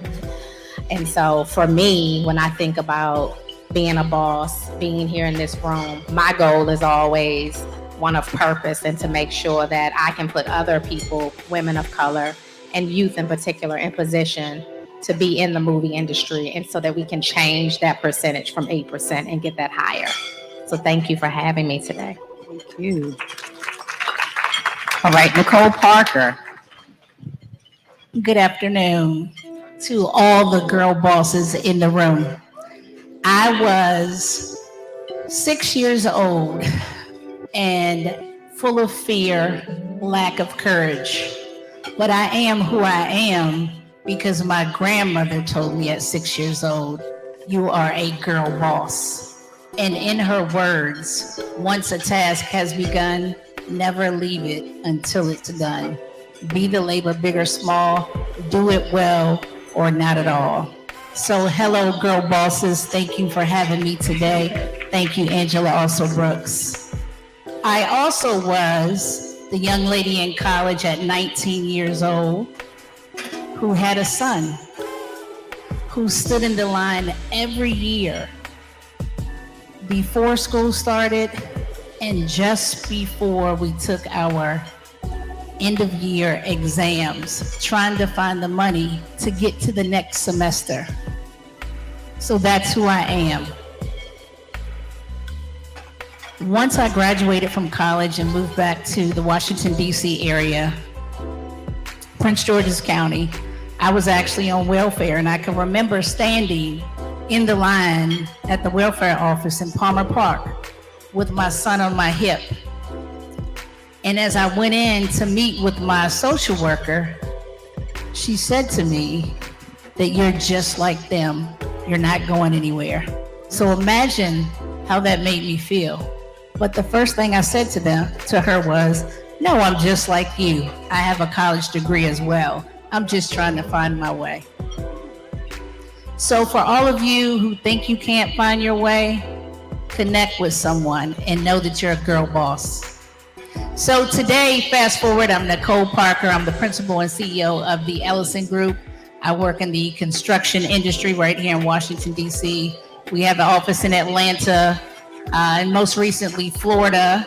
We've done about 200 million square foot of office space and 200 million in government contracting prime work here in the Washington, D.C. area.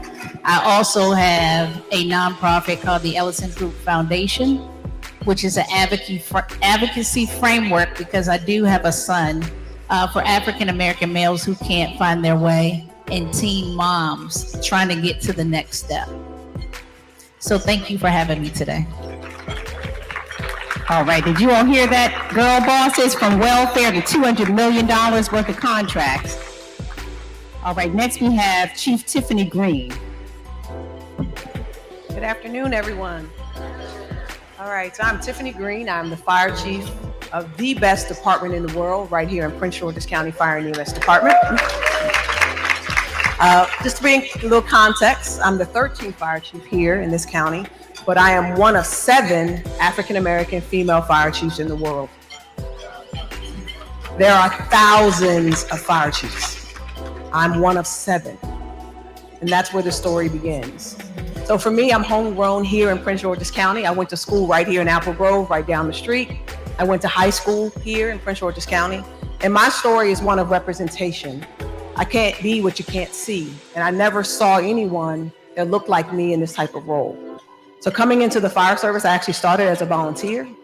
I had a good old government job before that, but my heart was here in service. So I started as a volunteer and I transitioned to the career fire department in 1999. And from there, I just continued to progress through my career.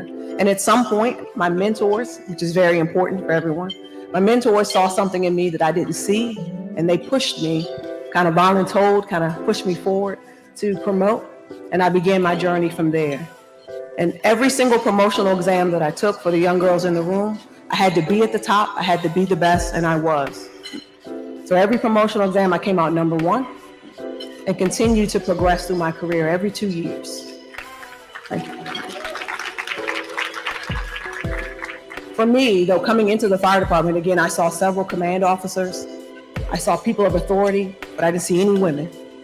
No one who wore this badge and this uniform in this level. And so for me, that was a goal, to achieve that and to continue to be at the best of my career in the top. So coming up through the ranks every 2 years, like clockwork, I took a promotional exam, scored number 1, and I kept moving, making small steps each day, never turning down an opportunity. And at one point I had an opportunity to work outside of the fire department because sometimes it's important to get some other experiences. I spent some time in our county executive's office, which been this thing. And then back to the department in February of 2020, I was appointed to the fire chief here in Prince George's County.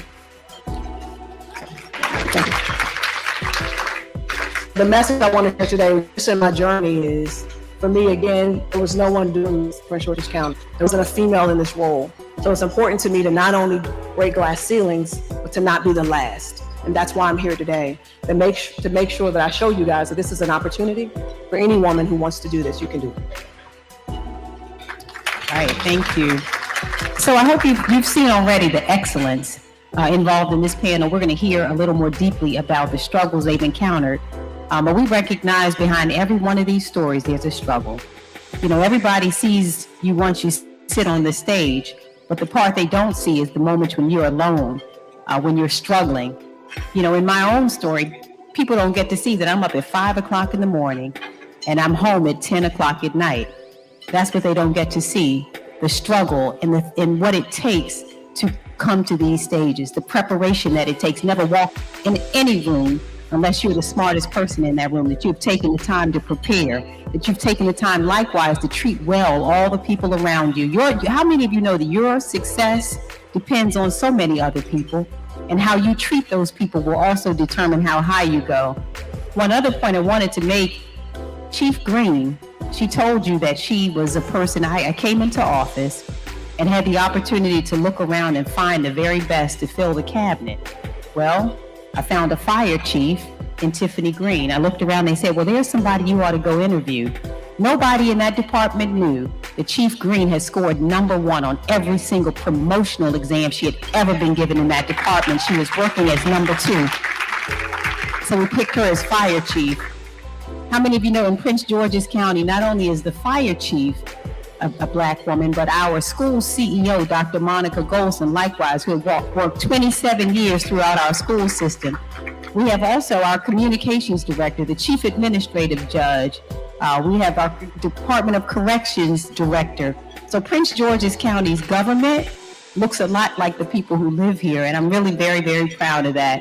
And I think it's important that as you climb to wherever God is going to take you, that one of the most important aspects in your success will depend on who else climbed with you. It's very important that we not climb alone, but that we make sure that other people have the opportunity to climb with us. And so I want to just go back quickly through the panel and ask if each of you who are standouts in your field, this is not ordinary. We recognize this. Go to any city or county around the country and you don't get to see this kind of success. And so I would like for each of you to share a little bit of what it took for you to climb through those ranks and arrive at your position. At least give us one story that helps us to understand what did it take. I got a lot of different stories. Which one? Well, I guess the greatest challenge in my life, actually, that I was not prepared through education or experience to do, was to build the Southeast Tennyson Learning Center. And actually, if I tell the truth, and I will in my book one day, when all my friends die and I can write what I want to. I told that to Dr. Height one time. She was talking about a book. I said, Dr. Height, go for it. Everybody's gone. Say anything you want to say. But that brings me to what I did. I came up with God gave me a vision. I know it sounds hokey, but he did. We built some tennis courts. I was standing on the court and a revelation came up. My mother calls it a divine revelation, said build a building. I sat on that for a very long time. Did not talk to anybody about it because who would build a building? What do you mean? And Dr. Dorothy Height, called for a ribbon cutting to launch a $25 million, back in those days, a lot of money, capital campaign to buy the building, the Sears building on the corner. She was 85 years old. When she called for that, every woman of any significance in this country showed up, from Coretta, have all the pictures, to Hillary, to Gladys Knight, anybody you can think of, they were all there. It was phenomenal. Closed down Pennsylvania Avenue. She stood up there tall with that cane and announced that capital campaign. And when I was first lady then, I looked real cute. And when I left the stage, I went and got in the car, and I was sitting in the back crying. And my security was like, Miss Berry, why are you crying? And I said, I'm just so ashamed of myself. I had said in my mind, I don't know where I got that number from, all I had to raise was $5 million. And here I was, half this woman's age, scared to death to raise $5 million, and she's standing up there raising $85 million. I picked up that phone and the rest was history. That was my greatest challenge, and that woman is the one that helped me get over my fear to do what I did.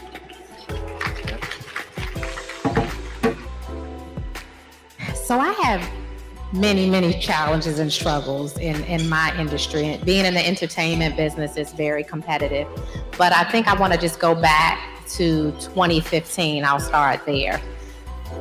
In 2015, I was already a business owner. I was already in the creative field, but I decided to take a chance on myself at that moment because I could not get a deal with a network on my own. And so I said, all right, nobody else will give me a deal. I'm going to raise my own money. I only needed $500,000. Okay. And so I said, I'm going to call my family. And most of the people in my family are entrepreneurs. So I figured I had a shot. They would understand, rate of return. And so my sister's in the room. I called my sister and her husband. I said, I need $100,000. He said, come pick up the check.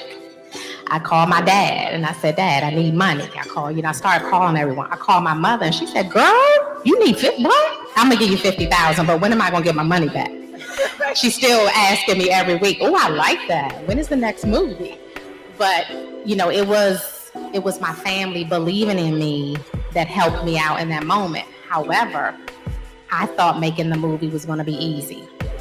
I felt like I died 12 times and came back during that process. I got a taste of Hollywood and the divas and the things that come along with it that we are not accustomed to here in Prince George's County. And so it was a tough moment for me, but I did it. I went to a film festival called the American Black Film Festival in 2016 and showcased that movie and got a deal with BET, which changed the trajectory of where I was going in the industry.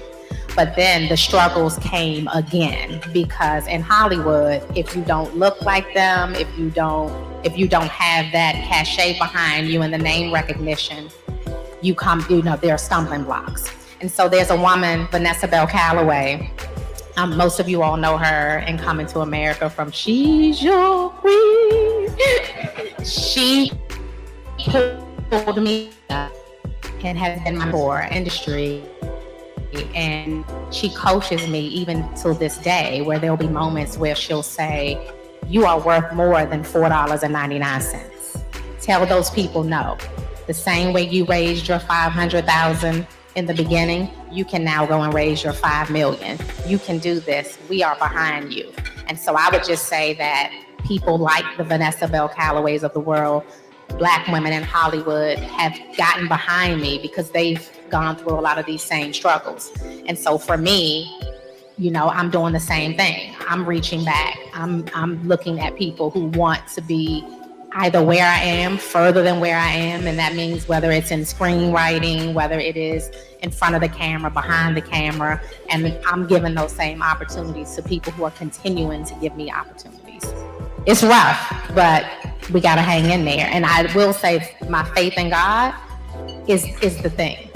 It is and I do want to just share one more thing, Angela. I have not even shared this with you, but I was recently at the Essence Black Women in Hollywood event and waiting to get my seat. And I just assumed I was going to be, you know, in the back of the room. I've only been in the business for 6-7 years. Do you understand that the Lord positioned me at the Black Panther table next to Daniel Kaluuya?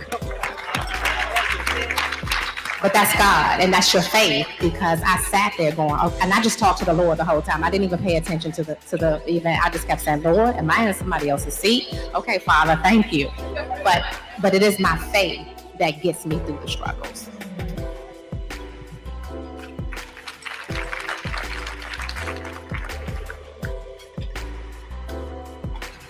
So many stories, we could be here all day.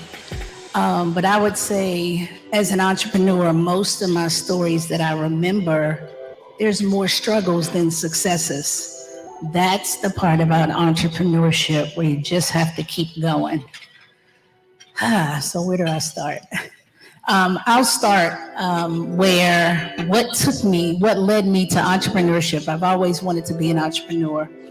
I worked for 4 companies prior to becoming an entrepreneur, 2 large white firms and 2 small minority firms. And the last firm that I left, I was carrying 70% of the revenue, most of the contracts there. 2 male owners. And this one particular year, they were very successful because of the contracts that I had brought in. And I brought several people over to the company with me. And I would always talk to my father, talk to my grandmother and say, you know, they're just not treating the people right. I've got to find a way to talk to them about treating the people. They weren't giving them their promotions timely or at all. And so this one particular year, which was the year that I left, I had my promotion review. And at the end of it, they told me what a great job that I did. But at the end, they said, we're not going to do the promotions until later in the year. Well, I was carrying 70% of the revenue. I knew where the money was. So why aren't you? They had been spending the money. And so as I sat there and he said that to me, that I wasn't going to get the promotion until the end of the year. I said, will it be retroactive? And he said, no. So at this point, tears began to water in my eye, and I just kept saying, God, please don't let the tears fall in front of them. Please don't let the tears fall. So I got out of the room, went to the bathroom, the tears were falling. That evening, I went to go see my father, and he was reading the paper and he was listening to my story, and I kept saying, are you listening to me? And he had the paper up like this. I couldn't see his face, and he wasn't saying anything. And I said, I don't know what I'm gonna do. This is very painful. And he proceeds to drop the paper, and he said, you're gonna quit, and you're gonna quit tomorrow. And so my heart dropped. I said, quit. He said, you're carrying 70% of the revenue. Why haven't you walked out the door? So I stayed up the entire night trying to put my documentation together on, you know, what I was going to say. And through my prayer, it came to me to give them 2 documents. The first one, a resignation letter. The second one, a letter to become their consultant, because I was carrying 70% of the revenue. Now, I've told this story many times. Please don't go do it. I had someone do it and call me back and said, Nicole, it didn't work. But so when I went in the next day, very nervous, I submitted both of the pieces of paper and I said, here's my resignation. And the same shock and fear that I had the day before is the same shock that they had. And so as they sat there numb, I said, I have one more document. And that next document was the document to become a consultant. And so the guy was quiet and he proceeded to say to me, you know, Nicole, we wanted to make you a business partner, but if we made you a business partner, you would have to deal with all of the stuff that we deal with. And I turned back and said, if I were your business partner, you wouldn't be dealing with these things. So that's my story. So I say that to say, never let fear get in the way. I probably waited longer than I should to become an entrepreneur, but have faith over fear. So I guess my struggles and challenges really result around people underestimating me. A lot of times as women, there are assumptions made that we can't do the job, especially in this industry that I'm in. Women represent less than 10% of the workforce in the fire service.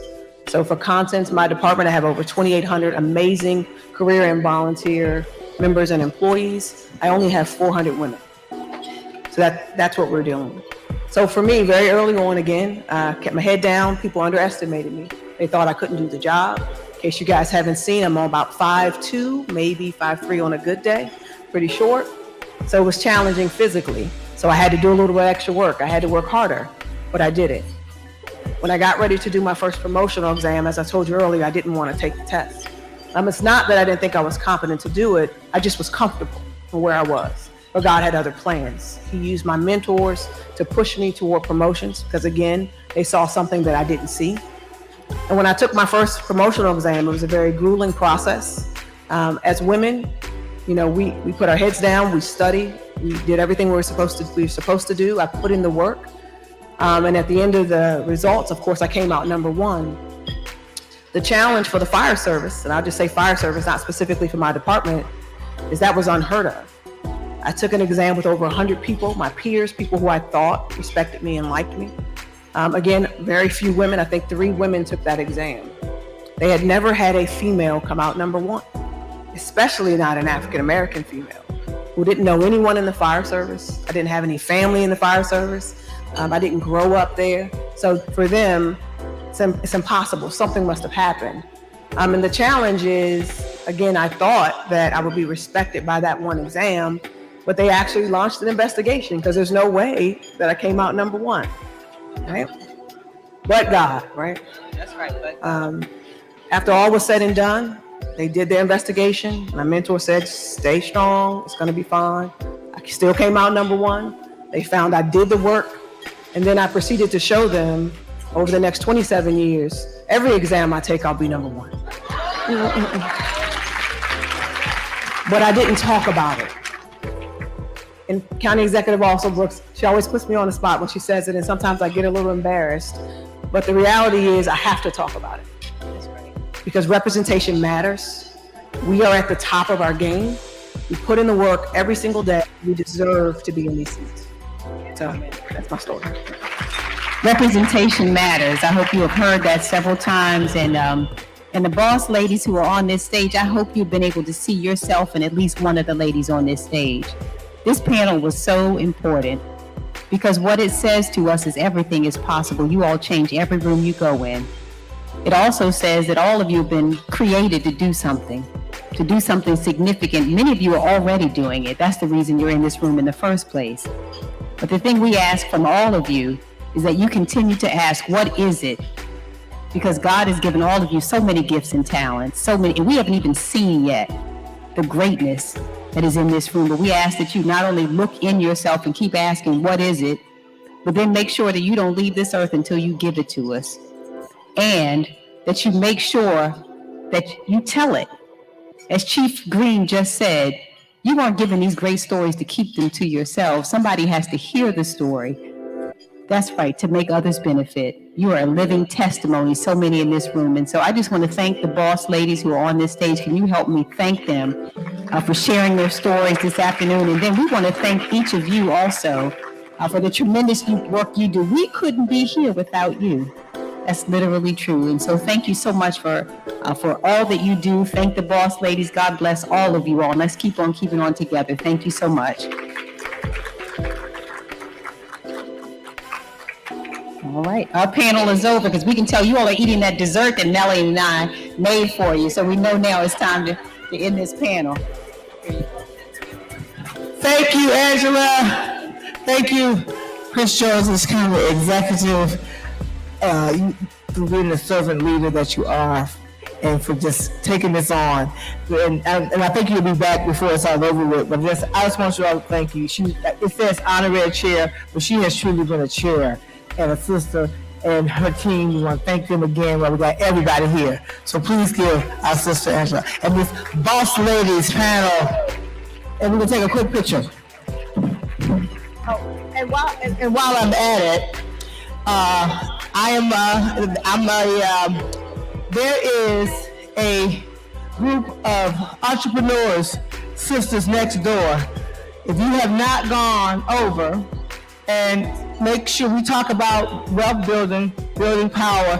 There's some sisters over there with some awesome. You see this? Now I would never put this on, but it made me. But please take some time to visit the vendors next door. They have some awesome items, and we're going to support Black business, Black sister business. Can we say Black sister business today? Thank you all. I love you, everybody. Let me take this picture.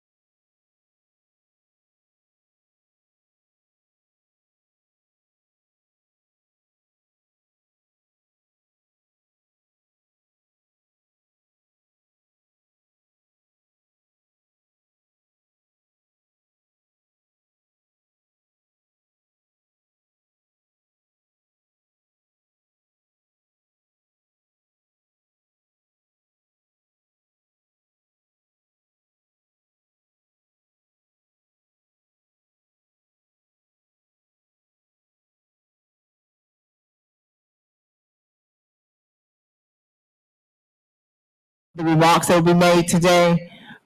So we have a couple of folks who are going to come up first. Is Dr. LaShawn McIver, Director of the Center for Medicare and Medicaid Office of Minority Health, who will bring greetings. Following her, thank you. Following her will be Desiree Cormier Smith, Special Representative for Racial Equity and Justice, Bureau of Democracy, Human Rights, and Labor, State Department, I'm sorry. Thank you. They left that off. To come up and bring remarks in that order. Oh, yeah. I'm taking my freedom. Good afternoon, everyone. I am so delighted to be here. I get to speak on behalf of the Department of Health and Human Services in many different settings, but I have not spoken in a setting like this before. And I am so just excited by the energy that you all have brought to this convening. I feel the power, I feel the passion, I feel the purpose of what you're doing through this work. And I'm delighted to be here today to talk very briefly. So I'm going to buy you back some time by just providing more of greetings and just sharing with you who we are, what we do, and to say to you, this is the beginning of the conversation and not the end. So my name is Dr. LaShawn McIver, as I said, and I'm the Director of the Office of Minority Health at the Centers for Medicare and Medicaid Services. CMS is the largest health insurer in the country. So we cover the Medicaid program, the CHIP program, the Medicare program, and the health insurance marketplace. And in my role as the Director of the Office of Minority Health, I help to ensure that the needs of medically underserved communities are met. And that means racial and ethnic minorities, people with disabilities, people with limited English proficiency, people from rural populations, tribal nations, LGBTQ plus individuals, and those otherwise who may be adversely affected by persistent poverty. So that's who we are. We work across all of these programs to ensure that we are providing quality, equitable health care. As you know, the Biden-Harris administration has put forward an equity first agenda. And so all of our agencies have been tasked with addressing the needs of those that we serve in our benefits and services. And CMS has done a lot of incredible, exciting things in the last 2 years. I'll just briefly say, speak to two things that are underway. So someone mentioned earlier about funding and different acts that have happened. So the Inflation Reduction Act, as many of you know, through this act has made it possible to lower the cost of insulin for people with Medicare coverage. That is very important because many, many people from our communities could not afford their insulin to live. And so we are in the process of implementing the provisions under that. So you cannot be charged no more than $35 a month for one supply of each Part D covered insulin. And you do not have to pay a deductible for insulin.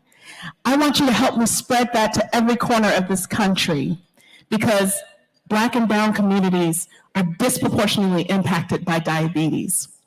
The second thing that I'll briefly touch on is some of the things that were talked about maternal care.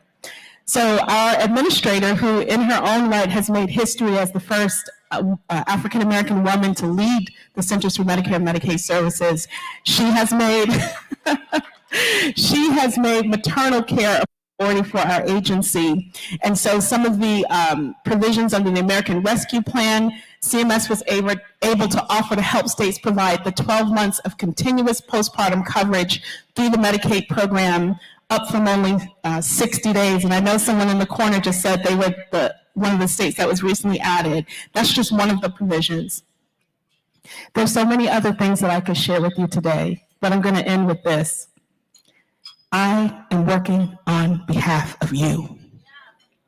If you know that something's happening happening in your community, reach out to the Office of Minority Health at CMS, because that is what I'm here for. That is what we're here for. And I want you to put a face to a name. If you send information to us, it doesn't go into a black box. It comes to our office.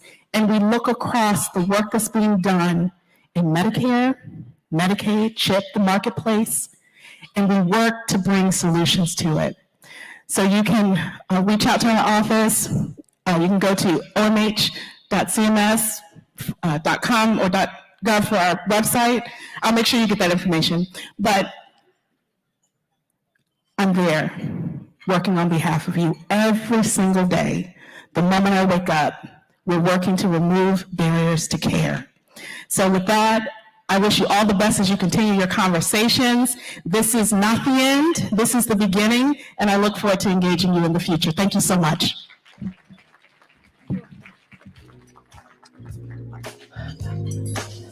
That's what your vote gets. So that's what our vote gets us, right? Yes. Okay. Yes, come up. Thank you. Good afternoon.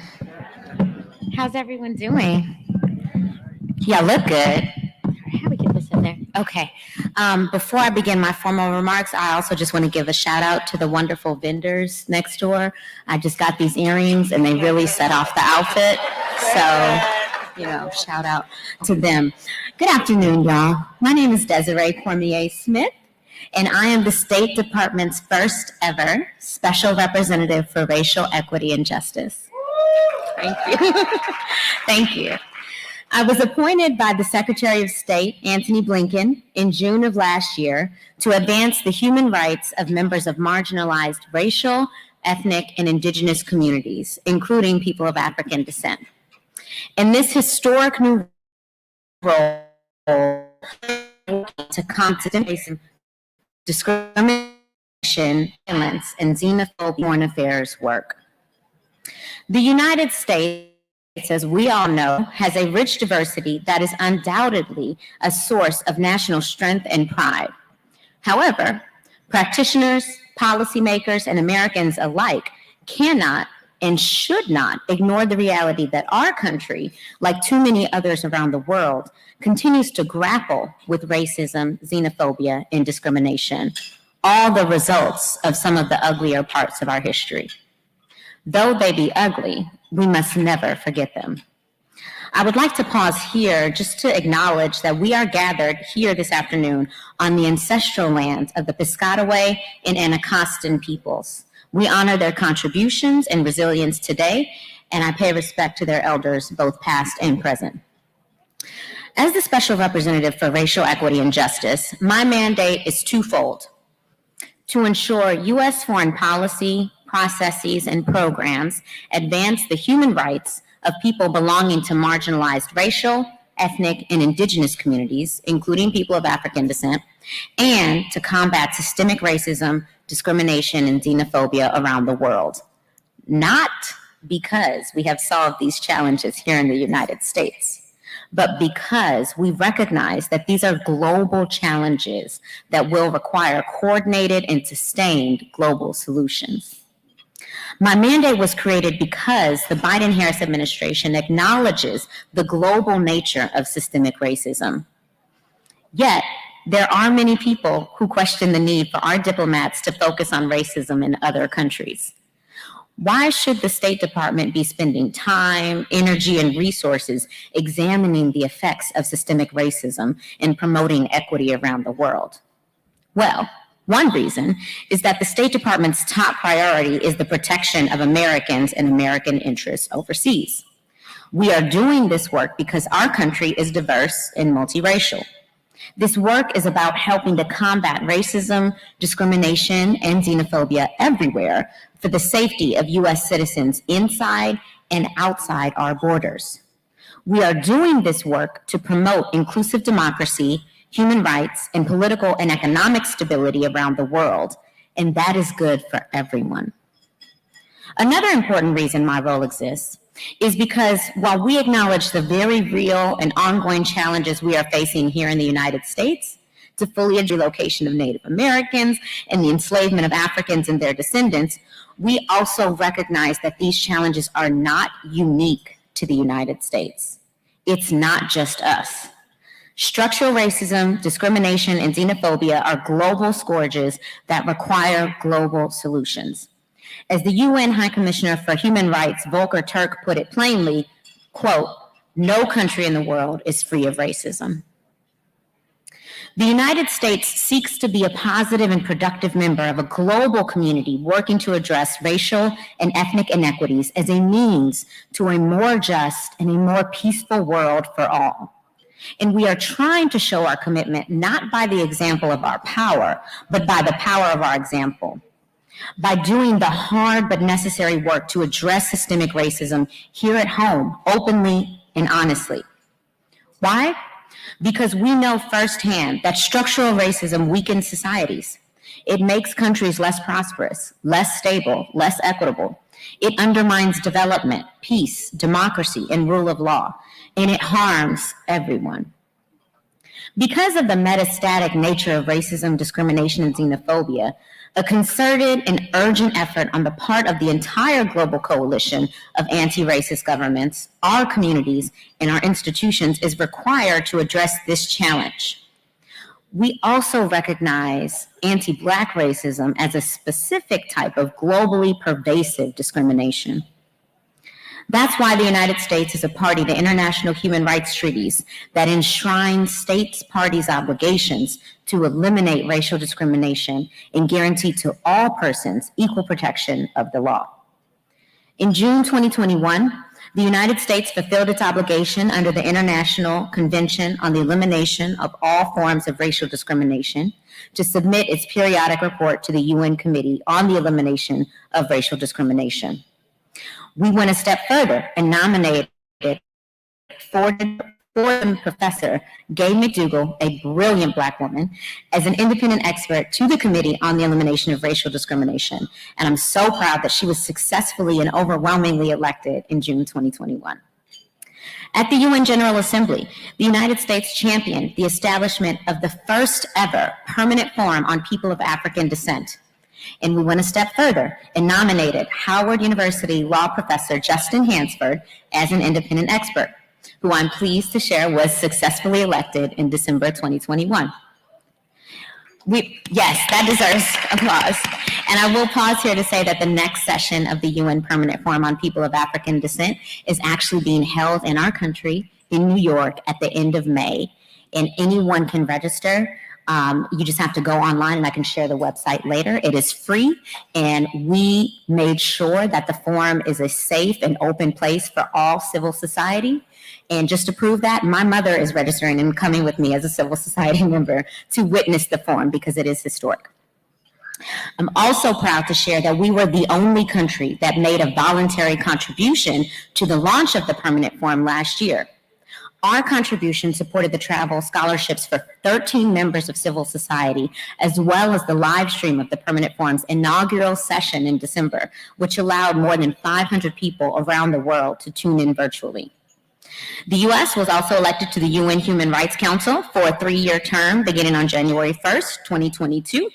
And we are prioritizing racial equity and justice in our agenda there, including by promoting the UN International Decade for People of African Descent, which ends next year.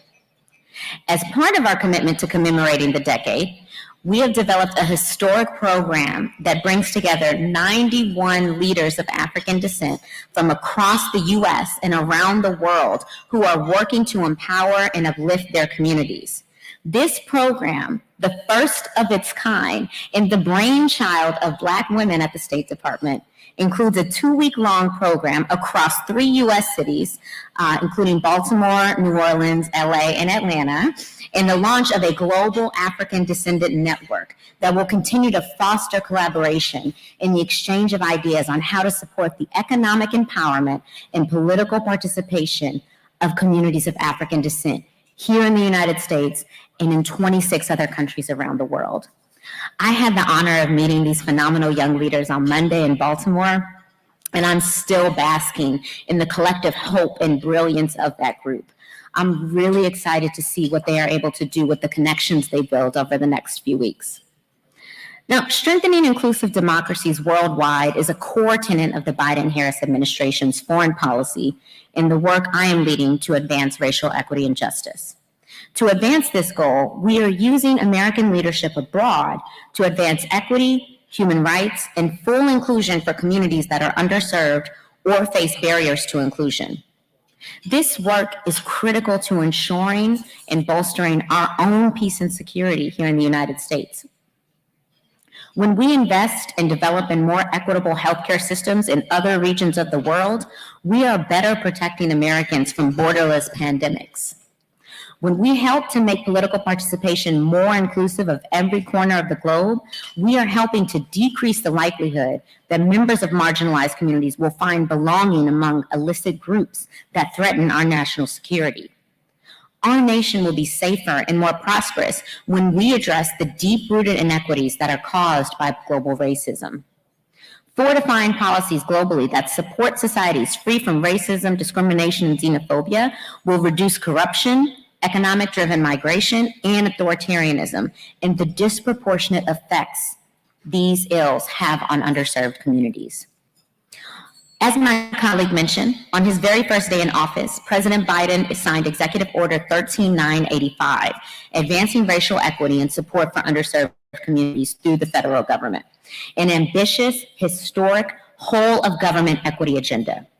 To that end, Secretary of State Blinken released the State Department's Equity Action Plan in April of last year, outlining priorities, including the establishment of the State Department's first ever agency priority goal to advance equity in U.S. foreign policies, programs, and processes, and the announcement of plans to appoint a special representative for racial equity and justice, the position which I'm now honored to occupy. As the president has said, and I quote, "Advancing equity is not a one-year project. It's a generational commitment," end quote. To double down on his commitment to strengthen the federal government's ability to address the barriers that underserved communities continue to face, President Biden followed up with a new executive order just last month entitled Further Advancing Equity and Support for Underserved Communities Through the Federal Government. Now, because racism is ubiquitous and ever evolving, we must all be constantly adapting. When racism moves the goalpost, we have to imagine new ways to become anti-racist. Systemic racism, discrimination, and xenophobia and their harmful effects on our everyday lives should not and cannot be an afterthought. But we cannot go at this alone. At the State Department, we understand that racism can be compounded by the intersection of other identities that are also the targets of oppression.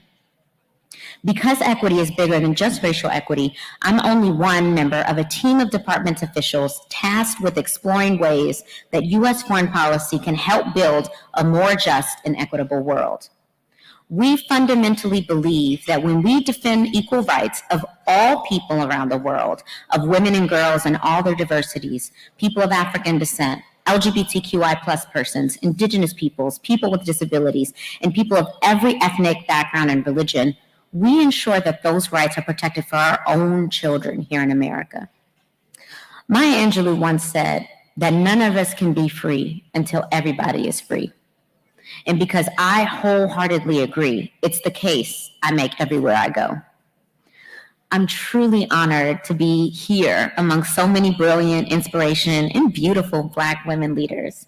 It's invigorating to be in the company of leaders who fully understand the urgency of the moment we're in and who are working tirelessly to help even the playing field for Black women in every other marginalized community. Each of us in our respective fields must all work in concert to uproot systemic racism and all forms of discrimination from our society and our global community. Our country and our world are at an inflection point.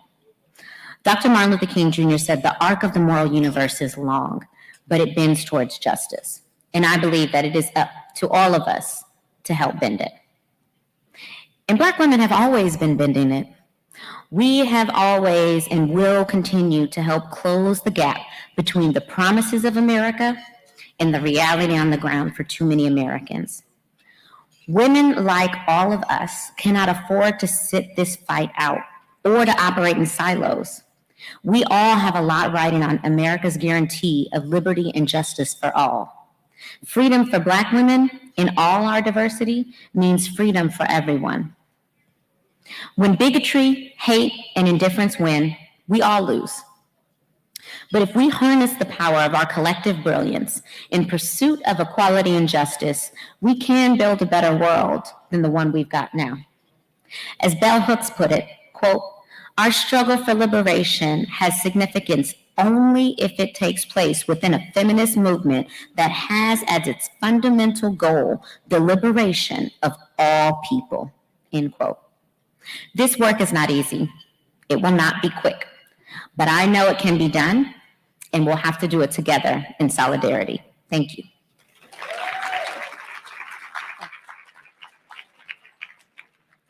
Thank you. Thank you.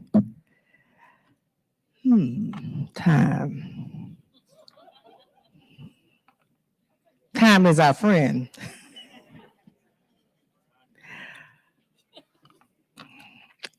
Trying to rework. Y'all know how this works when you know time is just done got away.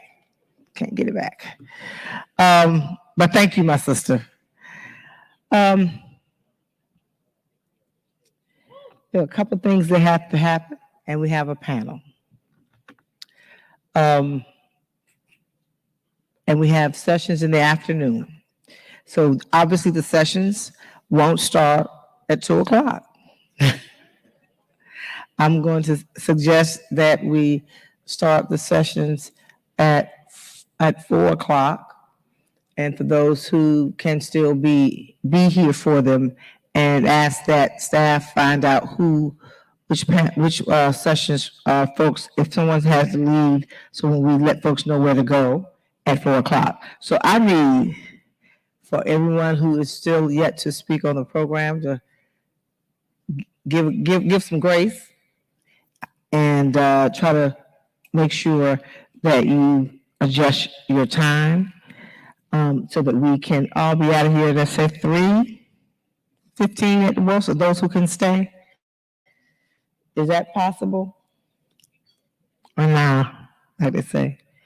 All right, so next we have, and following this, and I know some of the sponsors, I want to thank them in advance, who are on the panel, said they would bring their remarks as a part of the panel discussion that is critically important that we'll be discussing this afternoon.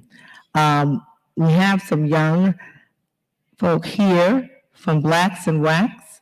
I want them to come up, and they're going to give a shorter version of what we had in mind. And then following that, we will have our technology panel. That before the panel, you will hear from Nada Jones, Chief of Staff of FCC, and we have a couple other sponsors who aren't on the panel that we will bring up. So we will bring up Kamala and Siobhan. I hear they're in the house.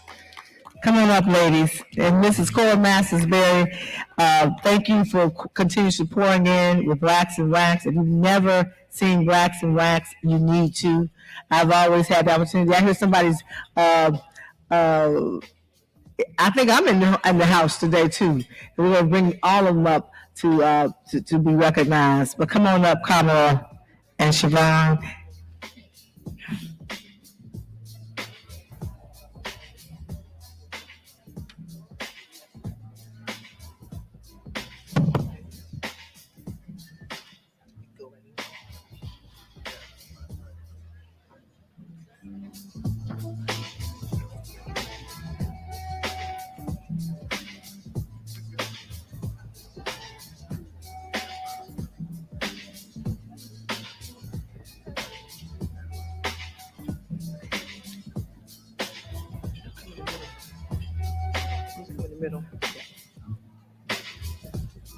Good afternoon, everyone.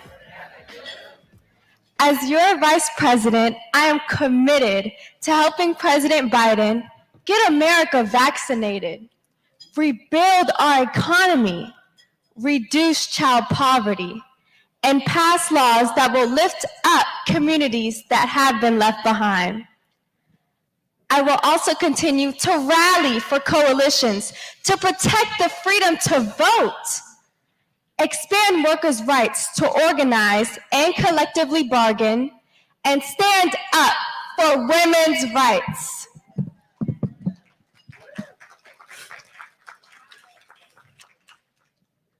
And in the wake of all the violence towards Black men on our streets, there must be a police reform bill. At every step of the way, I've been guided by the words I spoke from the first time I stood in a courtroom. Kamala Harris, for the people.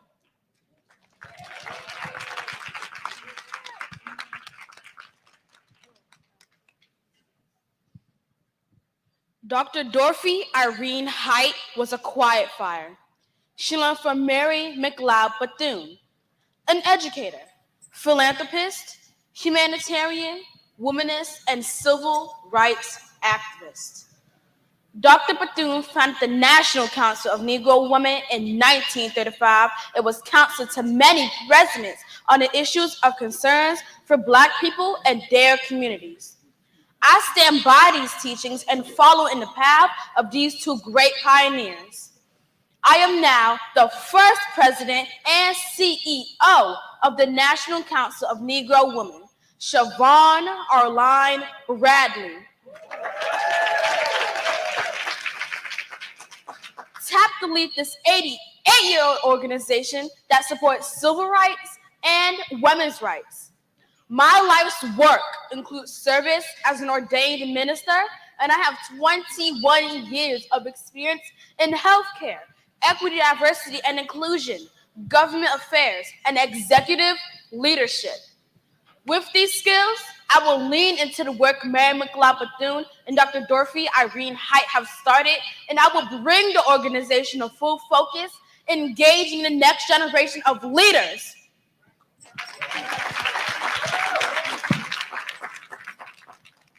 And I just want the rest of you all just to introduce who you are, who you're representing. My name is Legacy, and I'm portraying Melanie Campbell. My name is Tatum Primus, and I'm portraying Jennifer Hudson. My name is Linda Rodriguez, and I'm portraying Simone Sanders Townsend. My name is Raina Carroll, and I'm portraying Tamika Mallory. My name is Tegan Primus. I'm portraying Latasha Brown. Can you all stand up for these young sisters? Yes. And you can still see the blacks and whites. Can they still get tickets, Cora? I don't know. I know they're going to be at the Kennedy Center tomorrow at 5 o'clock. They were over at the Ark yesterday or today? Yesterday. Last night. Okay. Thank you all, ladies. Let me get a picture. Oh, we're going to get a picture.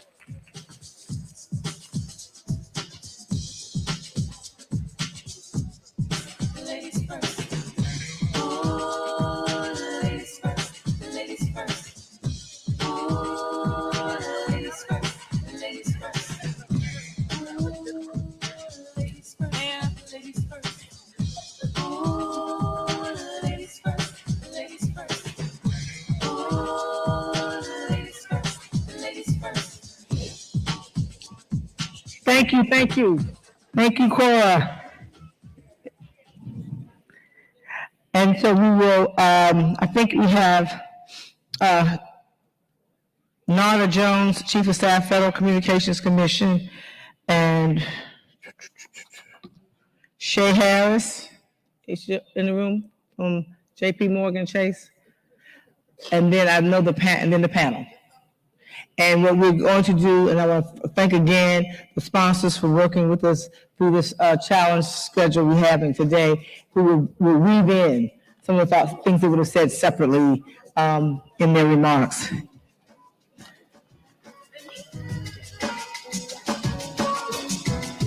Is this your phone, man?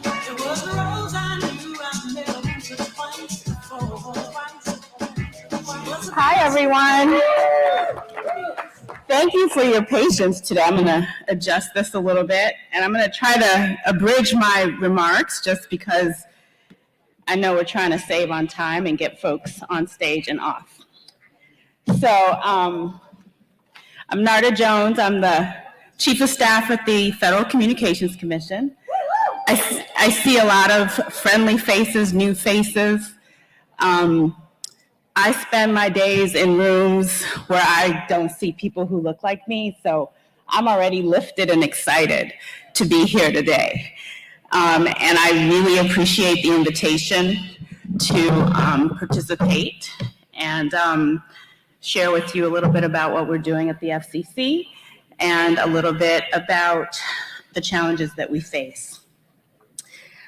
I can't address this group today without acknowledging that the mission is so important in these times. The mission is central to debates about equity and infrastructure that are happening daily around us. A recent report from the Center for American Women in Politics framed this dynamic well, in my view.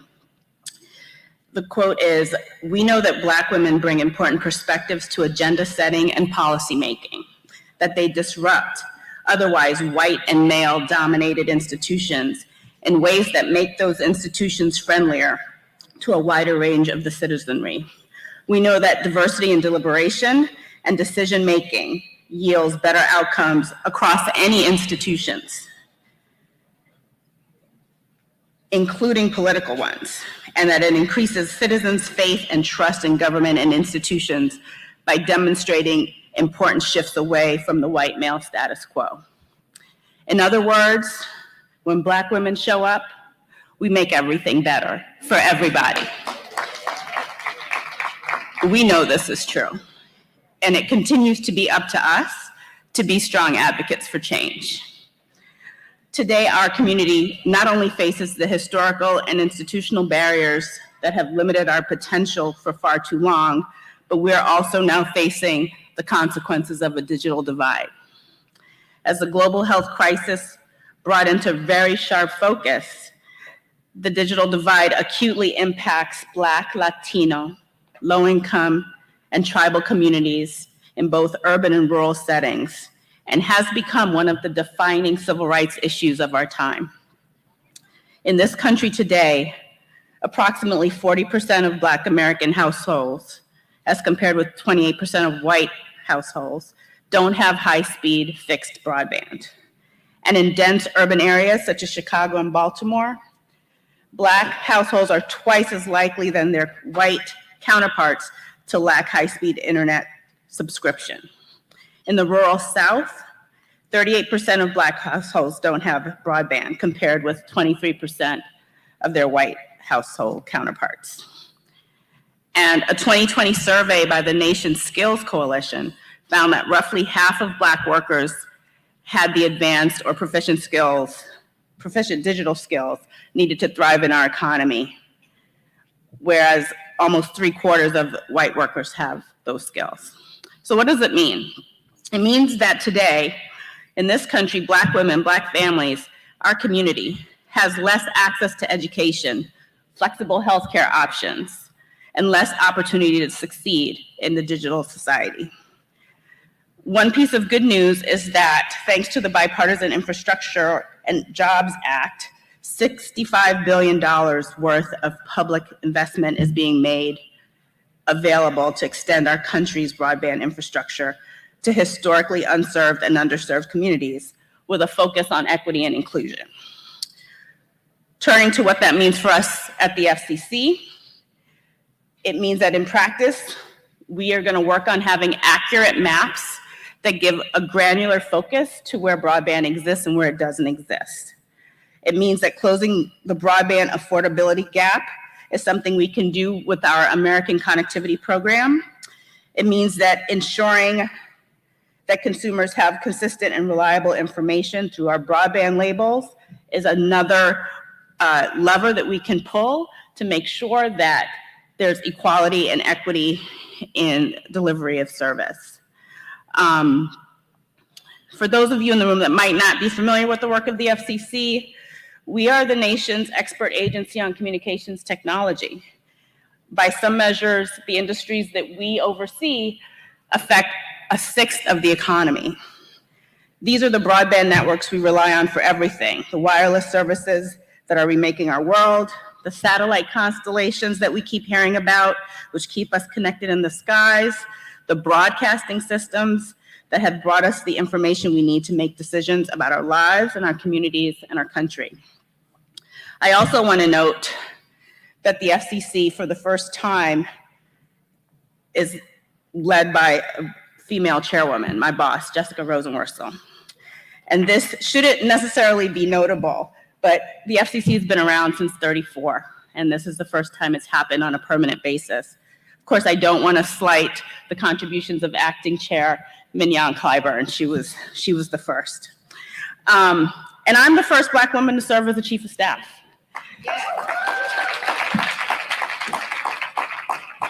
Under Chairwoman Rosenworcel's leadership, we think that if we do our job correctly, we can make sure we bring everyone along, because we need everyone if we're going to succeed as a country. And that starts with making sure everyone everywhere can get online. So now I'm going to turn to some of the things we've been working on. For the past year and a half, we've been hard at work building the largest broadband affordability program in our nation's history, which was, as I noted, created by the Bipartisan Infrastructure Law and was adopted in late 2021. Under this program, eligible households can get discounts of up to $30 a month for broadband service and up to $75 a month if that household's on tribal lands. Can also receive up to $100 to offset the cost of a computer tablet. We launched the program at the start of 2022, and last month we enrolled our 16th millionth subscriber. So we're very proud of those numbers. The authors of the infrastructure law had the good sense to understand that the investments in broadband alone, in the infrastructure, in broadband affordability alone, are not enough to achieve equity. Even though redlining is illegal, we know that discrimination still persists. And that's why the law called on the FCC to take steps to ensure that all people in the United States benefit from equal access to broadband internet access service. We believe your zip code shouldn't determine your access to broadband. So a little over a year ago, the chairwoman formed a cross-agency task force that focuses on creating rules and policies to combat this digital discrimination. And 1 month later, we kicked off an investigation into digital discrimination. And as one of our last major actions in 2022, we started a rulemaking to look at these complex issues. We also set up a new Communications Equity and Diversity Council with an expanded mission focused on looking not only at media matters, but also more broadly diversity and equity issues across the technology ecosystem. The council's been active in our digital discrimination efforts, helping women and people of color get a hold in the tech sector. Just weeks ago, the council hosted an upskilling workshop where experts from across the government, the private sector, and the public interest community offered tangible job training ideas to help historically underserved populations move up in the tech sector. We also kicked off, should have gotten some water, it's a lot. We also kicked off an equal employment opportunity initiative to collect information about composition of the broadcast workforce, mindful of the fact that our own data shows that women and people of color still only own a minuscule percentage of the broadcast stations around the country. That is not an exhaustive list. We've been very busy. I want to close with this. One of my boss's favorite sheroes is Shirley Chisholm, who, as I know most of the folks in this audience knows, was the first Black woman to serve in Congress and run for president. And when my boss is asked how she's able to advance in the male-dominated tech sector, she often, thank you, breaks out her favorite quote from Congresswoman Chisholm, which I think a lot of us know. If they don't give you a seat at the table, bring a folding chair. Too many of us in this room know what it's like to not have a seat at the table. but we can't and don't let that stop us. We know we need to keep pushing and bring our own share. And what I love about us is that when we get to the table, we always make space. We always make space for each other, and we want to bring other people along. Black women know that together we can reset, rejuvenate, and reimagine what is possible for ourselves and our communities. That's the theme, by the way. I'm really proud that I incorporated that. Thank you again for your time today. And please know that you all have a friend at the FCC. If you have questions, these are complex issues that sometimes people feel they can't get answers. They can't have a voice in how this really important work is rolled out. So I answer my emails. Takes me a while sometimes. narda.jones@fcc.gov. Feel free to email me. And I'm happy to be a resource. Reach out if you need me. Thank you. Thank you. All right. Thank you, Narda. And so we have two things left to do. Y'all gonna hang with us? Yeah. Thank you. We have our sister Shay Harris, who will come up from JP Morgan Chase, and then we will have our closing bomb diggity panel of some serious powerhouse sisters and brothers who are leading in the technology communication space with some of our key partners. And we thank you all so very much because many of you all made this happen with not just resources, but being friends as well. And so my sister Shay Harris from JP Morgan Chase will come up now with her brief remarks. Good afternoon. Let's first give yourselves a round of applause because some of y'all are still here, so praise God. Thank you. Thank you for hanging with us. I promise to be brief, so if someone wants to start a timer, 3 minutes and out. So if y'all can bear with me for 3 minutes, I promise. I got y'all. I've been in these seats. I get it. Again, my name is Shay Harris. I serve as the Mid-Atlantic Region Director in Corporate Responsibility at JP Morgan Chase. And I stood before you all at last year's conference, months into my new role in corporate America, pretty unsure about what I had gotten myself into. And as always, Black Women's Roundtable leadership wrapped their arms around me, poured into me, and reassured me that I was in the right place at the right time. And I'm happy to report that I'm still employed. So thank you, Black Women's Roundtable. JP Morgan Chase is pleased to be a sponsor again at this year's annual Black Women's Roundtable Women of Power National Summit. And as I mentioned, I stood before you last year and we talked about JP Morgan's 5-year, $30 billion commitment to Black and Latinx communities. And at the end of 2021, we have deployed $13 billion of that to support affordable housing, home ownership, small business ownership, and financial health for Black, Hispanic, and Latino families. That was $30 billion. I just wanted to make sure. Okay, all right, thank you. One clap. I appreciate that. Thank you. So we have work to do, and I look forward to reporting out on our progress at next year's conference.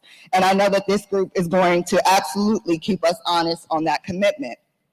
I am proud that I'm at a company that understands we cannot address the wealth gap in this region or in this country without acknowledging that it is ever so tied to the economic success and mobility of Black women.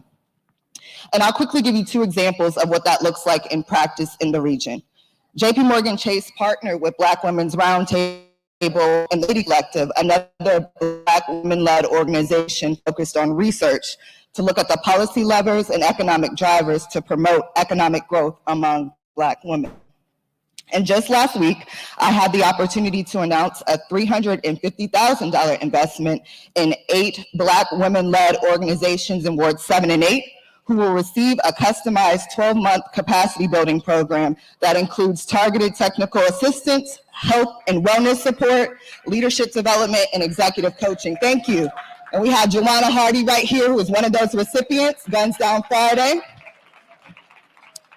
And if you're in DC, look out early next week for another exciting announcement about another Black woman-led organization that JP Morgan Chase is investing in.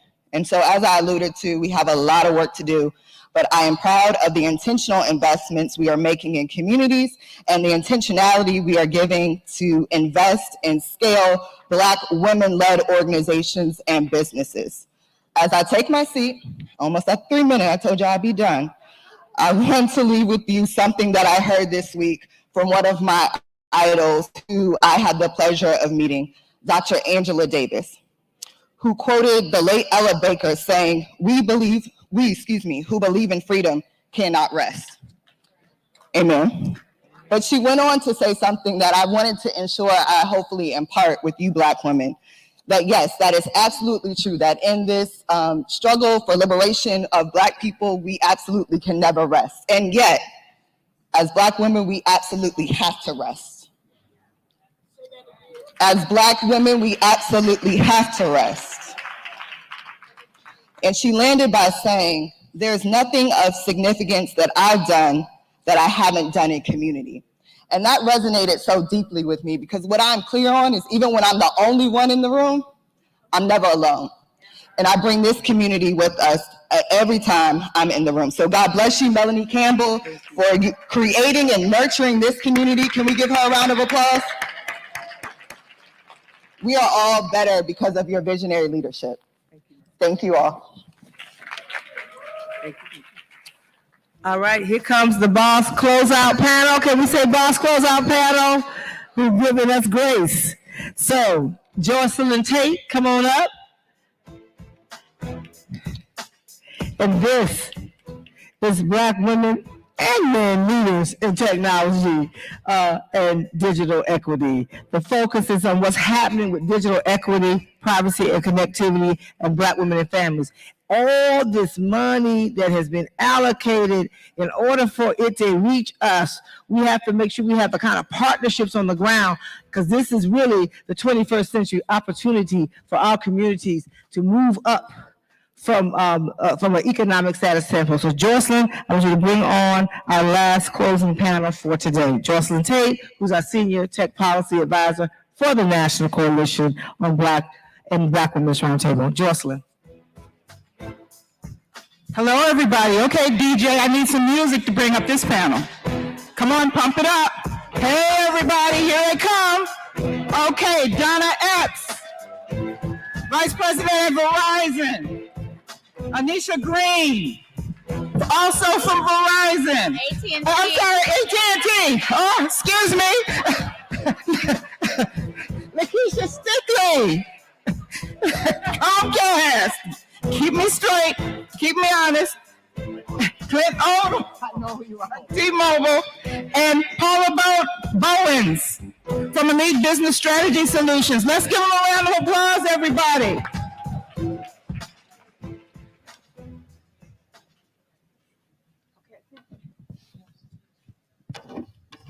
Does everyone have a microphone? Okay. So this panel, we're going to just go down. We're going to do a quick round robin in the interest of time.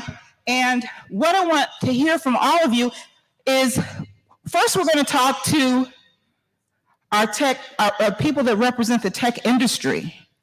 And then we're going to talk to a woman in tech. So what I want to find out from all of you, and we'll start down at the end with you, Donna. Tell us about what Verizon is doing, the initiatives that you have that are helping small businesses and Black women in technology.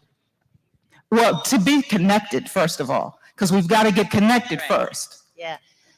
First of all, thank you so much for the opportunity. Thank you all who have persevered and stayed around to hear this last panel. We're going to try to make it bomb diggity, as Melanie said. So small businesses, obviously incredibly important. I know there are a lot of small business owners in the room. We know that small businesses are the backbone of our communities. And we also know that Black women drive small business, and that the increase that we've seen in the number of small business has been driven by Black women. Obviously, our businesses were decimated during the pandemic. Unfortunately, I saw a study recently that we are 30% above pre-pandemic levels now.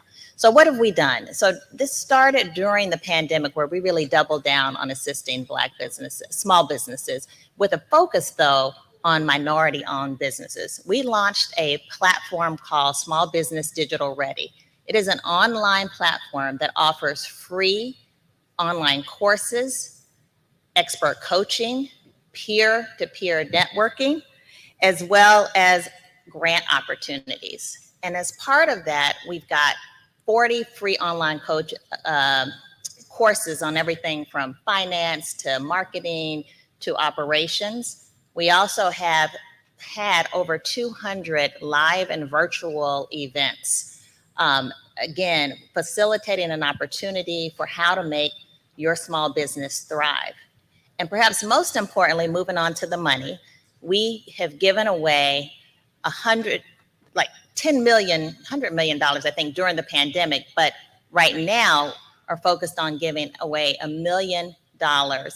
And this will be in the form of $10,000 grant opportunities. And right now we have open for application the opportunity till, May 12th to register for a $10,000 grant opportunity. And to be eligible to register, all you have to do is sign up for Verizon Small Business Digital Ready, take 2 courses or attend 2 events, and then you can register. And again, the goal is to really help small businesses, and we have targeted an African American business to thrive.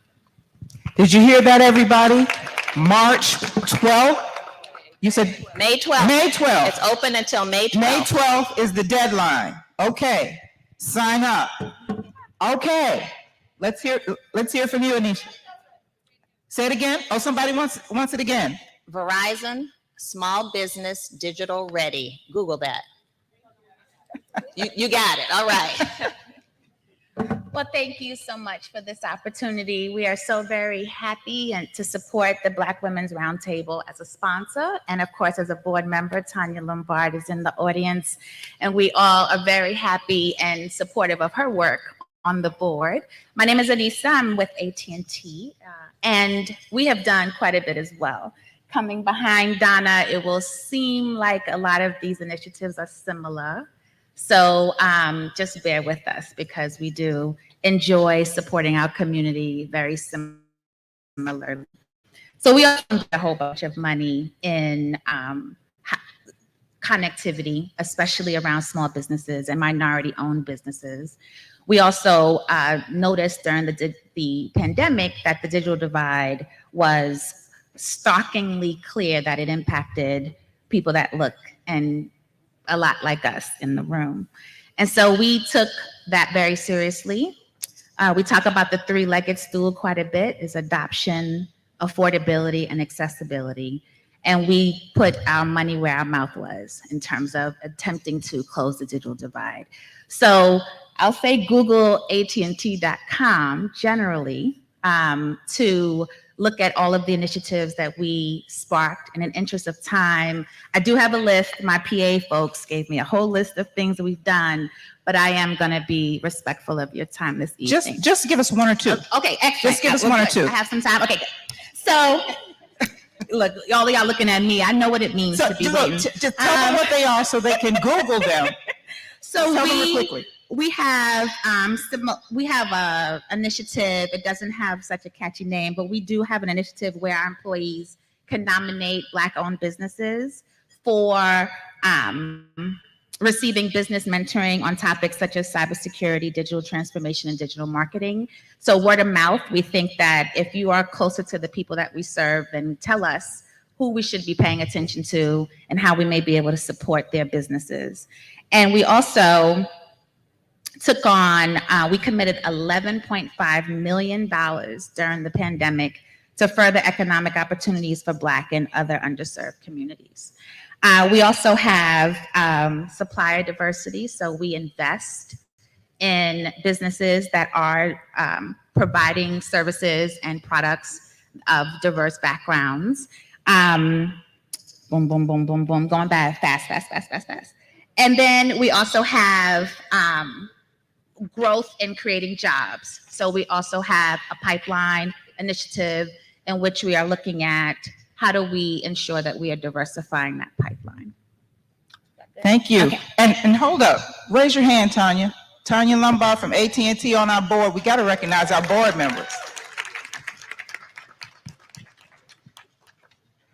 All right, Lakeisha. Hi. First of all, I want to say thank you to the Black Business Roundtable for this phenomenal event and giving Comcast the opportunity to participate. And we're also happy to be a supporter of the National Coalition of Black Civic Participation. So thank you. Again, in the interest of your time, we too have similar programs. So for me, that just says that there's a lot of resources out here for everyone. And so same thing with as well as the pandemic showed us that there were just a lot of disparities in the African American community, and particularly those who own small businesses. So in the pandemic, Comcast created the Comcast Rise program, which stands for Representation, Investment, Strength, and Empowerment. And through that program, specifically from 2020 to 2022, we provided grants, $110 million in grants. There were financial grants, marketing grants, technology grants. So basically trying to give financial assets and non-financial assets to small business owners that when they're using our resources and our platform. So TV campaigns, helping them produce commercials, consulting services, computer equipment, giving them internet voice and cybersecurity services, and business coaching. 13,000 small business owners in over 1,300 cities in 38 states have benefited from this program. We're in the process now of developing phase 2 of that program. So as we're easing from the pandemic, thank God, we are now going to be focused on helping businesses reach long-term sustainability and growth. So I would say be on the lookout for the second phase of our Comcast Rise program. In addition to that, we also, through our NBC Universal platform, we have partnered with State Farm to create a small business playbook that provides online resources and tools for small business owners, particularly business owners of color. Things in terms of my apologies. But we help them with things of how you manage your cash flow. Like a lot of businesses may get these financial resources, but you need to know how to strategically deploy these resources. Marketing 101, all of the things that I think that a lot of our businesses that are owned by individuals of color don't necessarily have access to. So we think of this in terms of providing wraparound services for small businesses. And I must say, we cannot do this without the help of our community partners. 2 of them were here today. One was on the stage, Mrs. Cheryl Dorsey with Echoing Green, and Samantha Abrams with Walker's Legacy, who was also here earlier today. We are able to do this phenomenal work with our community partners. Thank you. Thank you. And we have an honorary member of our sister panel today, Clint Odom from AT&T. I'm sorry, I keep saying I'm sorry. T-Mobile. I wouldn't be here without Black women. That part is safe to say. And thank you for letting me be here. You've heard a lot about program offerings from our companies, and I certainly want to tell you about ours. But I've had a long history in Washington, D.C. I've served for Kamala Harris as her first legislative director at a time when she was coming to the Senate and everybody thought she was a lightweight and would never pass any legislation. She asked me to help her put together a legislative agenda that was serious and hefty, and we did that, and I'm very proud of it.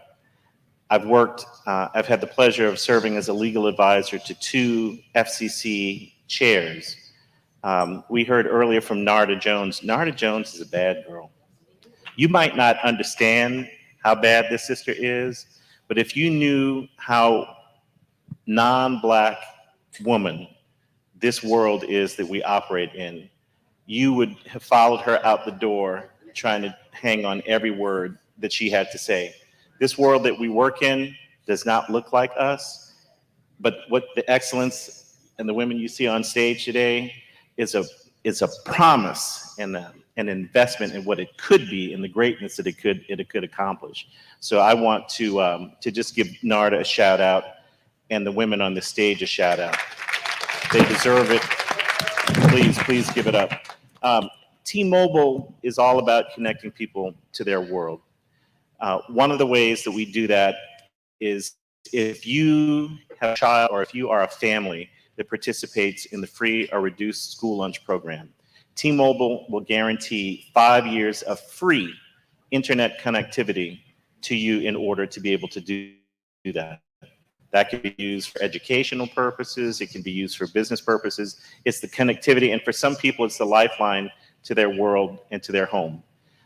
We've just recently gotten into the home internet business. How many of you have purchased home internet and also own a small business, but you find out the price you pay for a business owner is a lot higher than the price you pay at home for home internet? T-Mobile has destroyed that difference. If you are a small business and you want to subscribe to T-Mobile's home internet business, it is $50 a month, all fees, all taxes included. If you have a T-Mobile phone plan, it can be as low as $30.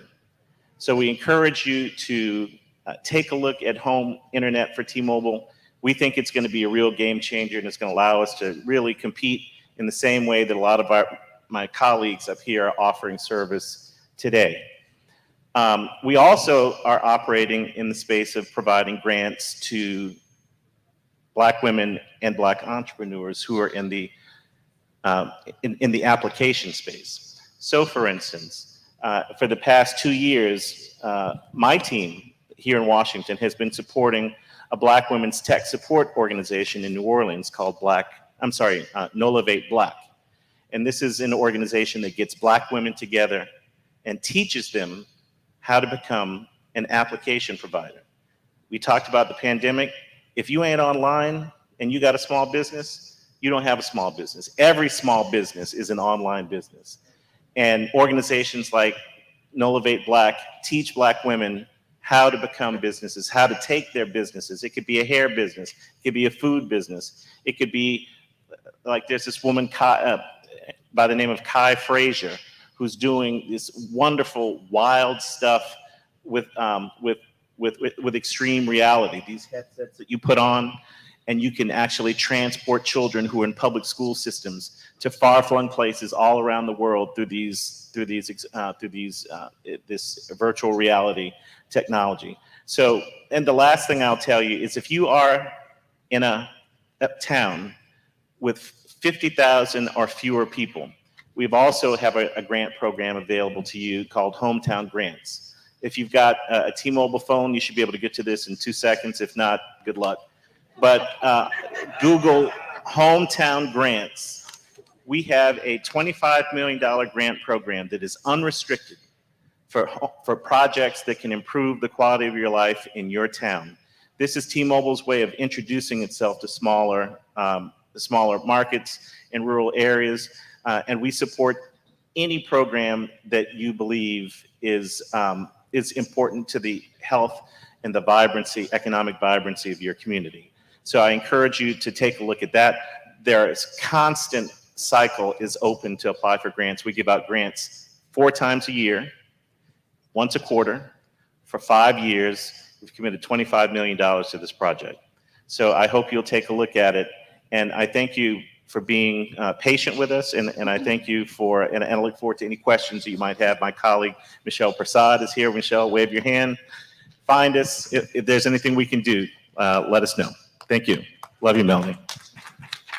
Okay, now we've heard from these companies about all of the opportunities and initiatives that they have to help small businesses to get connected and grow their businesses. So now who we want to hear from is an actual Black woman entrepreneur and how she's using technology to help women build wealth. So we want to hear from Paula. So I know I'm the last person before we leave, so I'll make it very brief. But I just want to say, Verizon, I do take your courses.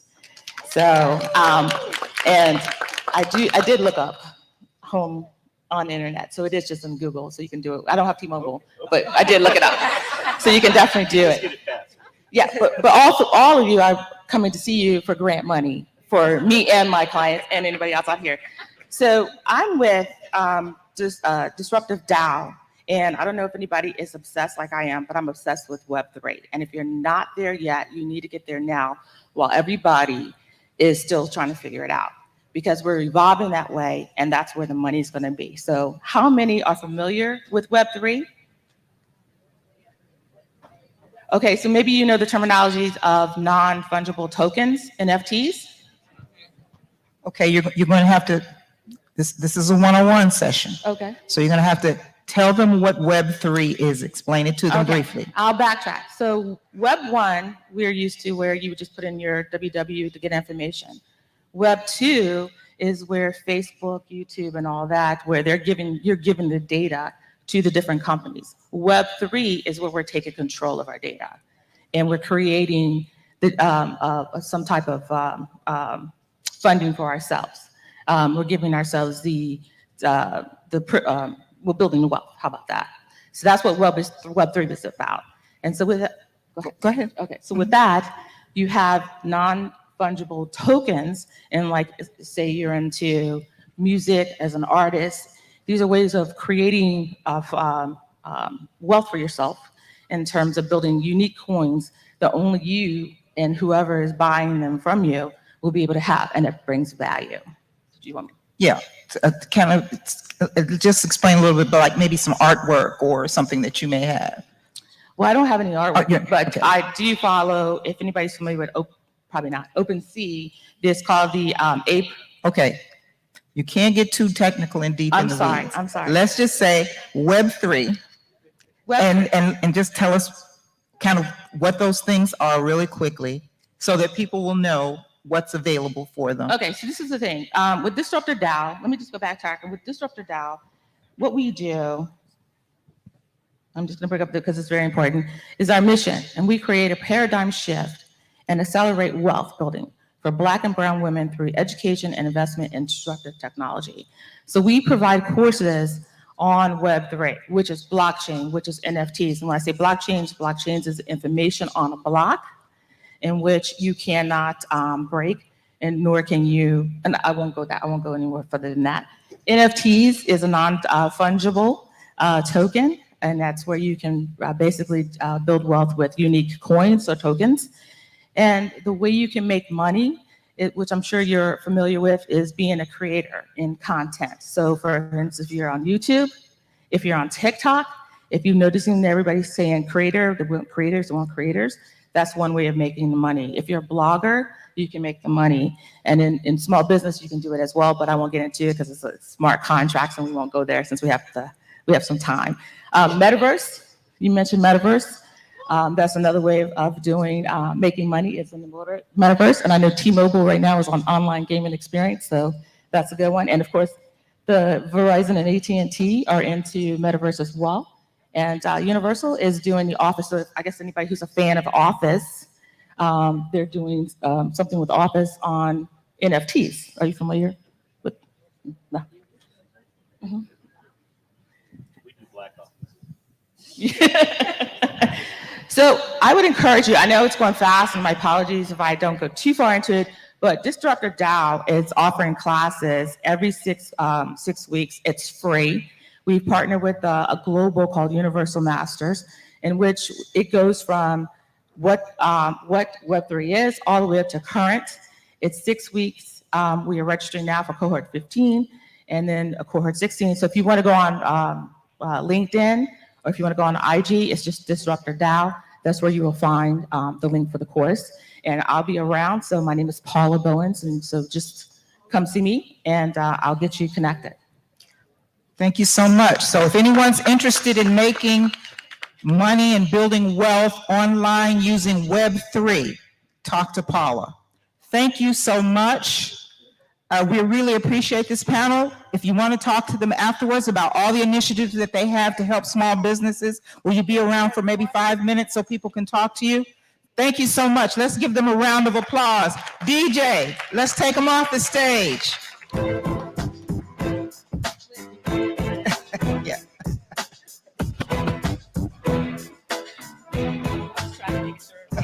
Can we give our bomb diggity panel? Stay right here. We're gonna take a picture. A round of applause. Thank you all. And we'll be back tomorrow for lunch, and we still will be able to weave in for all of our sponsors, those who were not able to bring remarks tomorrow. So let us know if you can, but we hope that you can.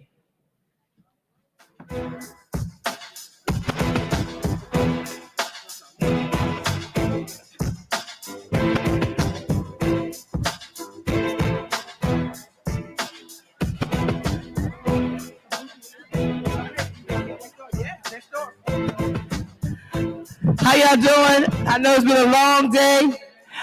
We will only have one set of breakouts this afternoon, and we're going to rework some of tomorrow.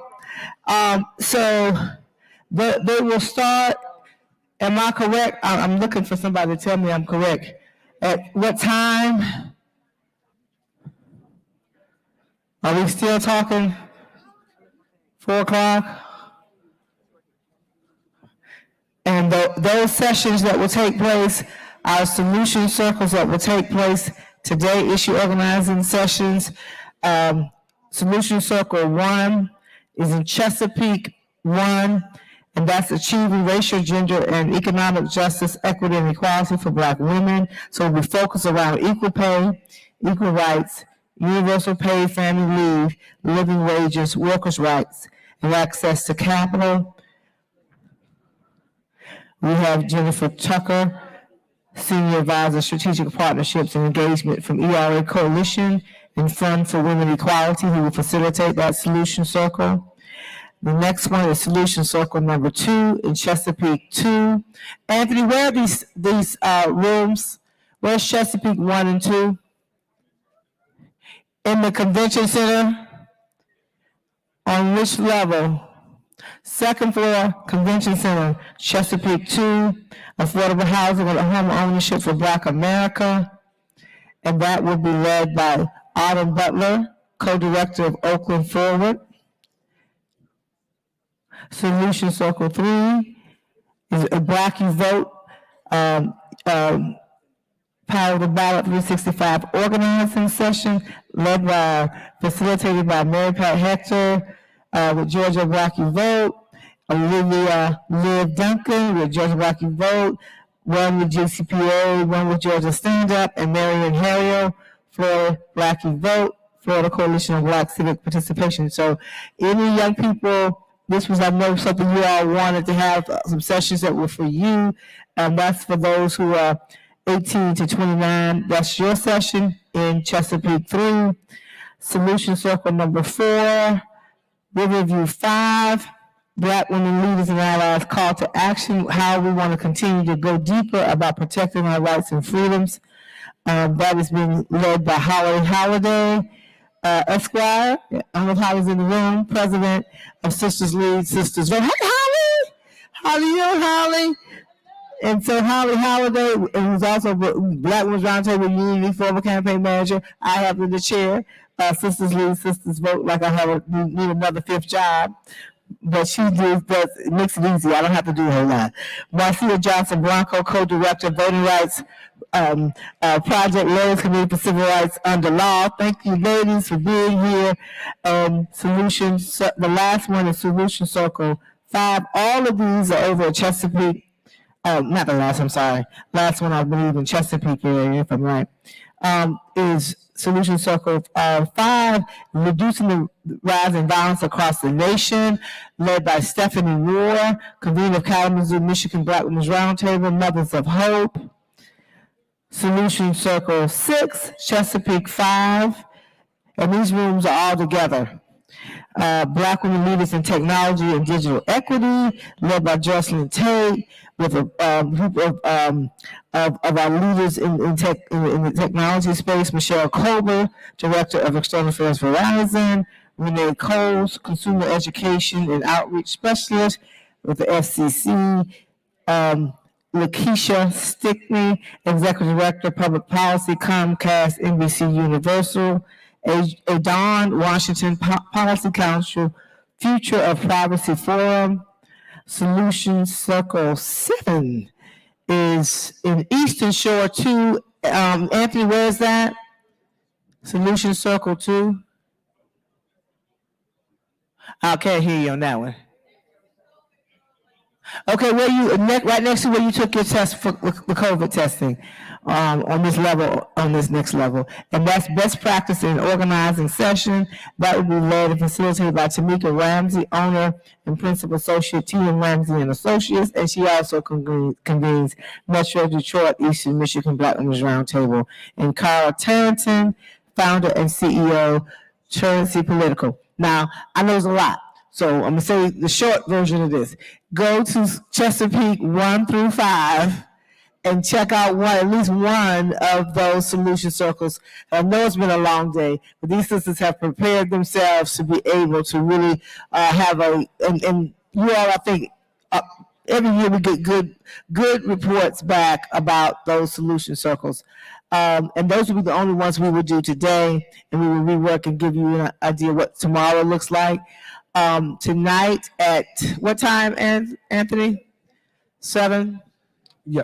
7 o'clock. 7 o'clock. For those who know April Ryan, she'll be here tonight, and we have a first 100 that show up tonight. We'll get a free book signed by her. We will have what like we did last night. We're gonna have a speed date conversation with her. She will be here tonight with her book on Black Women Saving America. I believe I'm messing up the title.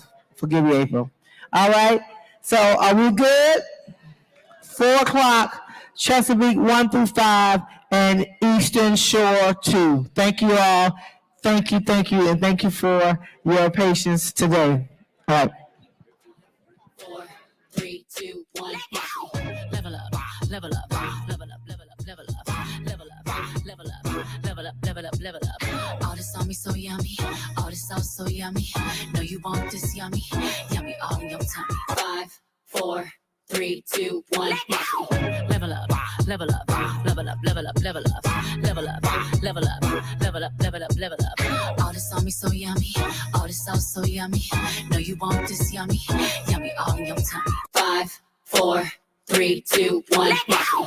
Level up, level up, level up, level up, level up. 5, 4, 3, 2, 1. 5, 4, 5, 4, 3, 2, 1. Level up, level up, level up, level up, level up, level up, level up, level up, level up, level up. All this on me so yummy, all this sauce so yummy. No, you want this yummy.